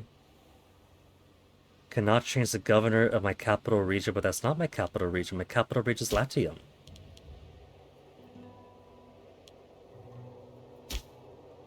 When I get to the saying region, they mean Italia, so it's not just a province. So I'm not putting people in charge of, say, here, there, etc., because it's all the guy in Capua. So if I need a governor for Pisa, is there anyone from the Fabii family? No. Fabii is not good enough. He's not good enough to rank. There's this 31-year-old Marcus Sempronius Lepidus. He's stubborn, which means -5 loyalty from the start, but also not very popular, which gives better fort defenses, which is great with this pass right over there. Polymath, local research points. Okay, Sempronius. And I'll simply... This needs a commander. The commander is going to be someone from the Fabii family. Quintus Fabius Gurgas. 16 years of age. Not very popular. He's got all right military. Not even a very good statesman. He doesn't belong at the Senate, he belongs on a boat. He belongs on a boat, simply taking up space. The boy admiral. So his family can shut up about not having enough prestigious jobs. A family that holds twice as many jobs as it expects to become grateful, increasing loyalty of family members. So, grateful family here. If they're grateful, they'll accept lesser wages. Every boss wishes for that.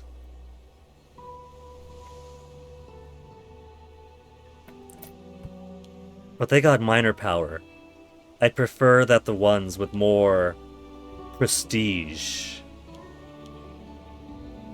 And especially higher power. Well, they got less prestige than the other ones, but they have 59 power base. Power base is pretty good. 59, with the next guy up is 69, then 9 and 35.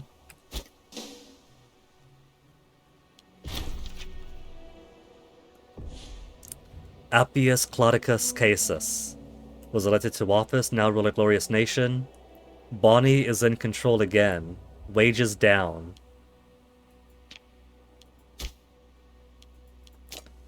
Okay, so what's everyone's... Bonnie is getting so much bigger. Look at that. We're getting so much more Bonnie now. It used to be that the Optimates were the senatorial power. Now they're almost equal with the Bonnie. I mean, this is pretty much almost equal now, at least. 38, 33, 29. They're only a few apart from each other.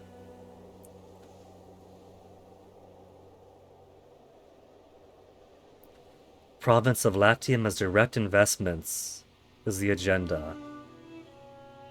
Optimates want grant holding to heads of families. Populares want the law Lex Ogulnia passed.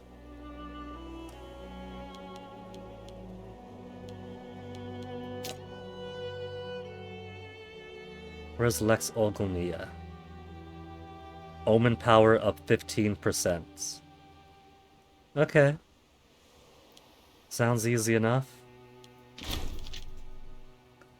Status of plebeians was a great cause of concern in Republican Rome. By admitting them as valid members of the priesthood, despite the concerns of the priests themselves, a clear message of inclusion sent. Stability drop. I want my stability higher. More divine sacrifices.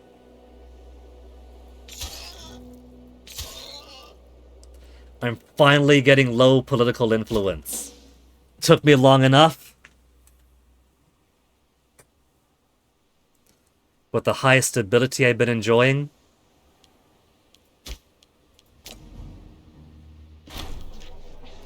Aims of populares realized.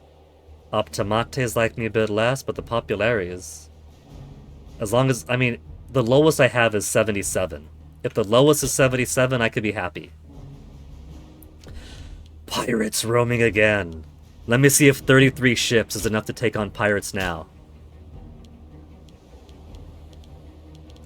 Let's see, what do I want to look for? Fleet maintenance will put up even higher. Let's see if I can't take on pirates.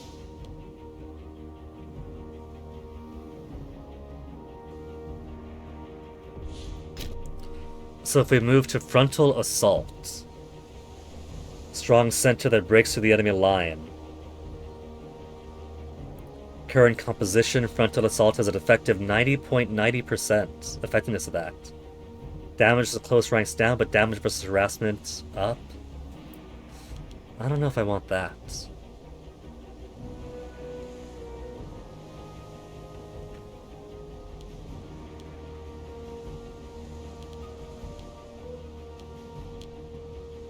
We have 6 Liburnians and 27 Trireans. Let's see if that is good against 17 of whatever they got.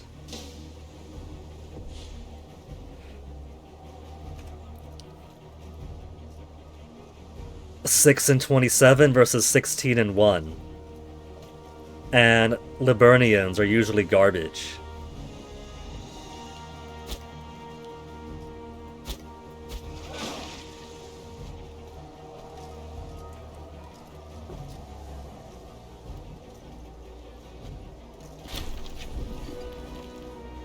Pirates are fleeing. Actually victorious at sea for once. The first time I sent my guys to sea, it was an absolute slaughter. We lost 0 ships. They lost 8. Cool.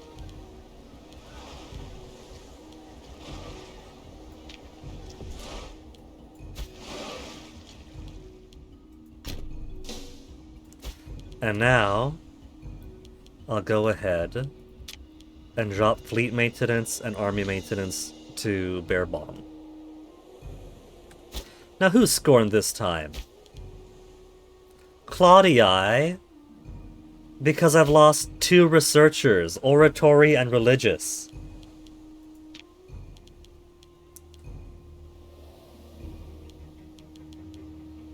Claudius is only second best. How about for zeal?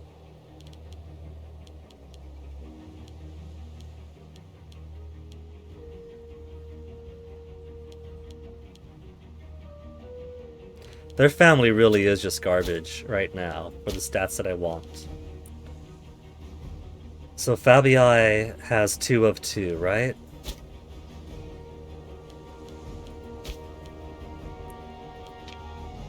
We have a Fabius here who's pretty good.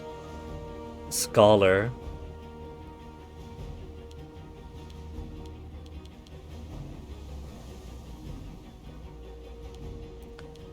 So what I could do is I could swap the commander here for 12 months. I could split it up and make a new commander, like a new boat. I could split the fleet in half.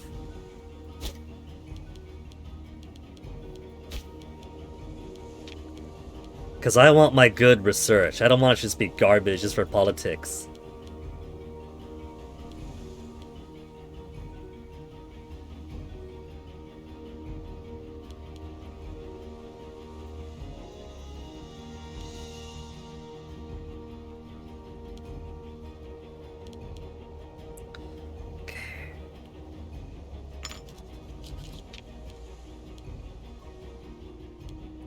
Quintus Fabius.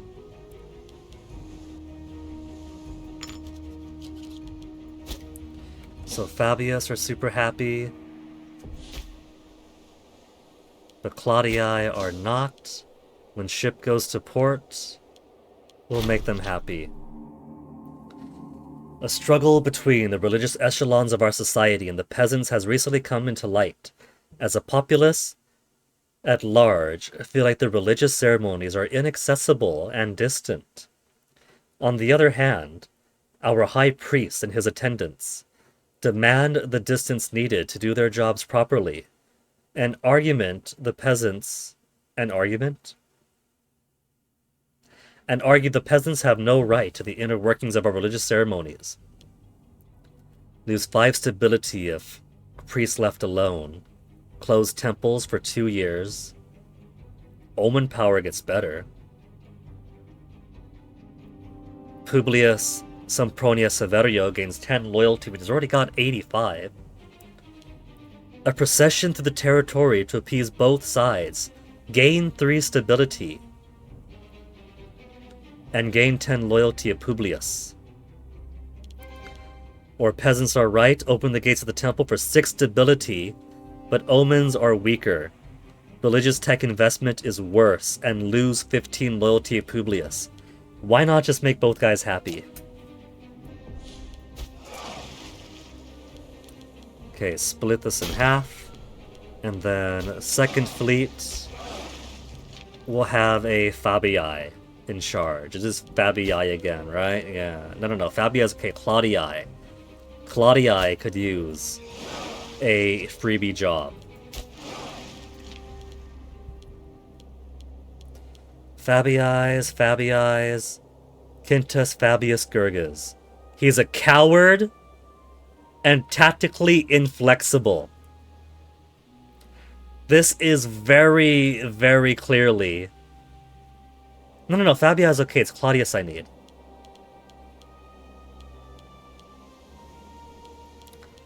Can I not make a Claudius?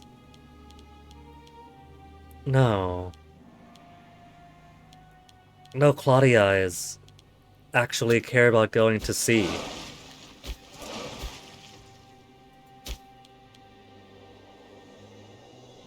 Semproni family. Claudius Pulce with 8 finesse and 3 martial. Merciful. Local freeman happiness. How's it compared to my governor here in Capua? Semproni family. 6 martial, 8 finesse.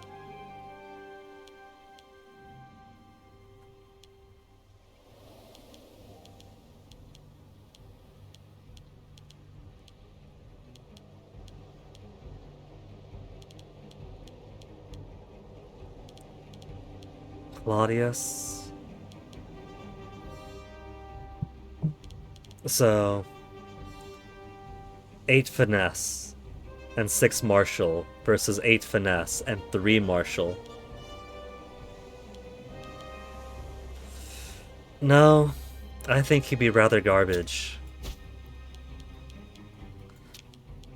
And I can't give him any other region.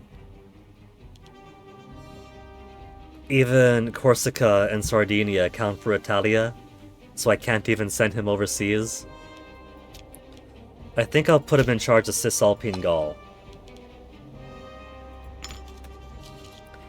There's not a lot of land there for us right now, so it's basically a nothingness position.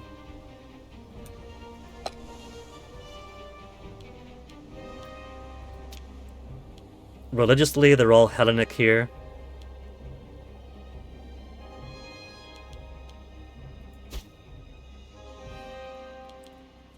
Culturally, Ligurians, Etruscans. So we'll set you to cultural assimilation.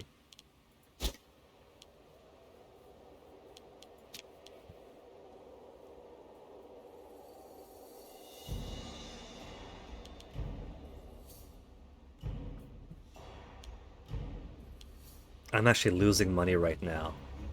That's a first. No deficit. No, never mind. It just hasn't updated. It's plus 2.69.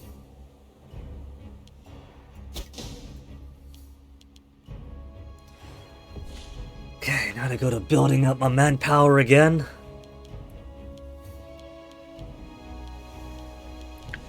So I want to swap back over to the appeasement stance. That'll drop aggressive expansion.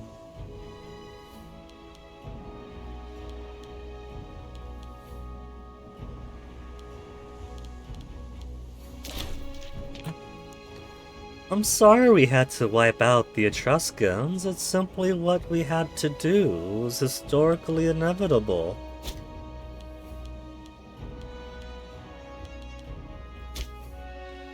When this is over, I'll swap out to something for manpower recovery. Aggressive expansion, only 19.54. So, managing my aggressive expansion is going pretty alright.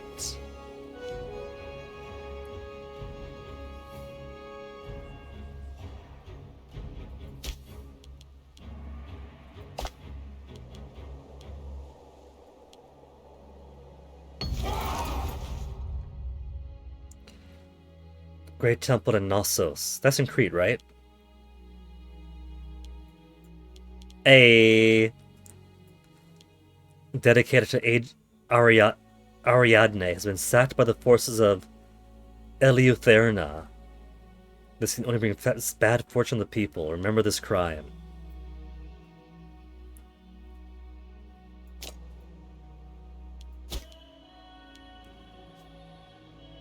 They go after our revered gods, of course we're going to be upset with them.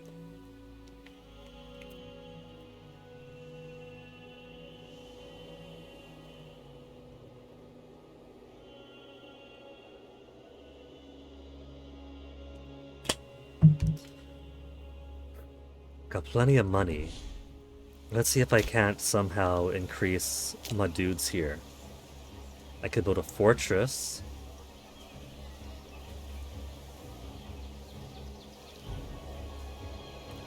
First fort uses 3 points.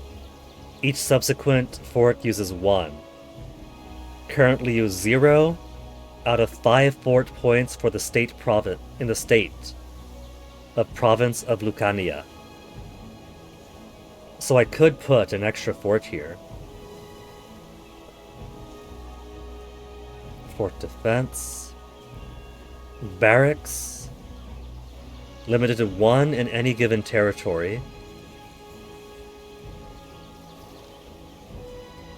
Manpower plus 1. Pop migration speed is slowed down. Freeman happiness.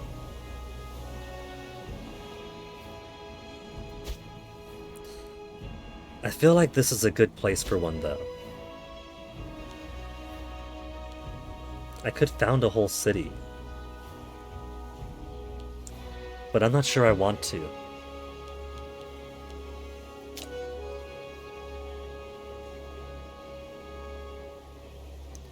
Garrison, no fortification present. Provincial legation. Pop migration, pop assimilation.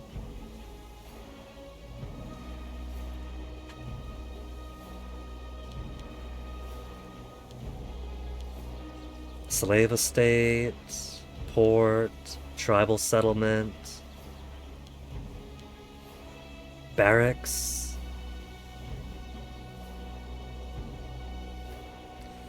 Let's see what the mighty Mayans over on Google have to say.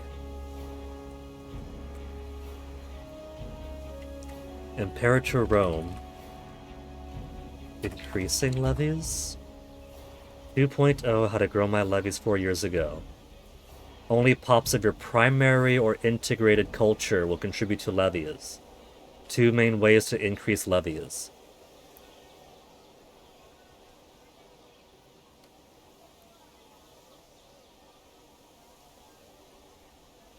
But it was Rome.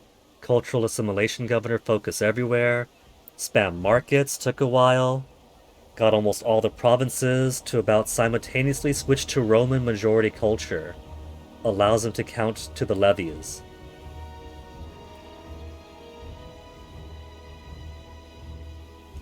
Wait, why markets, theaters speed up assimilation way more.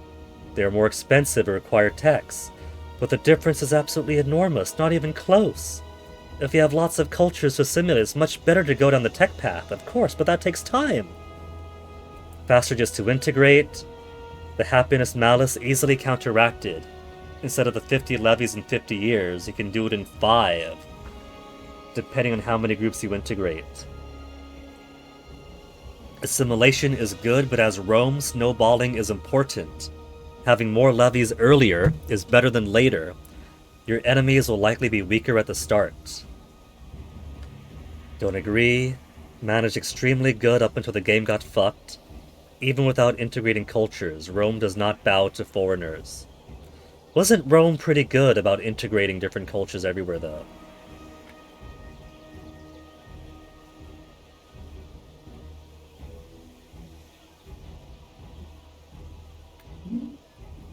Levies drawn from your pops are both integrated primary culture and non-slaves. Number of cohorts, the province levy is 10% of these pops. At minimum, 4. Need to integrate the conquered culture or increase the non-slave pops by changing the desired pop ratio with buildings, laws, etc. The pop ratio, desired pop ratio, shifting with buildings, is why I've been hesitant to build as much as I possibly could.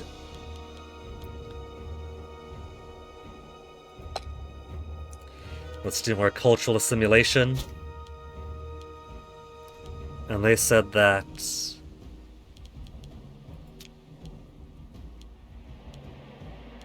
the theater is expensive but helps a lot, yeah?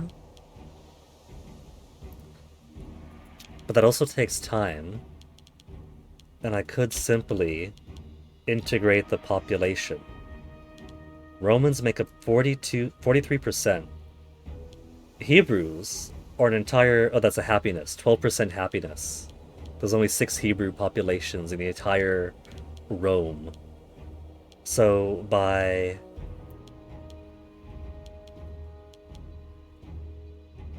number of pops in culture... Etruscan pops actually outnumber us right now. We got more Etruscans than Romans. Followed very closely by Sabellians. There are freemen. They will not promote beyond the freeman pop type. Existing Sabellian pops above this can only demote. If I sort by integration status, Romans are naturally... They get the noble civic right, highest possible civic right. They can promote to all pop types that exist. Etruscans got freemen. So no one is allowed to be a citizen right now. The best anyone has is freemen.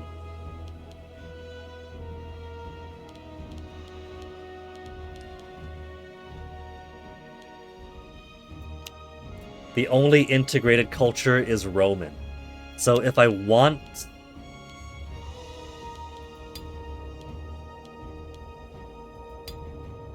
If I want more armies, then I either need to convert everyone into Romans by way of, say, theaters or markets which are apparently slower. So if I want slow growth with markets or faster growth with theater, or I guess giving them proper status.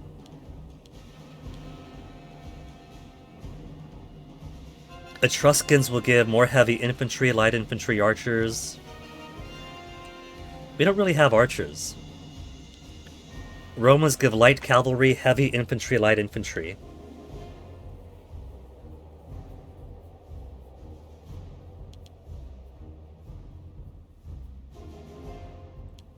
So that'd be obviously more heavy infantry, light infantry, more heavy, light cavalry. The inclusion of archers. Civilians are all in heavy and light infantry.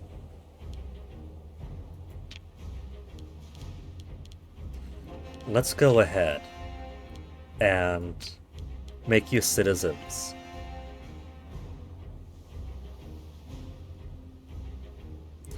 Citizens would mean integration, right? This is tutorial, so I'm allowed to look up stuff. Imperator Rome integrating cultures.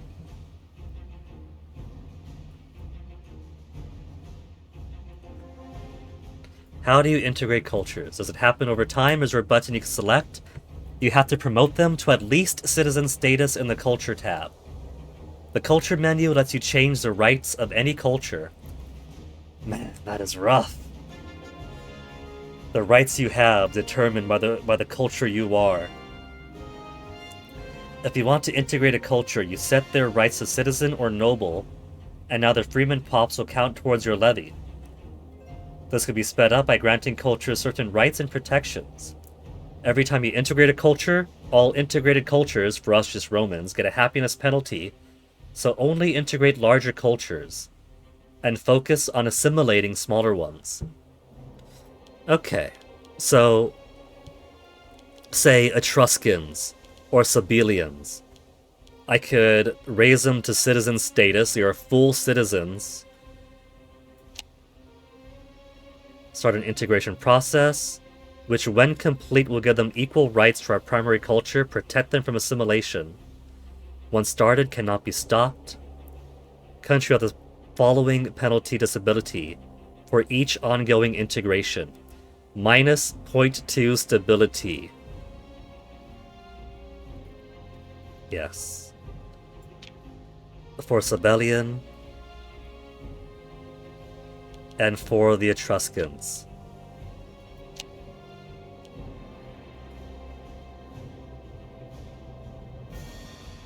Yeah? Yeah? Yeah. And then everyone else is small. And I can just put, like, theaters or whatever. And they'll eventually become happy Romans. Minus 0.2 stability every month.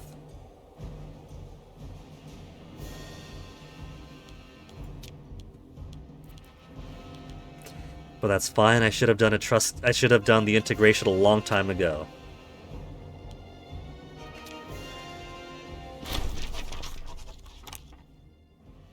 Legus Actiones. Recent work of the plebeian jurist Gnaeus Flavius. His Legus Actiones, or Actions in Law, is a first written account of the legal procedures of Rome. The importance of this work propelled him into the office of Tribune of the Plebs, garnered him wide popular support. The full extent and interpretation of our laws has, until now, been a verbal tradition of our judiciary, and Flavius's attempt to codify parts of our legal procedures for a wider audience has not been wholly appreciated. He is trying to cement the rules that we have been, a little bit flexible about. A little bit open to interpretation about. Some patricians argue a public airing of our sacred laws, yeah, that's the problem, by a plebeian no less, threatens a traditional prerogative for government positions and the laws of Rome, while populace welcome a greater rights and participation for the plebs. Transparency can only be to our benefit. Gain 10 popularity. Gnaeus gains prominence, he's at 0. 10 approval, populares. Legis actiones for 240 months. Freeman happiness, enact law costs cheaper. Now they give me enact law costs cheaper and I got like no political influence. Cannot undo the damage but can control it. Lose popularity, lose loyalty. Optimares will like me more.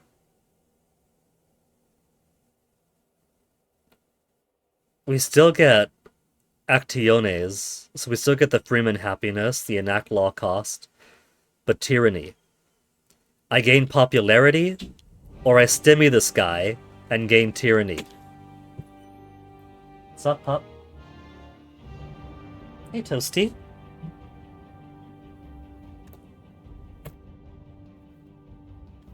What's up?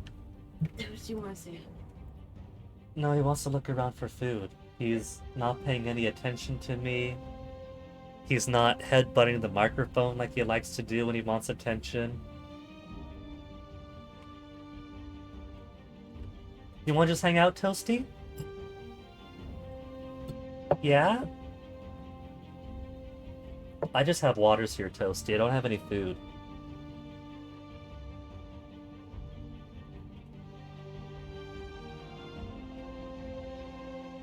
And he waddles away, waddle, waddle. To the very next day, bump, bump, bump, bump, ba bump. Ooh, somebody's streaming early.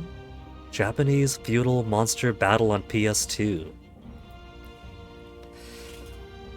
You know what? Let's do the transparency. It can't be too bad. Unless there's a part 2 to the event that ends up biting me in the ass.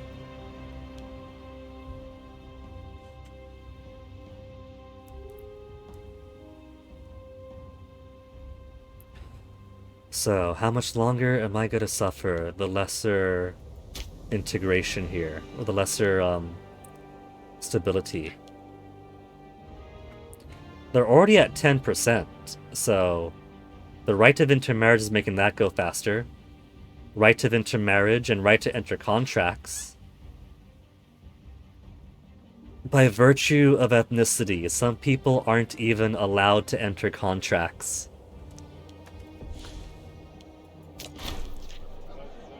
Plubia Sempronia Sophus is cultivating quite the reputation as a man of decency and honor. Such virtues give our citizens a good reason to feel safe, secure, stable. +3 stability. Cool. Advisor with high statesmanship. 389 slaves. 99 tribesmen. 368 freemen. Only 245 citizens and 65 nobles. Nobles could only be Roman so far. We're gonna get a major boost to citizens. Citizens is gonna be huge, but citizens can demote too. It's simply stating their possible upper limit. Not that they can never be freemen or slaves.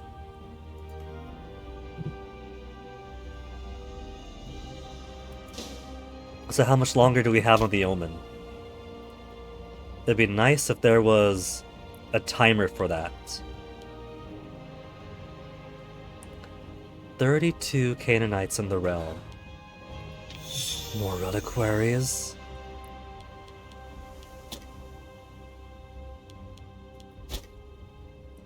But check that out. 10,000 maximum manpower is 20,000.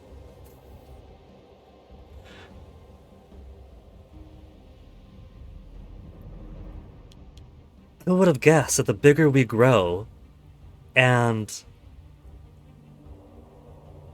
the more people we get, the more manpower we get too, even though there's a limit because my levies are based on pops of my own culture. So those levies are filled out already. Appius falls ill. The consul himself.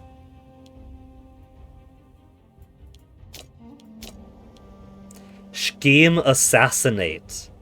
On the consul. I could scheme to assassinate. I mean, I guess if my stats are completely garbage, or if I'm giving too much power to a given family, I could scheme to have my own ruler killed. Recently we have seen that our tribune of the people, Publius Sempronius Sophus, as well as those under his charge, hey Onyx, have been doing a disappointing job. And Toasty. Hey you two! Onyx, Toasty. Onyx, did you have your lunch? Did your dad give you lunch, Onyx?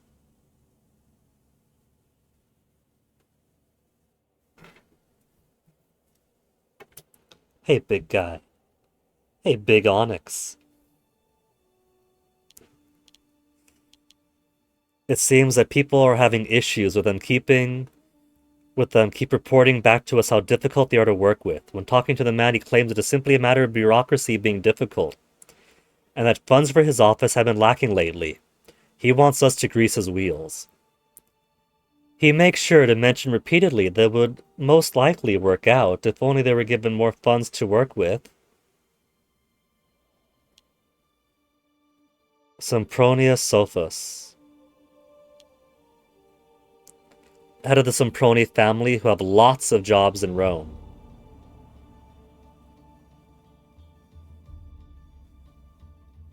Likely next consul. He's got 95 statesmanship, great loyalty, mildly popular. Martial's not the best, he's frail. Charisma's not the best, he's jealous. But he's got great finesse and lots of zeal, so say what you will about him. Corrupt trader won't be given anything. Appius will lose 2 corruption. Currently, he's at 20 corruption. Oh, because he's crafty, so that's just the baseline. 19 silver. Increases corruption, increases loyalty. Publius Sempronius Sophus is at 0 corruption. He's not even corrupt yet, but he just wants to join the big boys club. I lose 15 loyalty, but he's already at 86. That's fine.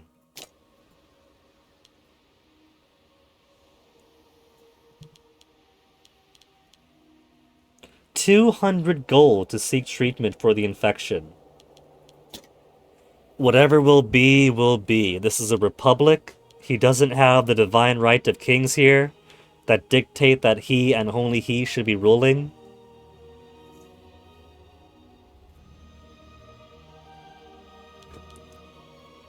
I got 2 cats on the desk. Onyx right in front of me, licking himself. Toasty, rubbing himself on the monitor. Hey, Toasty. Oh, Onyx, what's that about? What's that about, Onyx? What's that cry? What you cry for, baby boy? Baby boy on. Eh? Don't get snippy with your brother. Come here, come here. You don't have to be jealous, Onyx. How many walks have you had the past week, Onyx? You get walks like 2 times a day. When I give Toasty a snack, I give you a snack.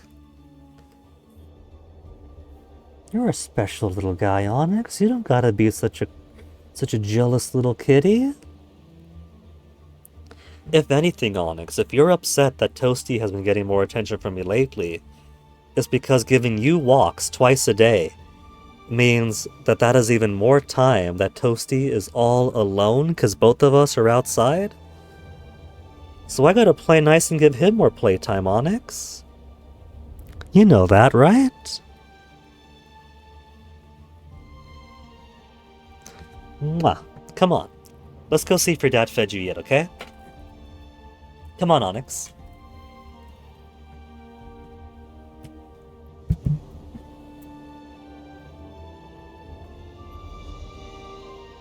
Onyx?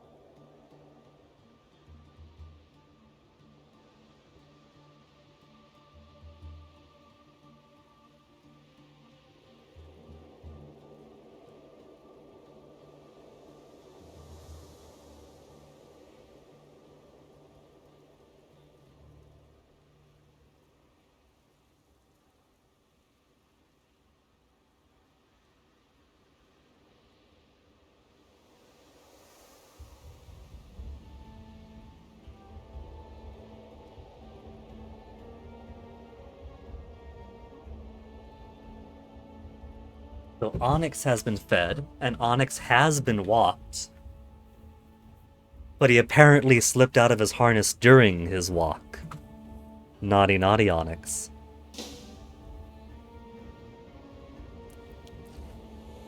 So, who do I want to go for first? If these guys are all part of the same defensive league, then that is great for me. I'll attack one and take them all over. So, that tiny bit is in the league. Masapia is in the league. Bruti is in the league. Epiru. Epiru? Really?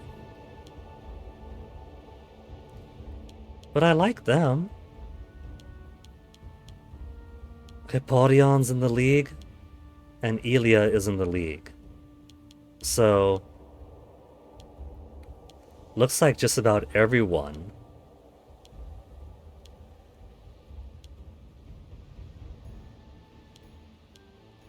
Who's not? Whose name is not flashing up?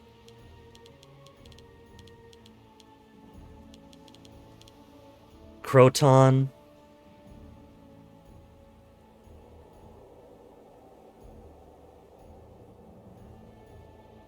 This guy here. Thoroi. And these little dudes.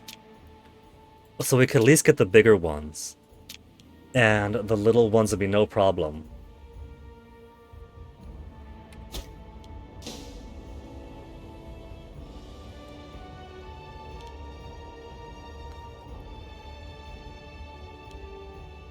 Too many relations are still at play, which gives me lesser monthly political influence, but I'm still getting all the political influence thrown into my lap.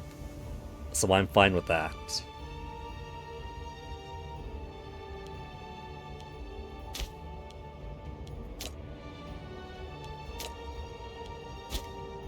Maybe I'll try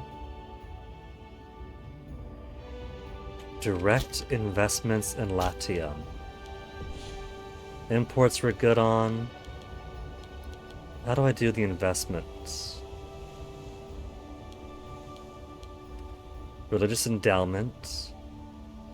Local city building slot +1. Business investments. Local imports +1 for 6 months.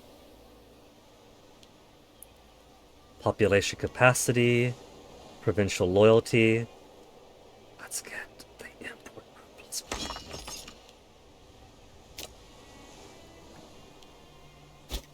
And that'll make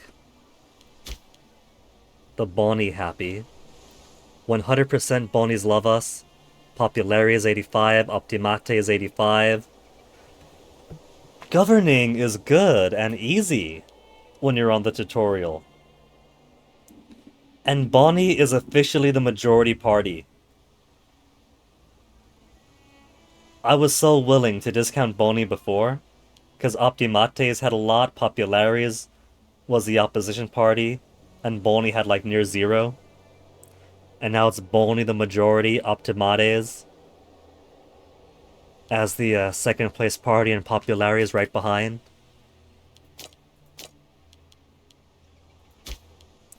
I kind of want to try the plutocratic republic. Currently we're an aristocratic republic. Co-rulers.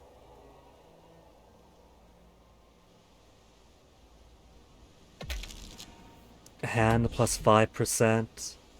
That +8. That +20. Plutocratic republic. Road icon +1.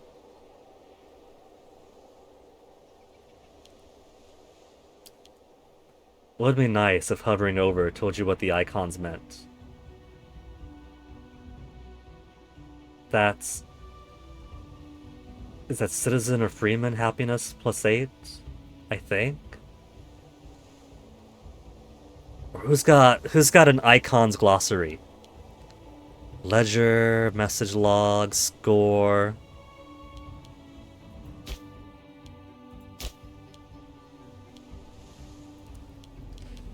So, for Plutocratic Republic, I need Lex Gambinia. Promote Oligarchy.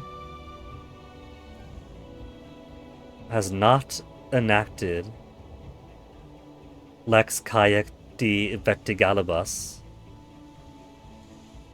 Need civilization greater or equal to 60. We have Lex Ogulnia. So we could have used avoid religious mandates. But this advances greater or equal to 6. Civilization level greater or equal to 60. Let's check out for plutocratic. I'll need Lex Gabinia.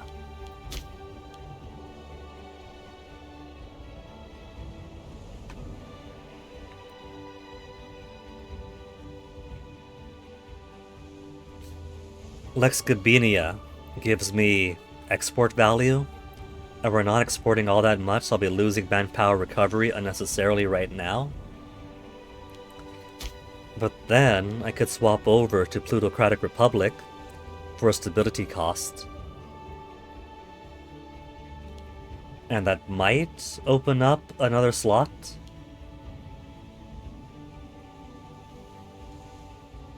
Civic ideas 2, religious ideas 1. Military ideas 2, oratory ideas 1. So maybe it swaps out the kinds I'm allowed to use here then.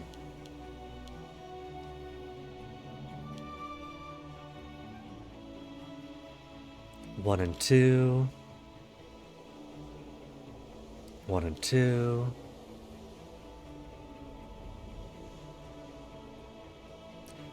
One, two, three, 4. So that one has a 4th slot. So maybe I'm in no rush to get to plutocratic.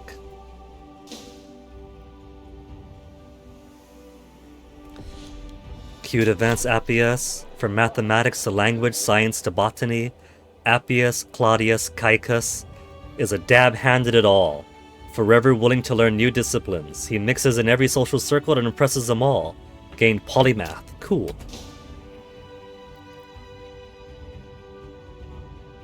Provincial investments almost done with.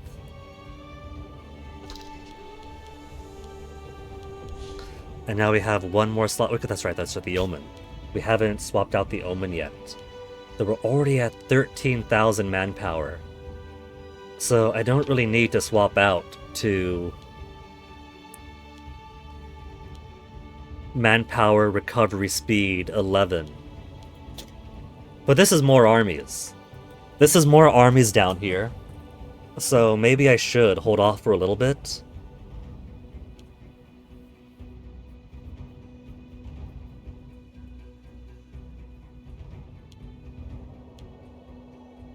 Get my manpower all the way to max. I'm already at 13,000.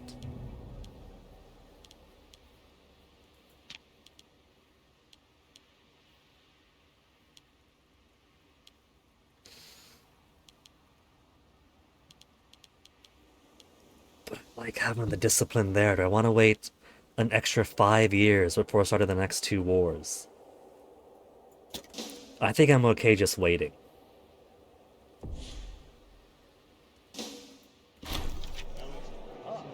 Aims of Bonnie realized.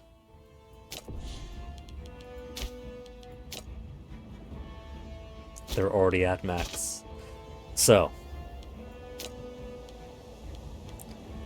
Light infantry offense. National commerce. Let's get that light infantry offense in.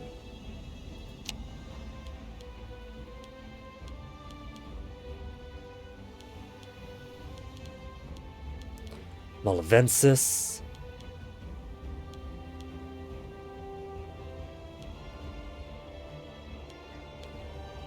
An internal import from Rome, from Dodecapolis. Dodecapolis.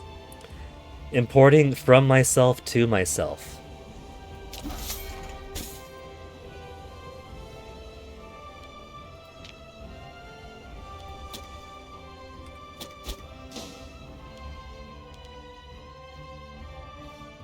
What's going on over here? Building a fortress.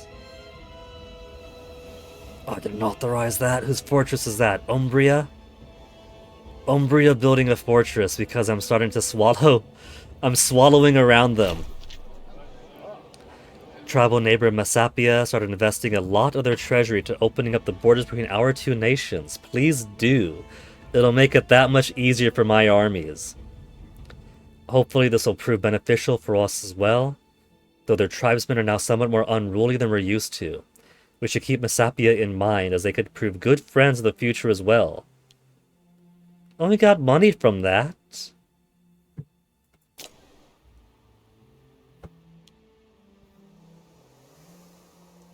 So, how's my cultural integration going? Etruscans are almost accepted as true citizens of Rome.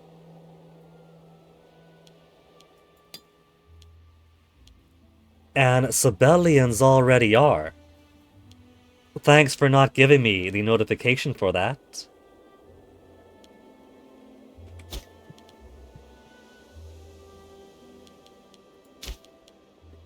So, Italia and Magna Graecia both have much bigger retinues now, or much bigger levies.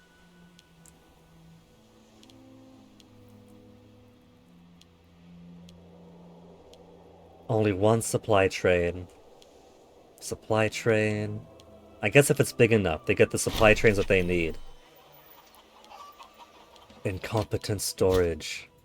Distraught officials from the province of Lucania are reporting that a not insubstantial portion of the province's grain reserves have been allowed to fester and rot away due to the ineffably incompetent practices used to store them. The local people are in uproar, their toil being wasted so frivolously, and worry about having to go hungry. Gee, can't imagine what that's like. All look for justice in the scarcely unbelievable scandal. His family already has plenty of jobs, right? See to it the proper standards are followed. Publius gains more loyalty to me. Lose 14 money to account for the 200 food lost. And all under the watchful eye. Gain more popularity for me, and Publius would no longer be a governor. But that doesn't help the monthly food modifier problem. So if we just spend the money to invest back into it, they'll lose the food, but they won't get the negative food modifier. Crucify the handlers! Gain popularity and Publius gives us loyalty. Gain tyranny, and do nothing to fix the food problem. It just puts the fear of Appius into the people. If only we had some grain, nothing could be done. No. Just give the money for the food. It's okay, it's fine.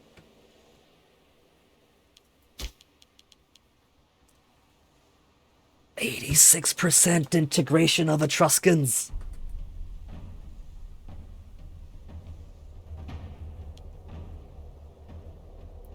So the Romans are really unhappy with me. Number of integrated cultures -4. It's gonna be even worse. Sabellians are loving it. A lot of people aren't very happy. But what are they gonna do?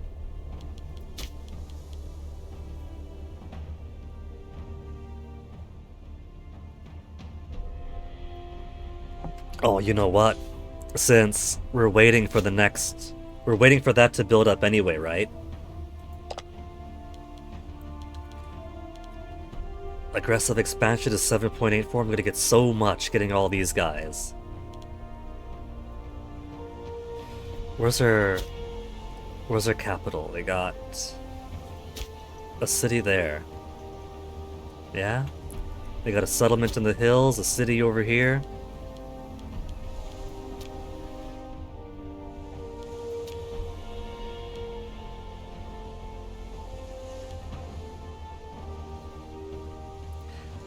I should set it for Brutier to be the... Nah, because then Syracuse is going to be right there.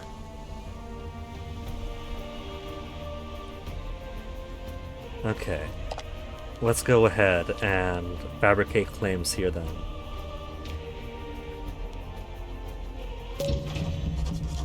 And we'll just take all of their friends when the war eventually happens.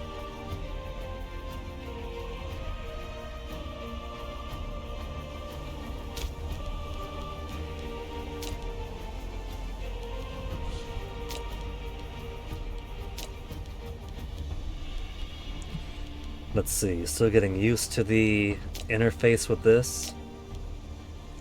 Tribal settlement, barracks, fortress. First fort uses 3 points. Currently use 0 out of 5 fort points. Okay. Give us a fort there. They're 1 fort in the hinterlands. And I think it might be wise to put one... They got 2 fortresses there. Nice. Posh.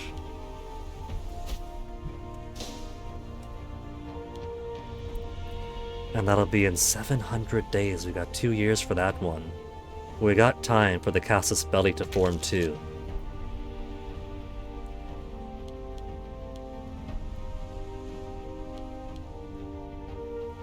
Should have started building that one a long time ago though. Colonizable territory in Ficaria. Oh hey. Colonizable territory.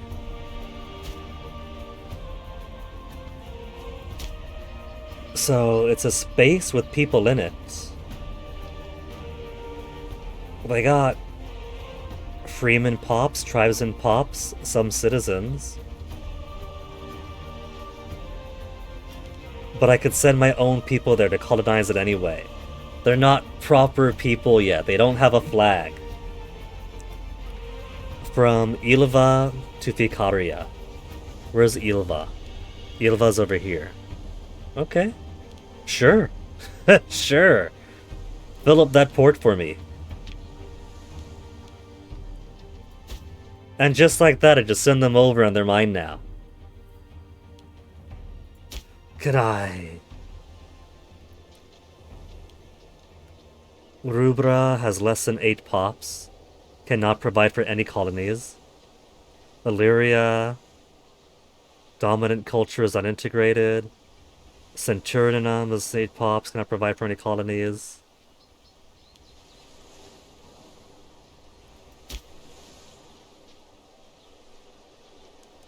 Sirmigium. Less than 8 pops. What do you mean, less than 8 pops? There's 8 unhappy slaves right there.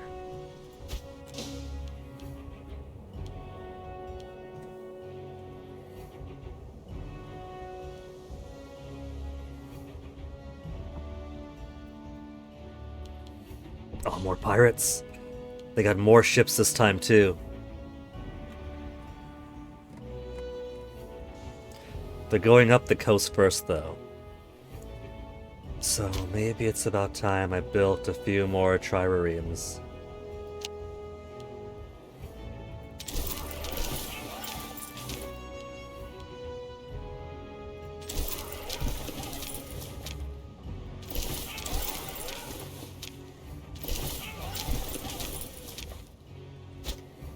There.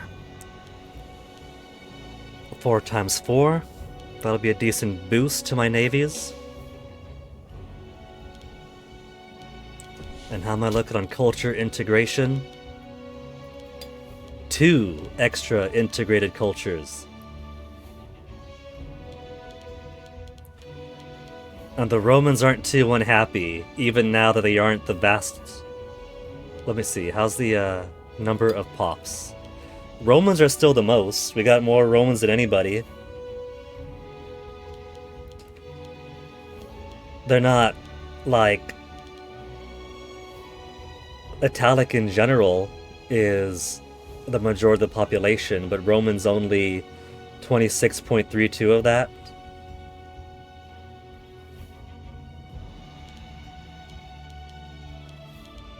They're not too unhappy for over 500 extra guys joining up as actual citizens of the Republic. Which means now we got 1 little bowman there, 6 bowmen here.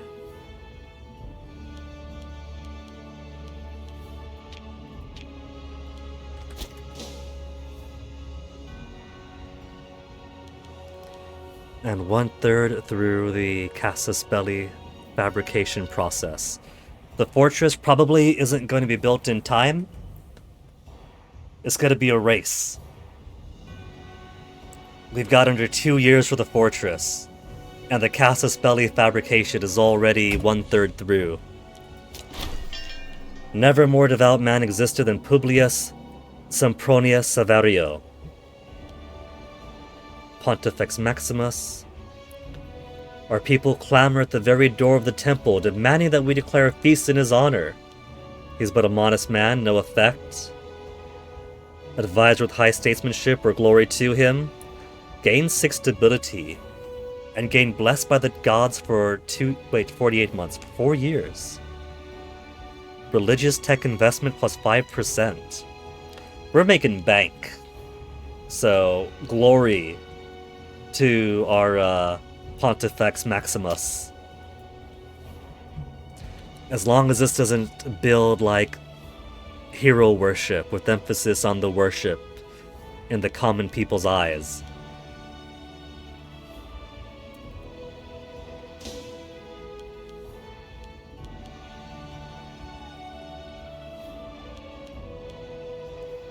I don't like how thick Carthage is in Sicily, but they're not gonna bother us. We got Syracuse being guaranteed by us, and they don't want to fight up against us. And all I gotta do to complete the tutorial is Southern Italy, then Syracuse, and I forgot to click the yes for Destroy Etruria Complete. I put an end to the Etruscan threat a while ago now. They're integrated citizens. I just forgot to click the button that said yes, I did it. Continuing, you should unite the rest of Southern Italy. Well, if that's true, they might as well make it a tutorial mission right afterwards. Under the banner of Rome. This will likely require several wars. It's important to make sure your manpower reserves and treasury are up to the task. I'm not that far from max, and 257 right now is a lot. Before the beginning of each war, beware of the Greek city-states, some of which are in a defensive league together.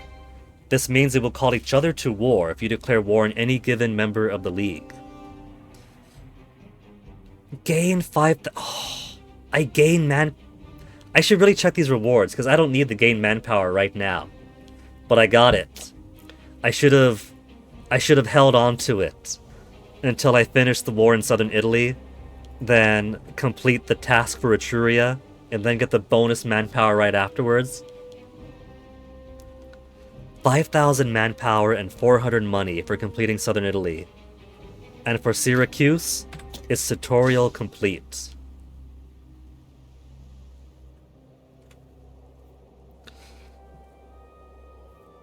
So Syracuse, I'm gonna have to break my alliance with them. Break my guarantee with them. That's gonna be heartbreaking because they've been helping us from like day one.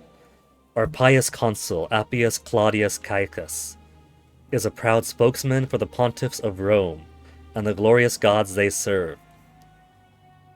It's kind of funny, huh? There's pontiffs in Rome then and pontiffs in Rome now. A large portion of his vote came from those who argue that the temples of Roma have long been in need of renovations. Appius went even further, however, and proposed the construction of a modest temple to a fashionable and growing cult of Apollo, currently popular with the lower classes. In spite of this, co-consul Appius Claudius Caudex has been unrelenting in his appraisal of the motion, holding forth at length on the fine quality of our temples, and arguing against needless and expensive pandering to the whims of fashion, when far more deserving deities lack the same attention. As things stand, there's no longer a clear majority for the project. We serve the gods. Consul Appius would attempt to pass her full agenda anyway, upsetting Consul Appius. Loses 10 loyalty, begins an event chain, and he's already at 54 loyalty, and my co-consul is getting unhappy with me as it is. Shoehorn another temple into the bill. Attempt to placate the co-consul by making concessions from their agenda. gain 10 loyalty, gain political influence, and begin an event chain. Or anyone could be persuaded. Gain corruption, lose money, gain corruption, begin an event chain. Available because of corruption and craftiness, which goes hand in hand. My corruption's only 20 because crafty provides plus 20. He can't be uncorrupt, it is simply in his bones. He's got inflammation and an infection. And depression. Health minus 10%, health minus 20%. Well, point. 0.5%, 0.2%, 0.1%. Maimed, martial minus 2. Founder, scholar, poor health. I say just shoehorn the bill. Discussion between Consul Appius and co-Consul Appius have been fruitful. Consul Appius and co-Consul Appius are like the two Corys. And it seems that the reservations of Appius, which won, and his supporters mainly stem from a perceived populist slant to the bill. Appius argues that we should not give preference to the gods popular with the lower classes alone, and that a more general renovation of the main temple complexes, such as that dedicated to Jupiter, would be more palatable to the Senate. Apollo would never forgive us? We did gain some loyalty, so we'd be spending the exact same loyalty we gained. I'd have to spend some political influence. We could stomach this. Lose 10 approval to the Boni, lose 10 popularity. Modest religious renovations. Modest. For plus 5% omen power for the next 2 years. I haven't spent the omen yet. Would 2 years be enough for... I think it'd be enough. To at least start and get a fight in. And approval of the Boni. They already love me. Oh well.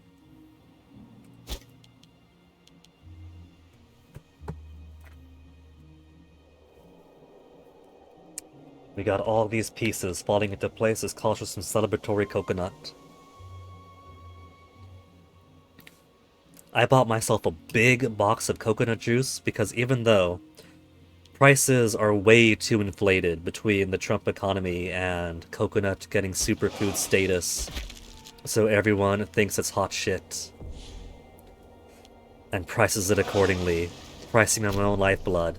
I was lied to by the sign that said there'd be a manufacturer rebate reflected at the cash register. But it's only been 2 weeks and I'm almost out of it.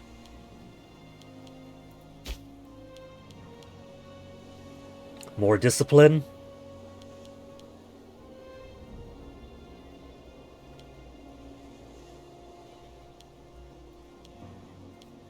More discipline is what I was building up to.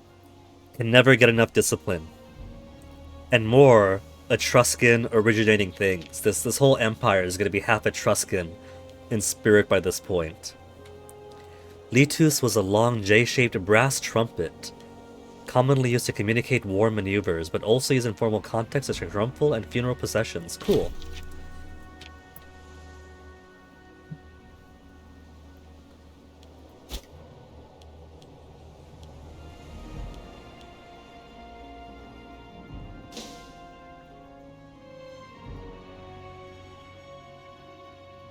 So, Epirus has to go from here to here. They could either march across or they could take their port. How many boats do they have? They've only got 4 ships. They've only got 4 ships. Septimus Attius, consul of Umbria, cordially invited our consul to a banquet of great significance. Splendid.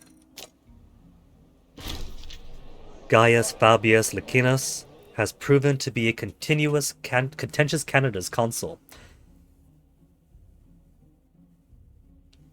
Previously an outspoken critic of the government, he was spoken of with contempt during meetings of the Senate. All were surprised, therefore, when he was elected to rule Rome, casting aside any notions of propriety and class. With such underwhelming popularity amongst the elite, it is hard to see how Gaius would get anything done. Low popularity, he's got fantastic statesmanship. Better marshal than the last guy after he got maimed. No corruption. Unnoticeable. So that's how he became consul. Nobody noticed him slipping up there. Stubborn. Intelligent. Plus 2.5 research points. 5 loyalty of governors. Not worth upsetting the balance just yet. Bring them to heel. Vague threats never hurt anyone. Lose 15 whole stability. And gain 5 tyranny. Nah, go ahead, lose a 10 approval, optimates and populares. I mean, look at that. 76, 92, 67, that's still a ton. Revoke 5 holdings from heads of families. Messapians are an integrated culture. And grant holdings. Messapians, I might want to integrate soon anyway. Because if I just sort by number of pops. 138 once, and it's going to be even more once these guys are brought in.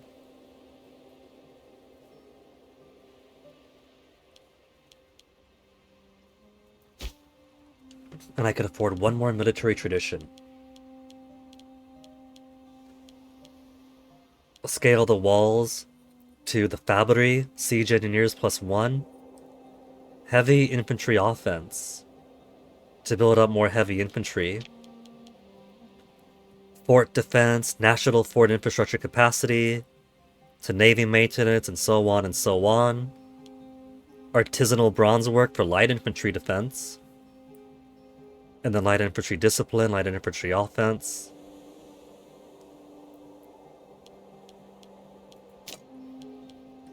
I do have loads of light infantry.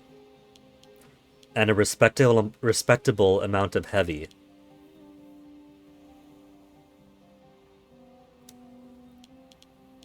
So it could be worth bumping up our light numbers. Light cavalry. Cavalry to fort to loyalty of generals. Forest combat bonus, barbarian tradition groups. Omen power up. Discipline to offense to hills combat bonus. There's lots of hills here too. So even though there's bonuses to heavy infantry, you've also got the imports giving bonuses too.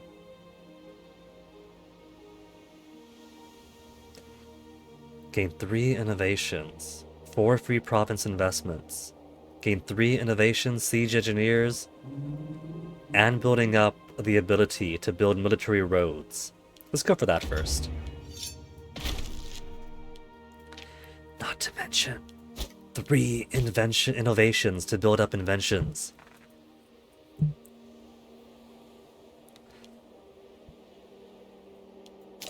Marshal, what else have we got? Recruitment standards for starting experience to heavy infantry discipline. Reinforcement speed, discipline 2.5%, starting experience. Loyalty of general, supply limit. Army move speed, supply limit, fort maintenance, supply limit. Heavy cavalry don't have, heavy infantry cost. Fort defense, fort defense, fort defense, siege ability, fort defense. Fort defense and siege engineers +1 to get entrenchment. Garrison size and fort defense. Boats.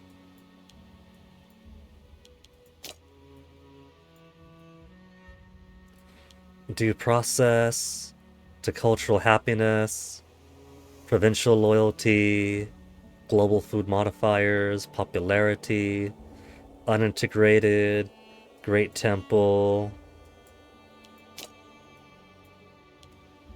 aggressive expansion impact lessened, change down, lose 10 aggressive expansion.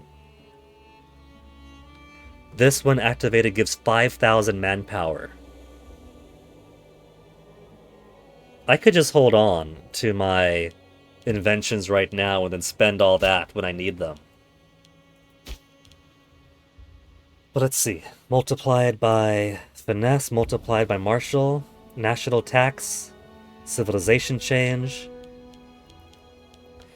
The families are alright, nobody is feeling spurned yet. Cornelius we can give from content to gratefulness. He does have 12 martial.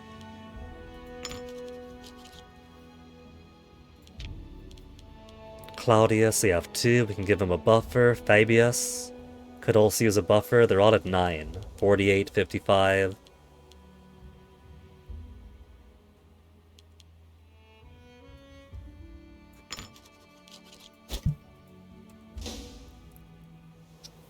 And a prosperity event queued up. Under the guidance of Publius, Sempronius Sophus, Rome has gone from strength to strength.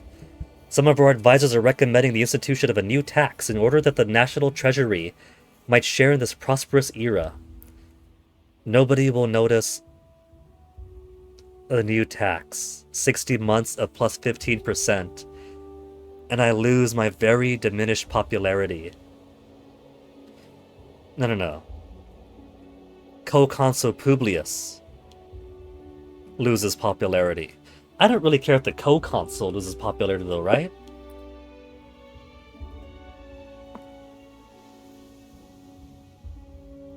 Gaius Fabius gains good-natured. It'd be nice if hovering over told me what good-natured does. We got the money. We'll let it be a jubilee year to celebrate our expansions.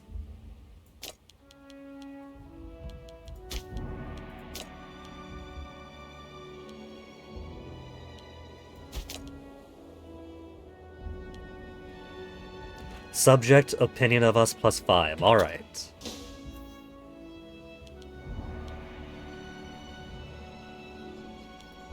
Lucania, let us see. Oh, more boats. Let us see 100% Casus Belli.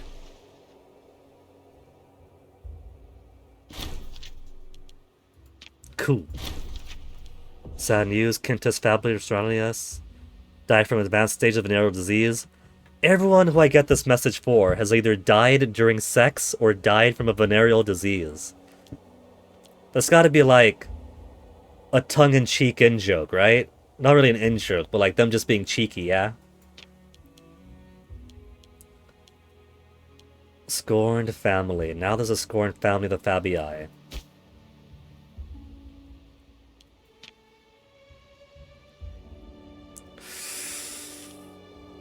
Quintus, you could have filled in. Your family is scorned, and you could use the job.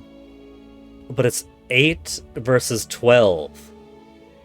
Publius, Scuplius, Serio.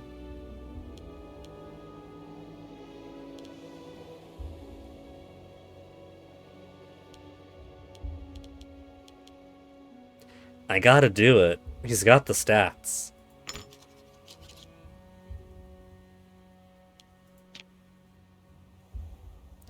Fabius could fit here. Claudius. How many jobs does your family have, Claudius? 3 out of 2? They'll be content.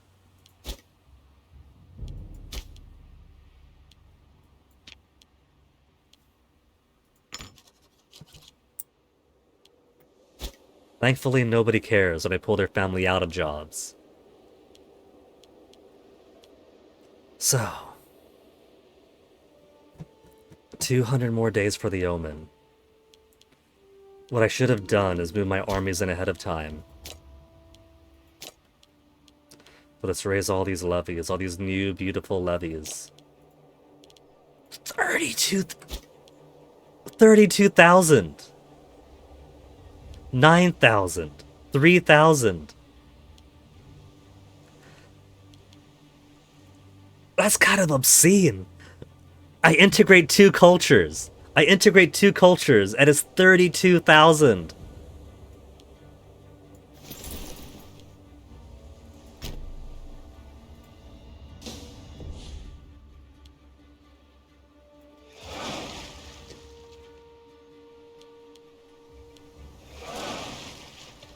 Okay, so Alt drag to select just my navies. And that is within naval range. Alright. The last time I tried to go up here, it said out of range. And Tricia was like, oh, that's just across the peninsula. It's fine. But that's close enough. Epirus is part of the defensive league. With everyone else I want to take over.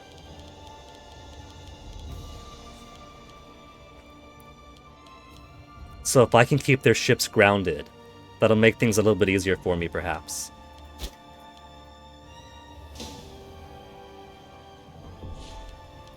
Let's move these guys. I'll move you down here to take over some of the smaller guys. You know, how about I bring this up this way instead to pick up this dude and drop him off. He's kind of far away.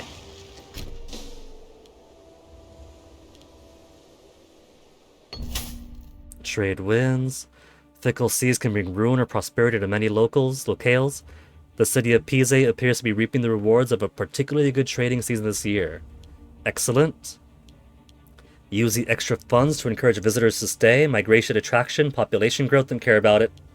Just benefit from the taxes.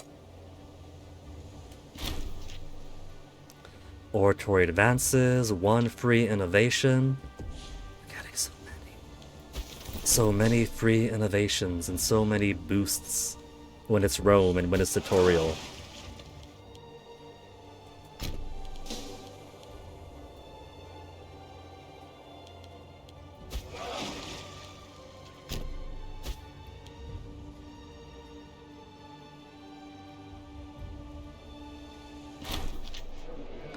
Xenophobia.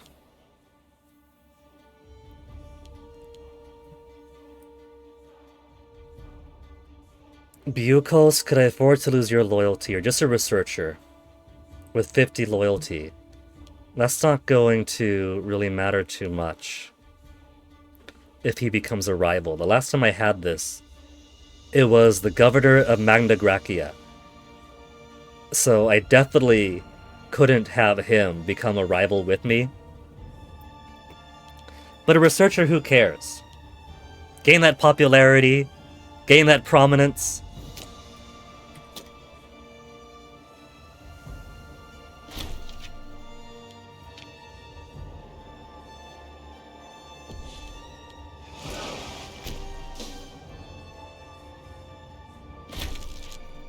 Martial advances. Available decisions I could enact. We could expand the Campus Martius. Lose 2... Oh, not right before war. I can't lose 250 gold right before going to war with the rest of Magna Graecia. Manpower recovery speed, plus 5%. Cohort starting experience. After this war. I mean, after this war, all that's left is going after Syracuse, and they're going to be easy peasy. So, that's basically going to be the capstone to the tutorial if I get that.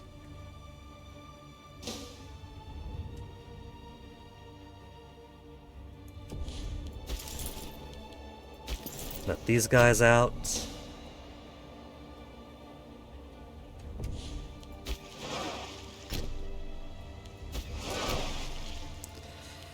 Okay, all of my ducks are in place. 32k is gonna go against the big guy, 12k is gonna go against the little guys along the side. And if this is going to be anything like before, 12k is going to be more than enough to bust some heads around here. I'm probably not even going to need to call in allies. If I do, in Supria, you're being taken over by somebody. No. Then what's that? You got a little something on your face. Barbarians. Speaking of which, what's this here? They're not on us yet. No, that is part of mine.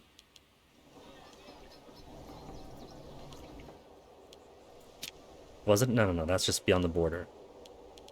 Because yeah, they're in Genuatia right now. That's a little bit too close for my liking. Barbarians. Barbarians on the borders. While all of my troops are down to the south.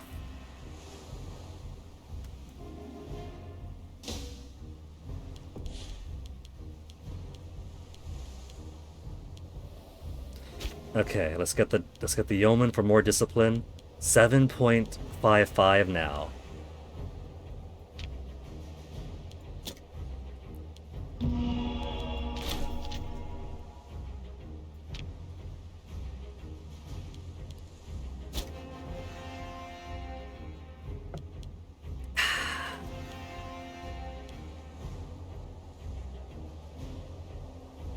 Keep getting cat hairs in my water. Alright.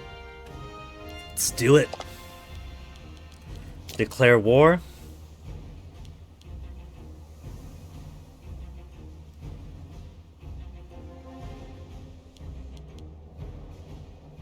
Such as Rome is automatically joining.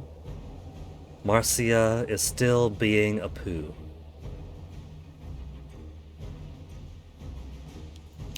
I'll go ahead and call my armies, my allies, from Cisalpine Gaul. Let's go.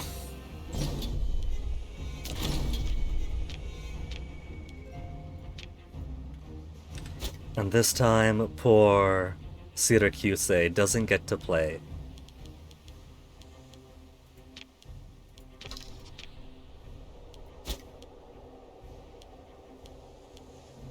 Unused trade route in capital.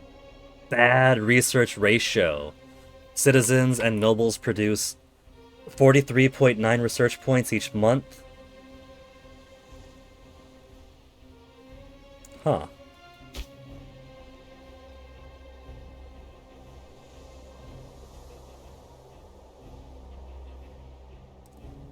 Citizens and nobles produce 43.9.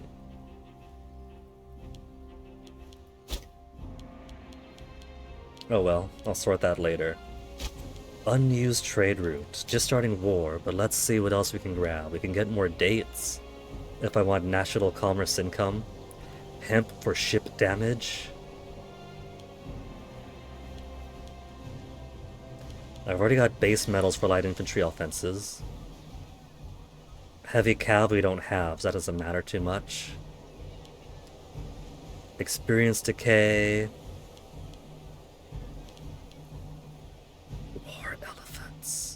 War elephants will be enabled. Well, if I have horses, it says heavy cav will be enabled. Eh.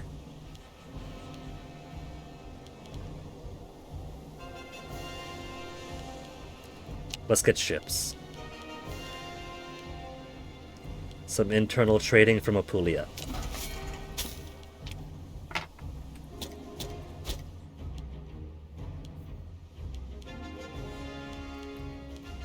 Now, where do I want to send you? We got a city over here. There we go. There's that column.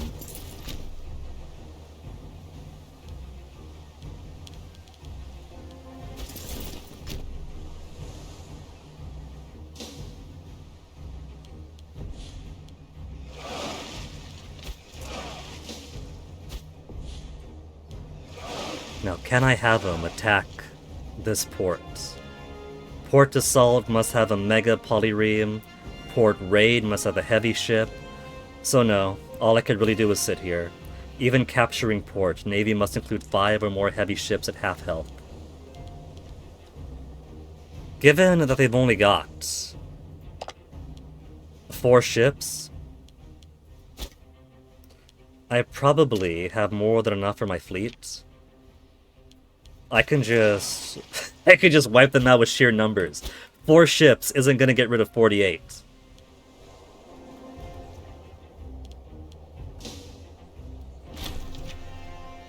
Lost 126 guys and killed 2,000 of theirs. Enemy captured. Medidas Parmenid, command of 1st Taxis of Stratos of Mandagracia. How to deal with him as I see fit. He's foolish, dysenteric, depressed, incapable, miserly, tolerant. This guy's garbage, no wonder we captured him.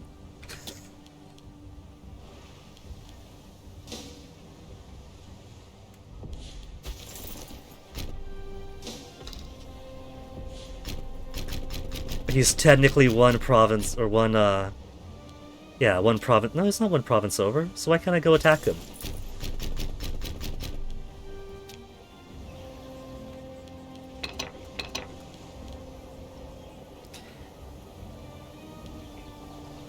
I guess the settlement off to the side is such a choke point between the mountain here and the no military access there that I have to get this thing on the eastern border before I walk to the southeast. Okay, I'll fine, whatever, I'll do it.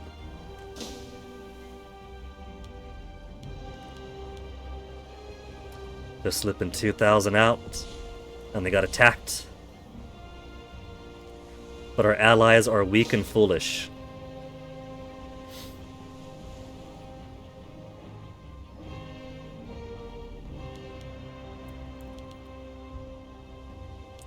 $2,000, all these little scattered 500s.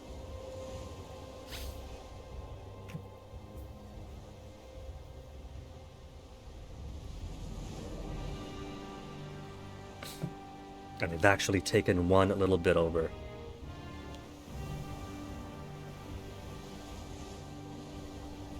They've only got the 1,700 there, that's nothing. Could I split this in half?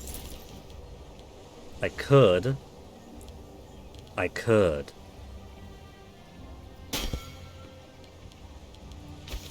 16,000 is plenty. Chariots to overtake him!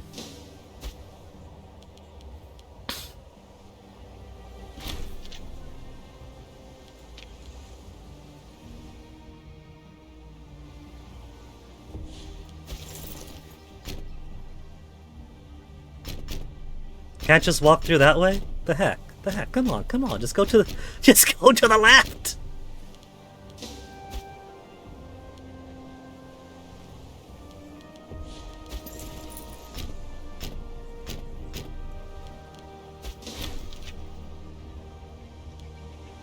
We lost 0 ships, they lost 26! Oh, there were pirates that came through.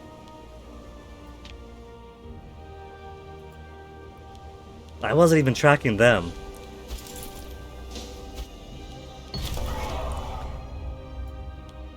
Let the men loot freely, and then we'll go for the kill. Visiting these armies. I'm in both locations at once. I mean, I guess since I have that province under my direct control, that region, then they all answer to me. Lost 360 to wipe out 4,000 dudes. We're just clearing through the whole stack. They're not... These poor guys aren't surviving at all.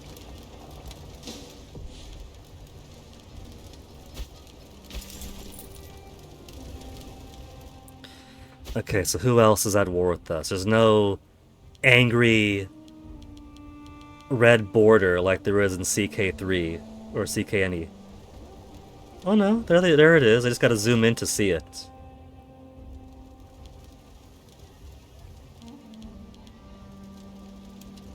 Except not really. I'm mostly seeing the angry red on the mountains. Okay, so who am I at war with again?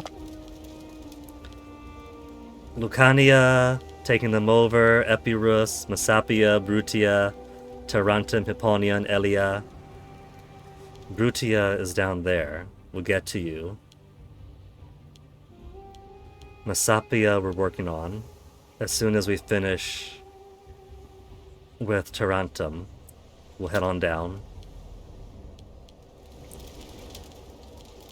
Elia is also being aggressive towards us.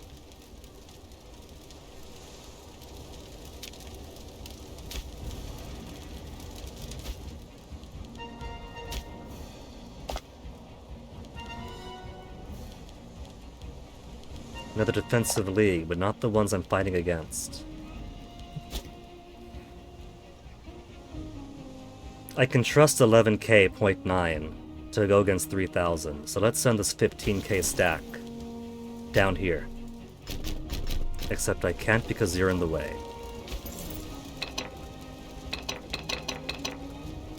Unit lacks access.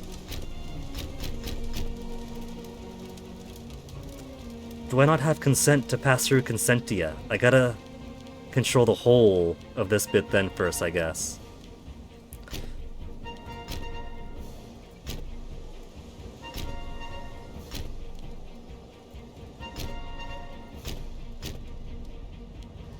Could we not walk over there?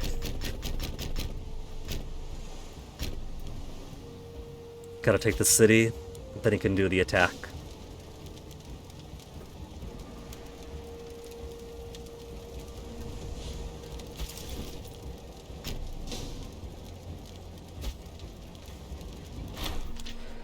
Alcetus the slave. For the last few days, the dark corners of the Senate House have been abuzz with the whispers of huddled relics resembling senators. An ambitious freedman of the Libertini has managed to make his way from the alleys of Sipontum to the assembly in Roma, winning local election with wide popular support. Whether his success can be attributed to merit or more nefarious means has been a hot topic among his detractors, but in any case, Alcetus and his supporters are demanding he be granted an office befitting his talents. Naturally, the more traditional members of the house are loath to tolerate his presence at all, and feel the promotion of former slaves demeans their nobility, such as it is. He's got all right finesse and zeal. He'll go further yet. Lose my meager popularity, gain corruption.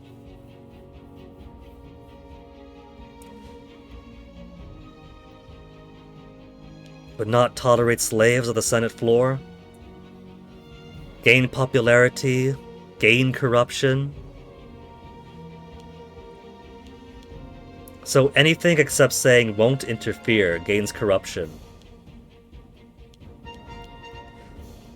The politics will fall as they may. If he rises to the Senate, then so be it. If not, oh well. I'll lose my 10 popularity.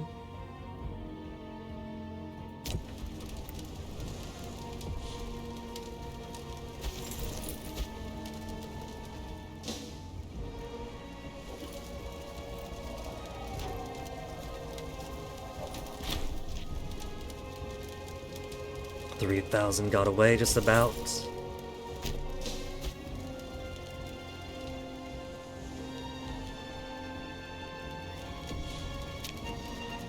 Okay, that's gonna bleed anyway over into. There's no actual siege going on there.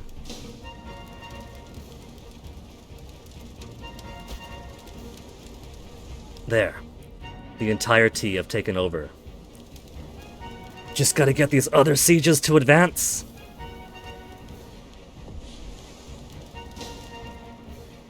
So I can grab as much as I can with one war. 0 troops killed, 1,000 of theirs killed. They tried and they died. 300 of ours to kill 777.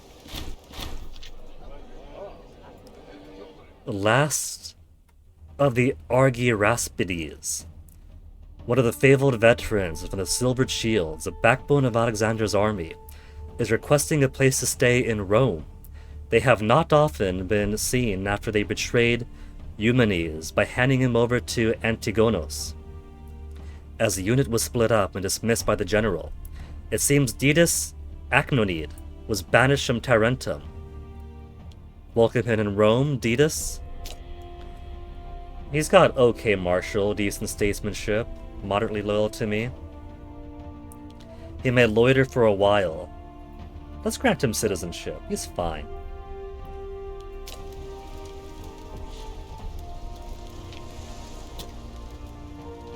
%28 over here, minus 21 still. Minus 42.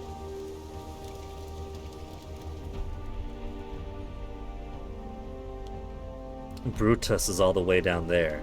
They refuse to engage with us. How's that one barbarian troop looking? Gotta keep my eye on them once this war is done. Maybe we'll deal with them. Barbarians mounting on the gates of Rome.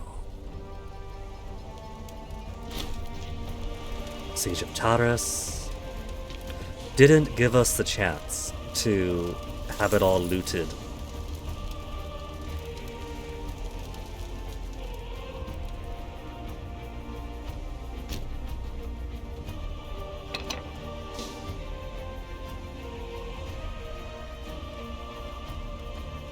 Look at that, my ally with his 2k.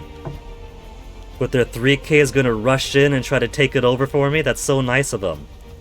I'm still gonna take control of the siege once I get there.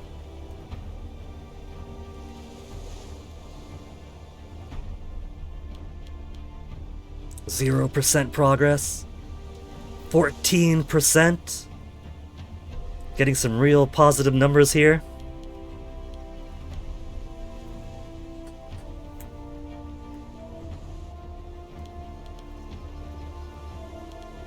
Okay, take over siege. We're the boss. It's gonna be an hour name. Accident in Volaterrae. We've been told of a major industrial accident at the extensive works of the city of Volaterrae in Dodecapolis. Marble is the main export of the city, and it seems the knuckleheads in charge of the site allowed parts of the structural supports to fall into neglect as they tried to keep up with high demand.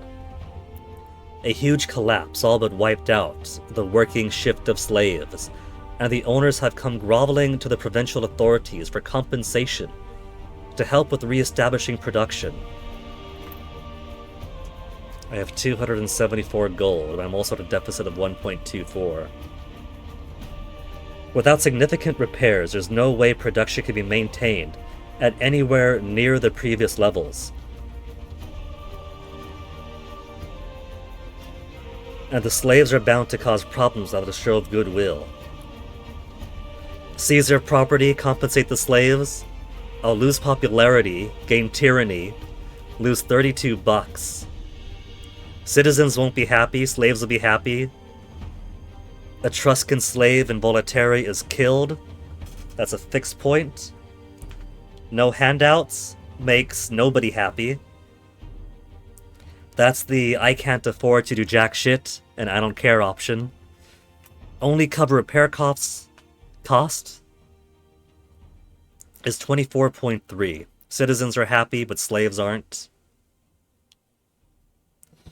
Compensate the owners and ensure decent working conditions, 26.55. Citizens happy and slaves happy and more popularity. I got the money. We'll do it for the popularity.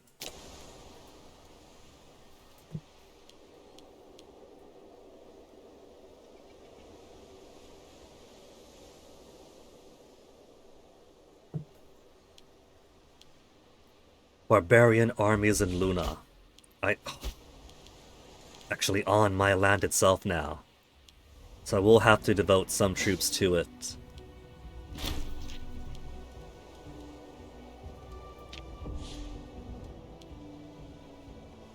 So who else is at war with me?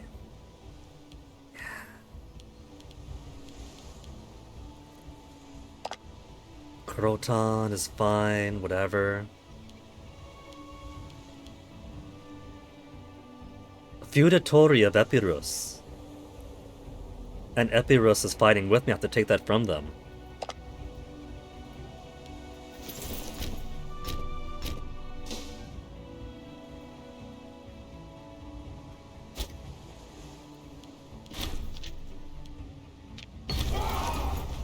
Finally a good sacking. Okay, so unit lacks access, so that's being taken over. Epirus can't really do anything against us right now.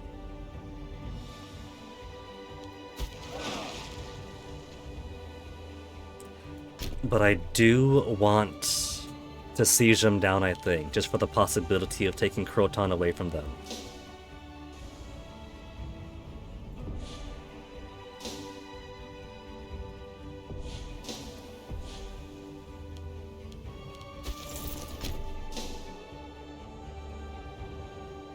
And with them out of the peninsula, that'll make my job much easier.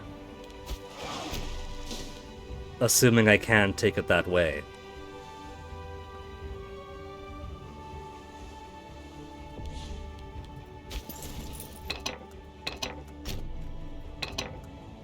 No. I can't just go directly up the hill? What have I got to take first? Fortress at Passeron. Yeah, Passeron's up there.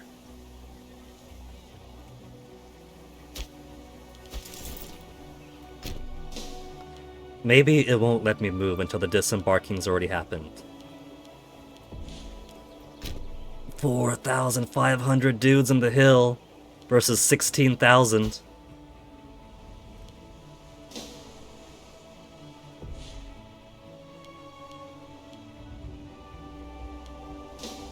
%, huh? And I still can't move over.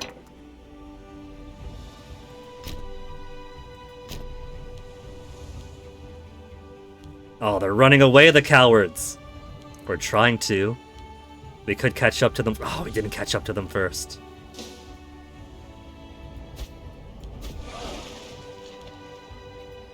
Oh, here, all of our guys can handle all this. We'll send this stack on over to handle the barbarians.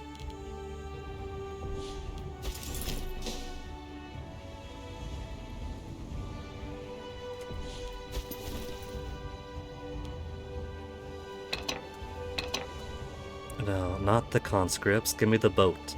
Give me the boots.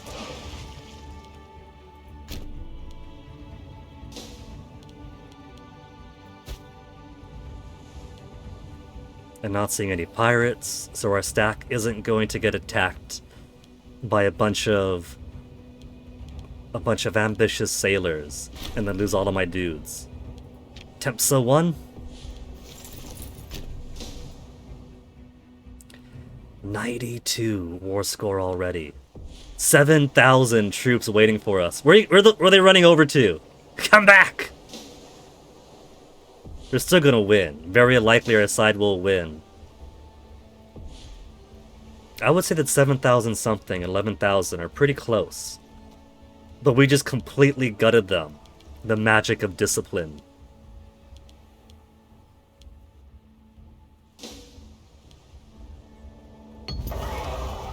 Sack of the Artemis Temple, remember this crime?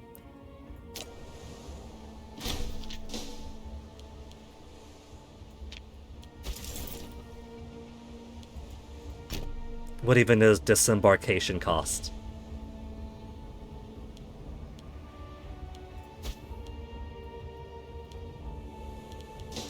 %. We won that fight. It's not even our siege. Assume control.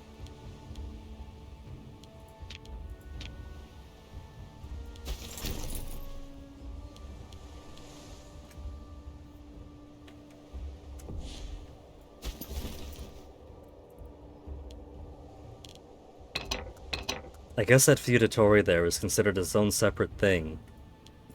Just under the suzerainty of Epirus. So I still got a war on them. And then them to get them out. That's what it feels like.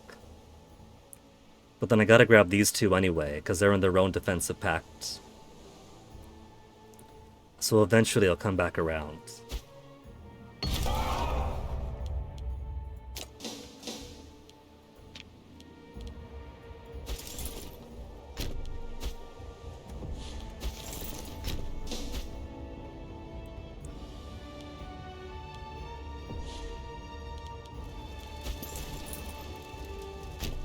Trying to run away from me?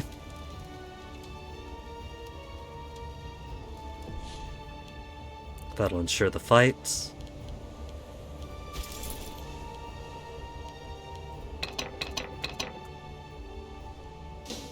Ship's still moving. Yeah, no access, even though your suzerain is at war with us. We can't touch you. But we could take it over. We could take Epirus over, get a mainland stronghold into Greece, and then they'll have nothing. So this still works out. So all I really need now... All I really need now is to take over 1, 2, 3, and Syracuse. No longer importing honey from Decapolis. Why not? Who else has honey? Corsica. Our own internal honey. There's also some other stuff going on. Lack of food in Cisalpine Gaul. I guess I got too many guys warring overseas. Scorned family? Who? Claudii?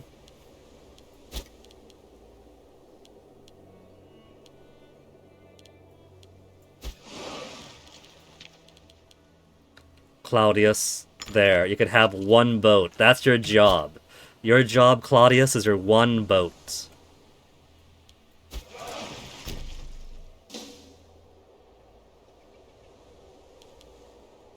This guy's a Fabius. Fabius has 2 jobs already. See, that's a real problem. It's not exactly foreigners joining the Senate. We have people from unimportant families taking all the good jobs. Expansion of the tribes. Since Romulus fought out a great city, its citizens have been divided into the tribes. You see paradox? So Rome is basically a city of tribes. They're not Unga Bunga. So how come this city of tribes isn't Unga Bunga, but all the other tribes are Unga Bunga? Is it because this is simply a special tribe, or maybe tribes aren't Unga Bunga to begin with? And maybe, you know, having an urban core with a lot of wealth means there's simply more material ability to get things done. Originally was an ethnic distinction, but since the Republic was formed, the tribes have been the division of eligible citizens, whose local consensus is submitted as a vote in the tribal assembly in Rome. The number of tribes has fluctuated throughout our history. Beginning with merely 3, now there are over 30, added or redrawn as our state has grown.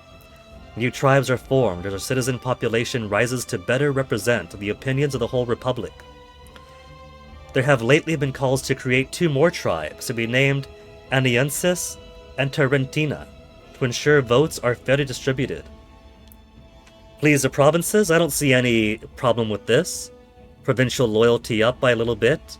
Population growth up for a little bit. Or just upset everyone. This should please the provinces.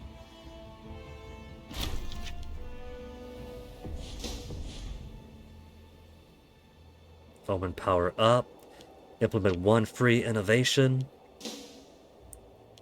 So basically right now I'm waiting for this siege to finish, and then I'll take everything, and then we'll do the inventions. That's all their troops killed. They got nothing.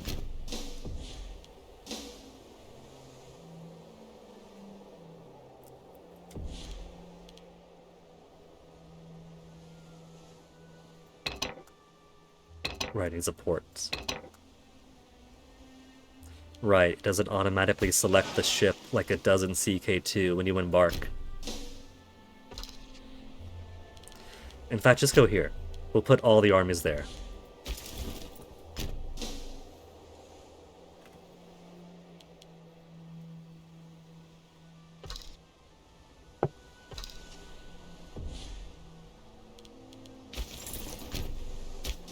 All the armies. How many boats does Syracuse have? 6. And 3 military tech.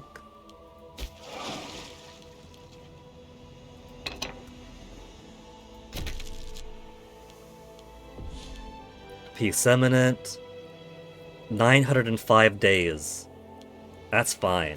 I just need this last little bit and I'm done.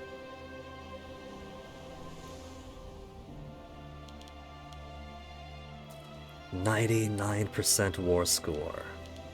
So let's go ahead. Economy. Put fleet maintenance down. I could probably afford to drop port maintenance too, because no one's attacking me right now. Fort defense, garrison size. But I'm at peace. I'm at peace, I say, when I'm at war. No one is realistically attacking me right now. A disloyal character.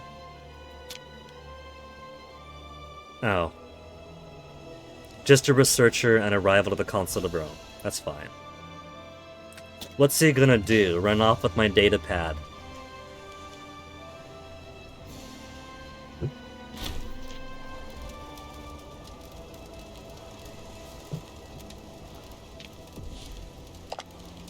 Let's sue for peace. Basically everything to Rome. Even Epirote Epiru to Rome. I could simply tell Epirus to become a client state. Protects Epirus if they're attacked. Epirus joins Roman wars.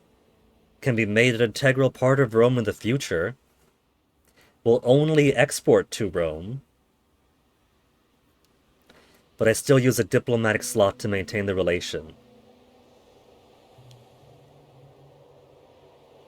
If they're merely a tributary,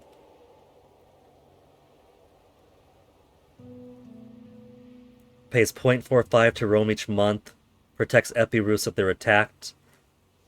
We'll make them a client state. Or I could just take them all over. Tarentum to Rome, Messapian Tarentum to Rome, Lucanian Lucania to Rome, Hipponian Brutum to Rome, Elian Lucania to Rome, Brutian Brutium to Rome. Oh. The combined value of all my demands is more than I could ask already, 131. I could drop Brutium for now. Man, so I can't take all... It's just too much to bite at once.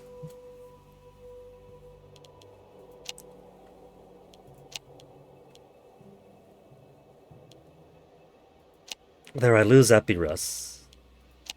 No, they're already not in there. Tarentum? Oh, but I want them. I want to at least get this bit, and then focus on going down there. But I gotta lose 10. And all the rest are so small.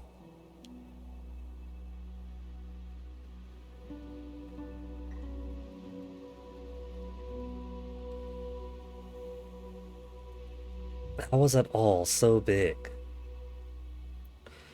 Well, that is tiny. Lucania is tiny. I could leave Elia for later.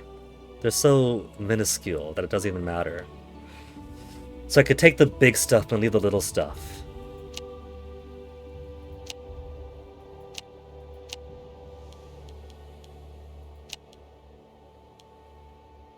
So, like,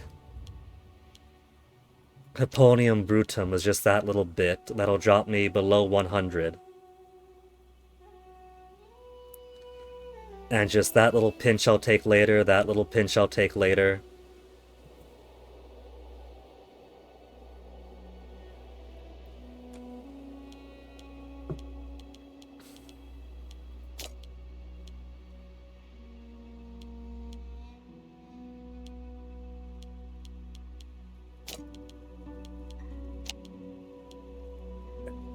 State to Rome. How about Elia client state is 11?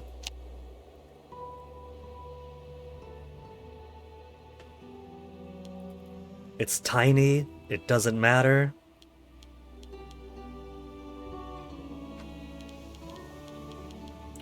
Client state is still client state. Not possible with the other treaty selected. Because it's in there, yeah?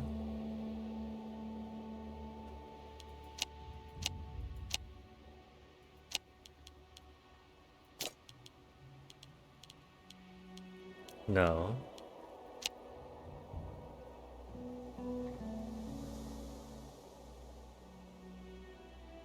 It says not possible to combine. But I could press OK, the mark's there.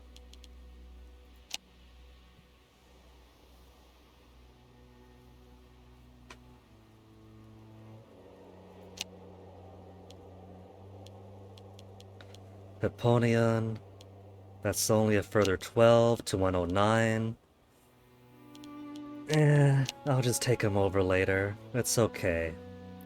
16 aggressive expansion. Which means increase my rank to major power.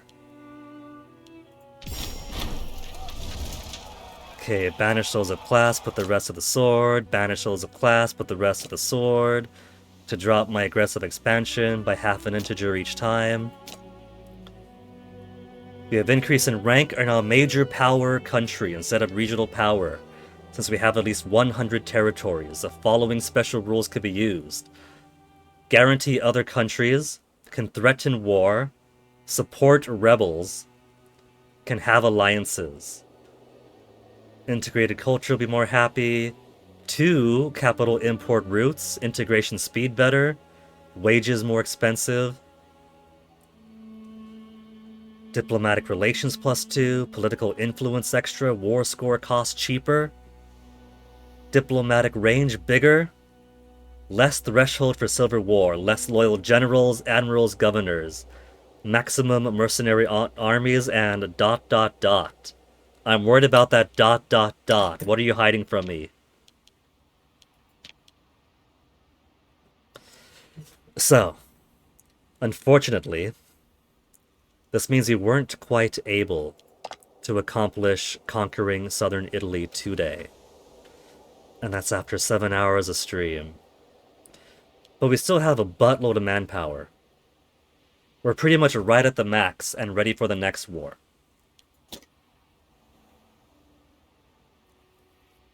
The only powers down here are teeny tiny.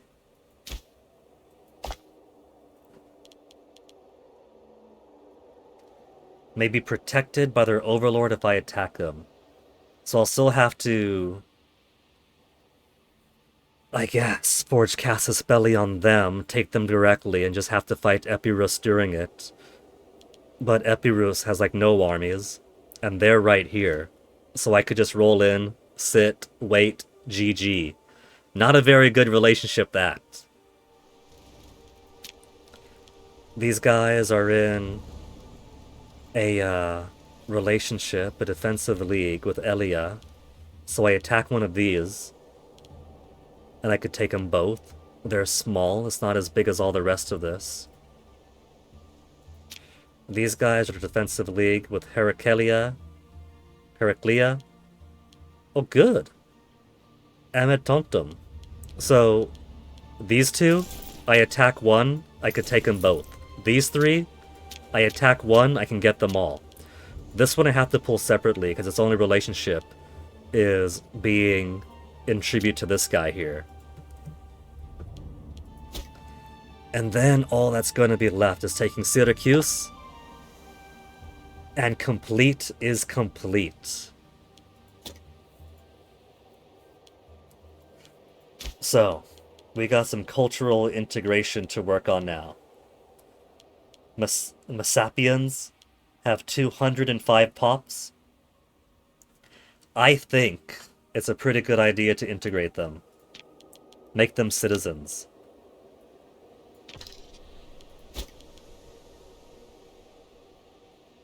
Exiled in foreign territory need to get back home. They're not exiled. They're just down the road. Bring them on over. So dramatic.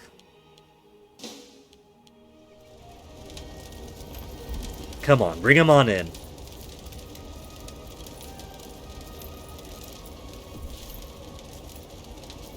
Exiled in foreign territories.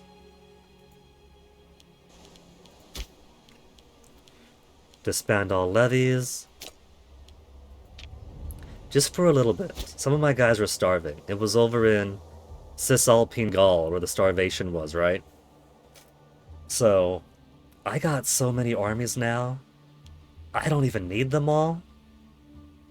So I could probably just let Cisalpine Gaul stay home. That way we have something to protect the northern border. Barbarians come in again. And I don't have too many areas in Cisalpine Gaul, so I'm taking away workers they can't afford to lose. They need those deft hands of the field.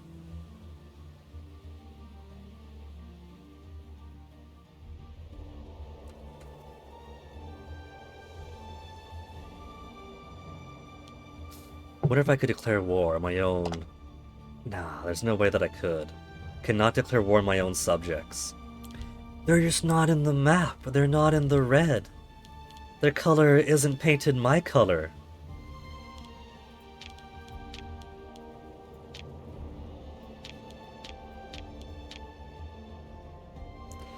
Integration need 190 opinion of me.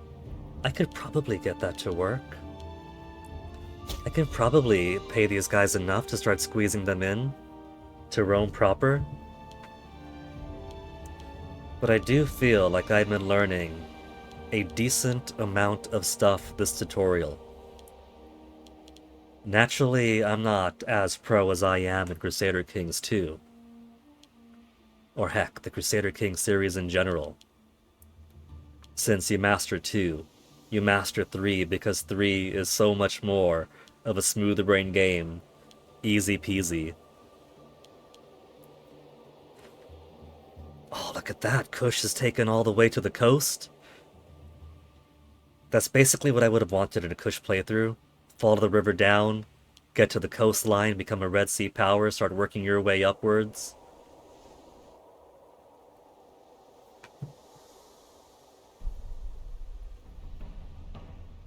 And then once you've got Blamia, including the territory, get a whole bunch more pops dedicated in to become levies, then maybe start pushing up against Egypt. Egypt with its 63 boats. What are you going to do when a whole bunch of Kushites come up the river? Well, down the river, I should say, since that's lower.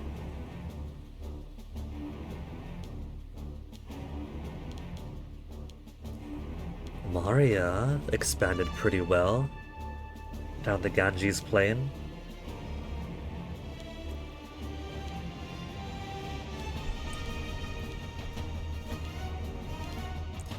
So, we're definitely going to finish the tutorial tomorrow. All that's left to do is one war for these 3, one war for these 2, one war for here. And I could probably have multiple wars going, given how big as we are now, with such a big, massive army.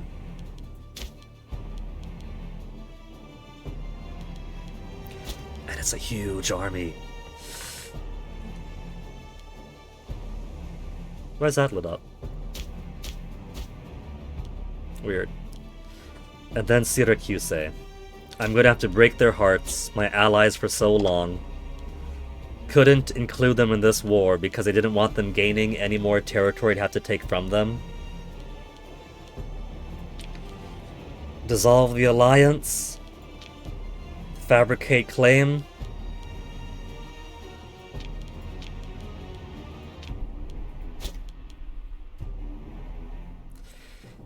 So yeah, 1, 2, 3, and then Syracuse will have to fall to me. We've got a few other decisions, inventions, and things to worry about. And we'll sort through those at the start of the next tutorial class.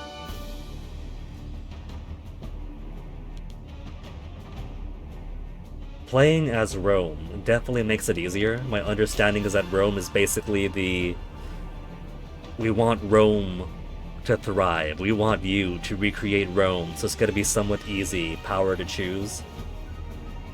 So I'm definitely not going to expect whichever I choose to play as easily when I do get around to it.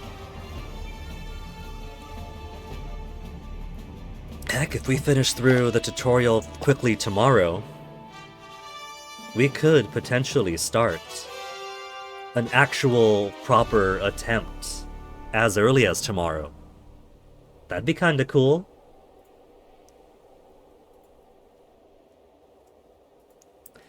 So for now,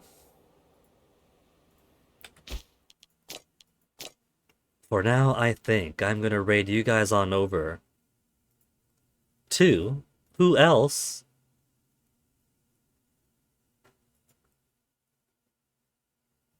Macaw starting his stream early, so he's like 2 hours in now or something. I am missing out. I'm gonna watch that. So I'm gonna raid you guys on over. And then you guys are gonna watch it too, and I'll catch you guys back tomorrow. We'll finish this tutorial and maybe put our lessons to use and start floundering at a nation of our choice. So thank you guys for hanging out. We'll see what happens tomorrow. You guys stick around for the raid, and I'll catch you guys next time. Take care.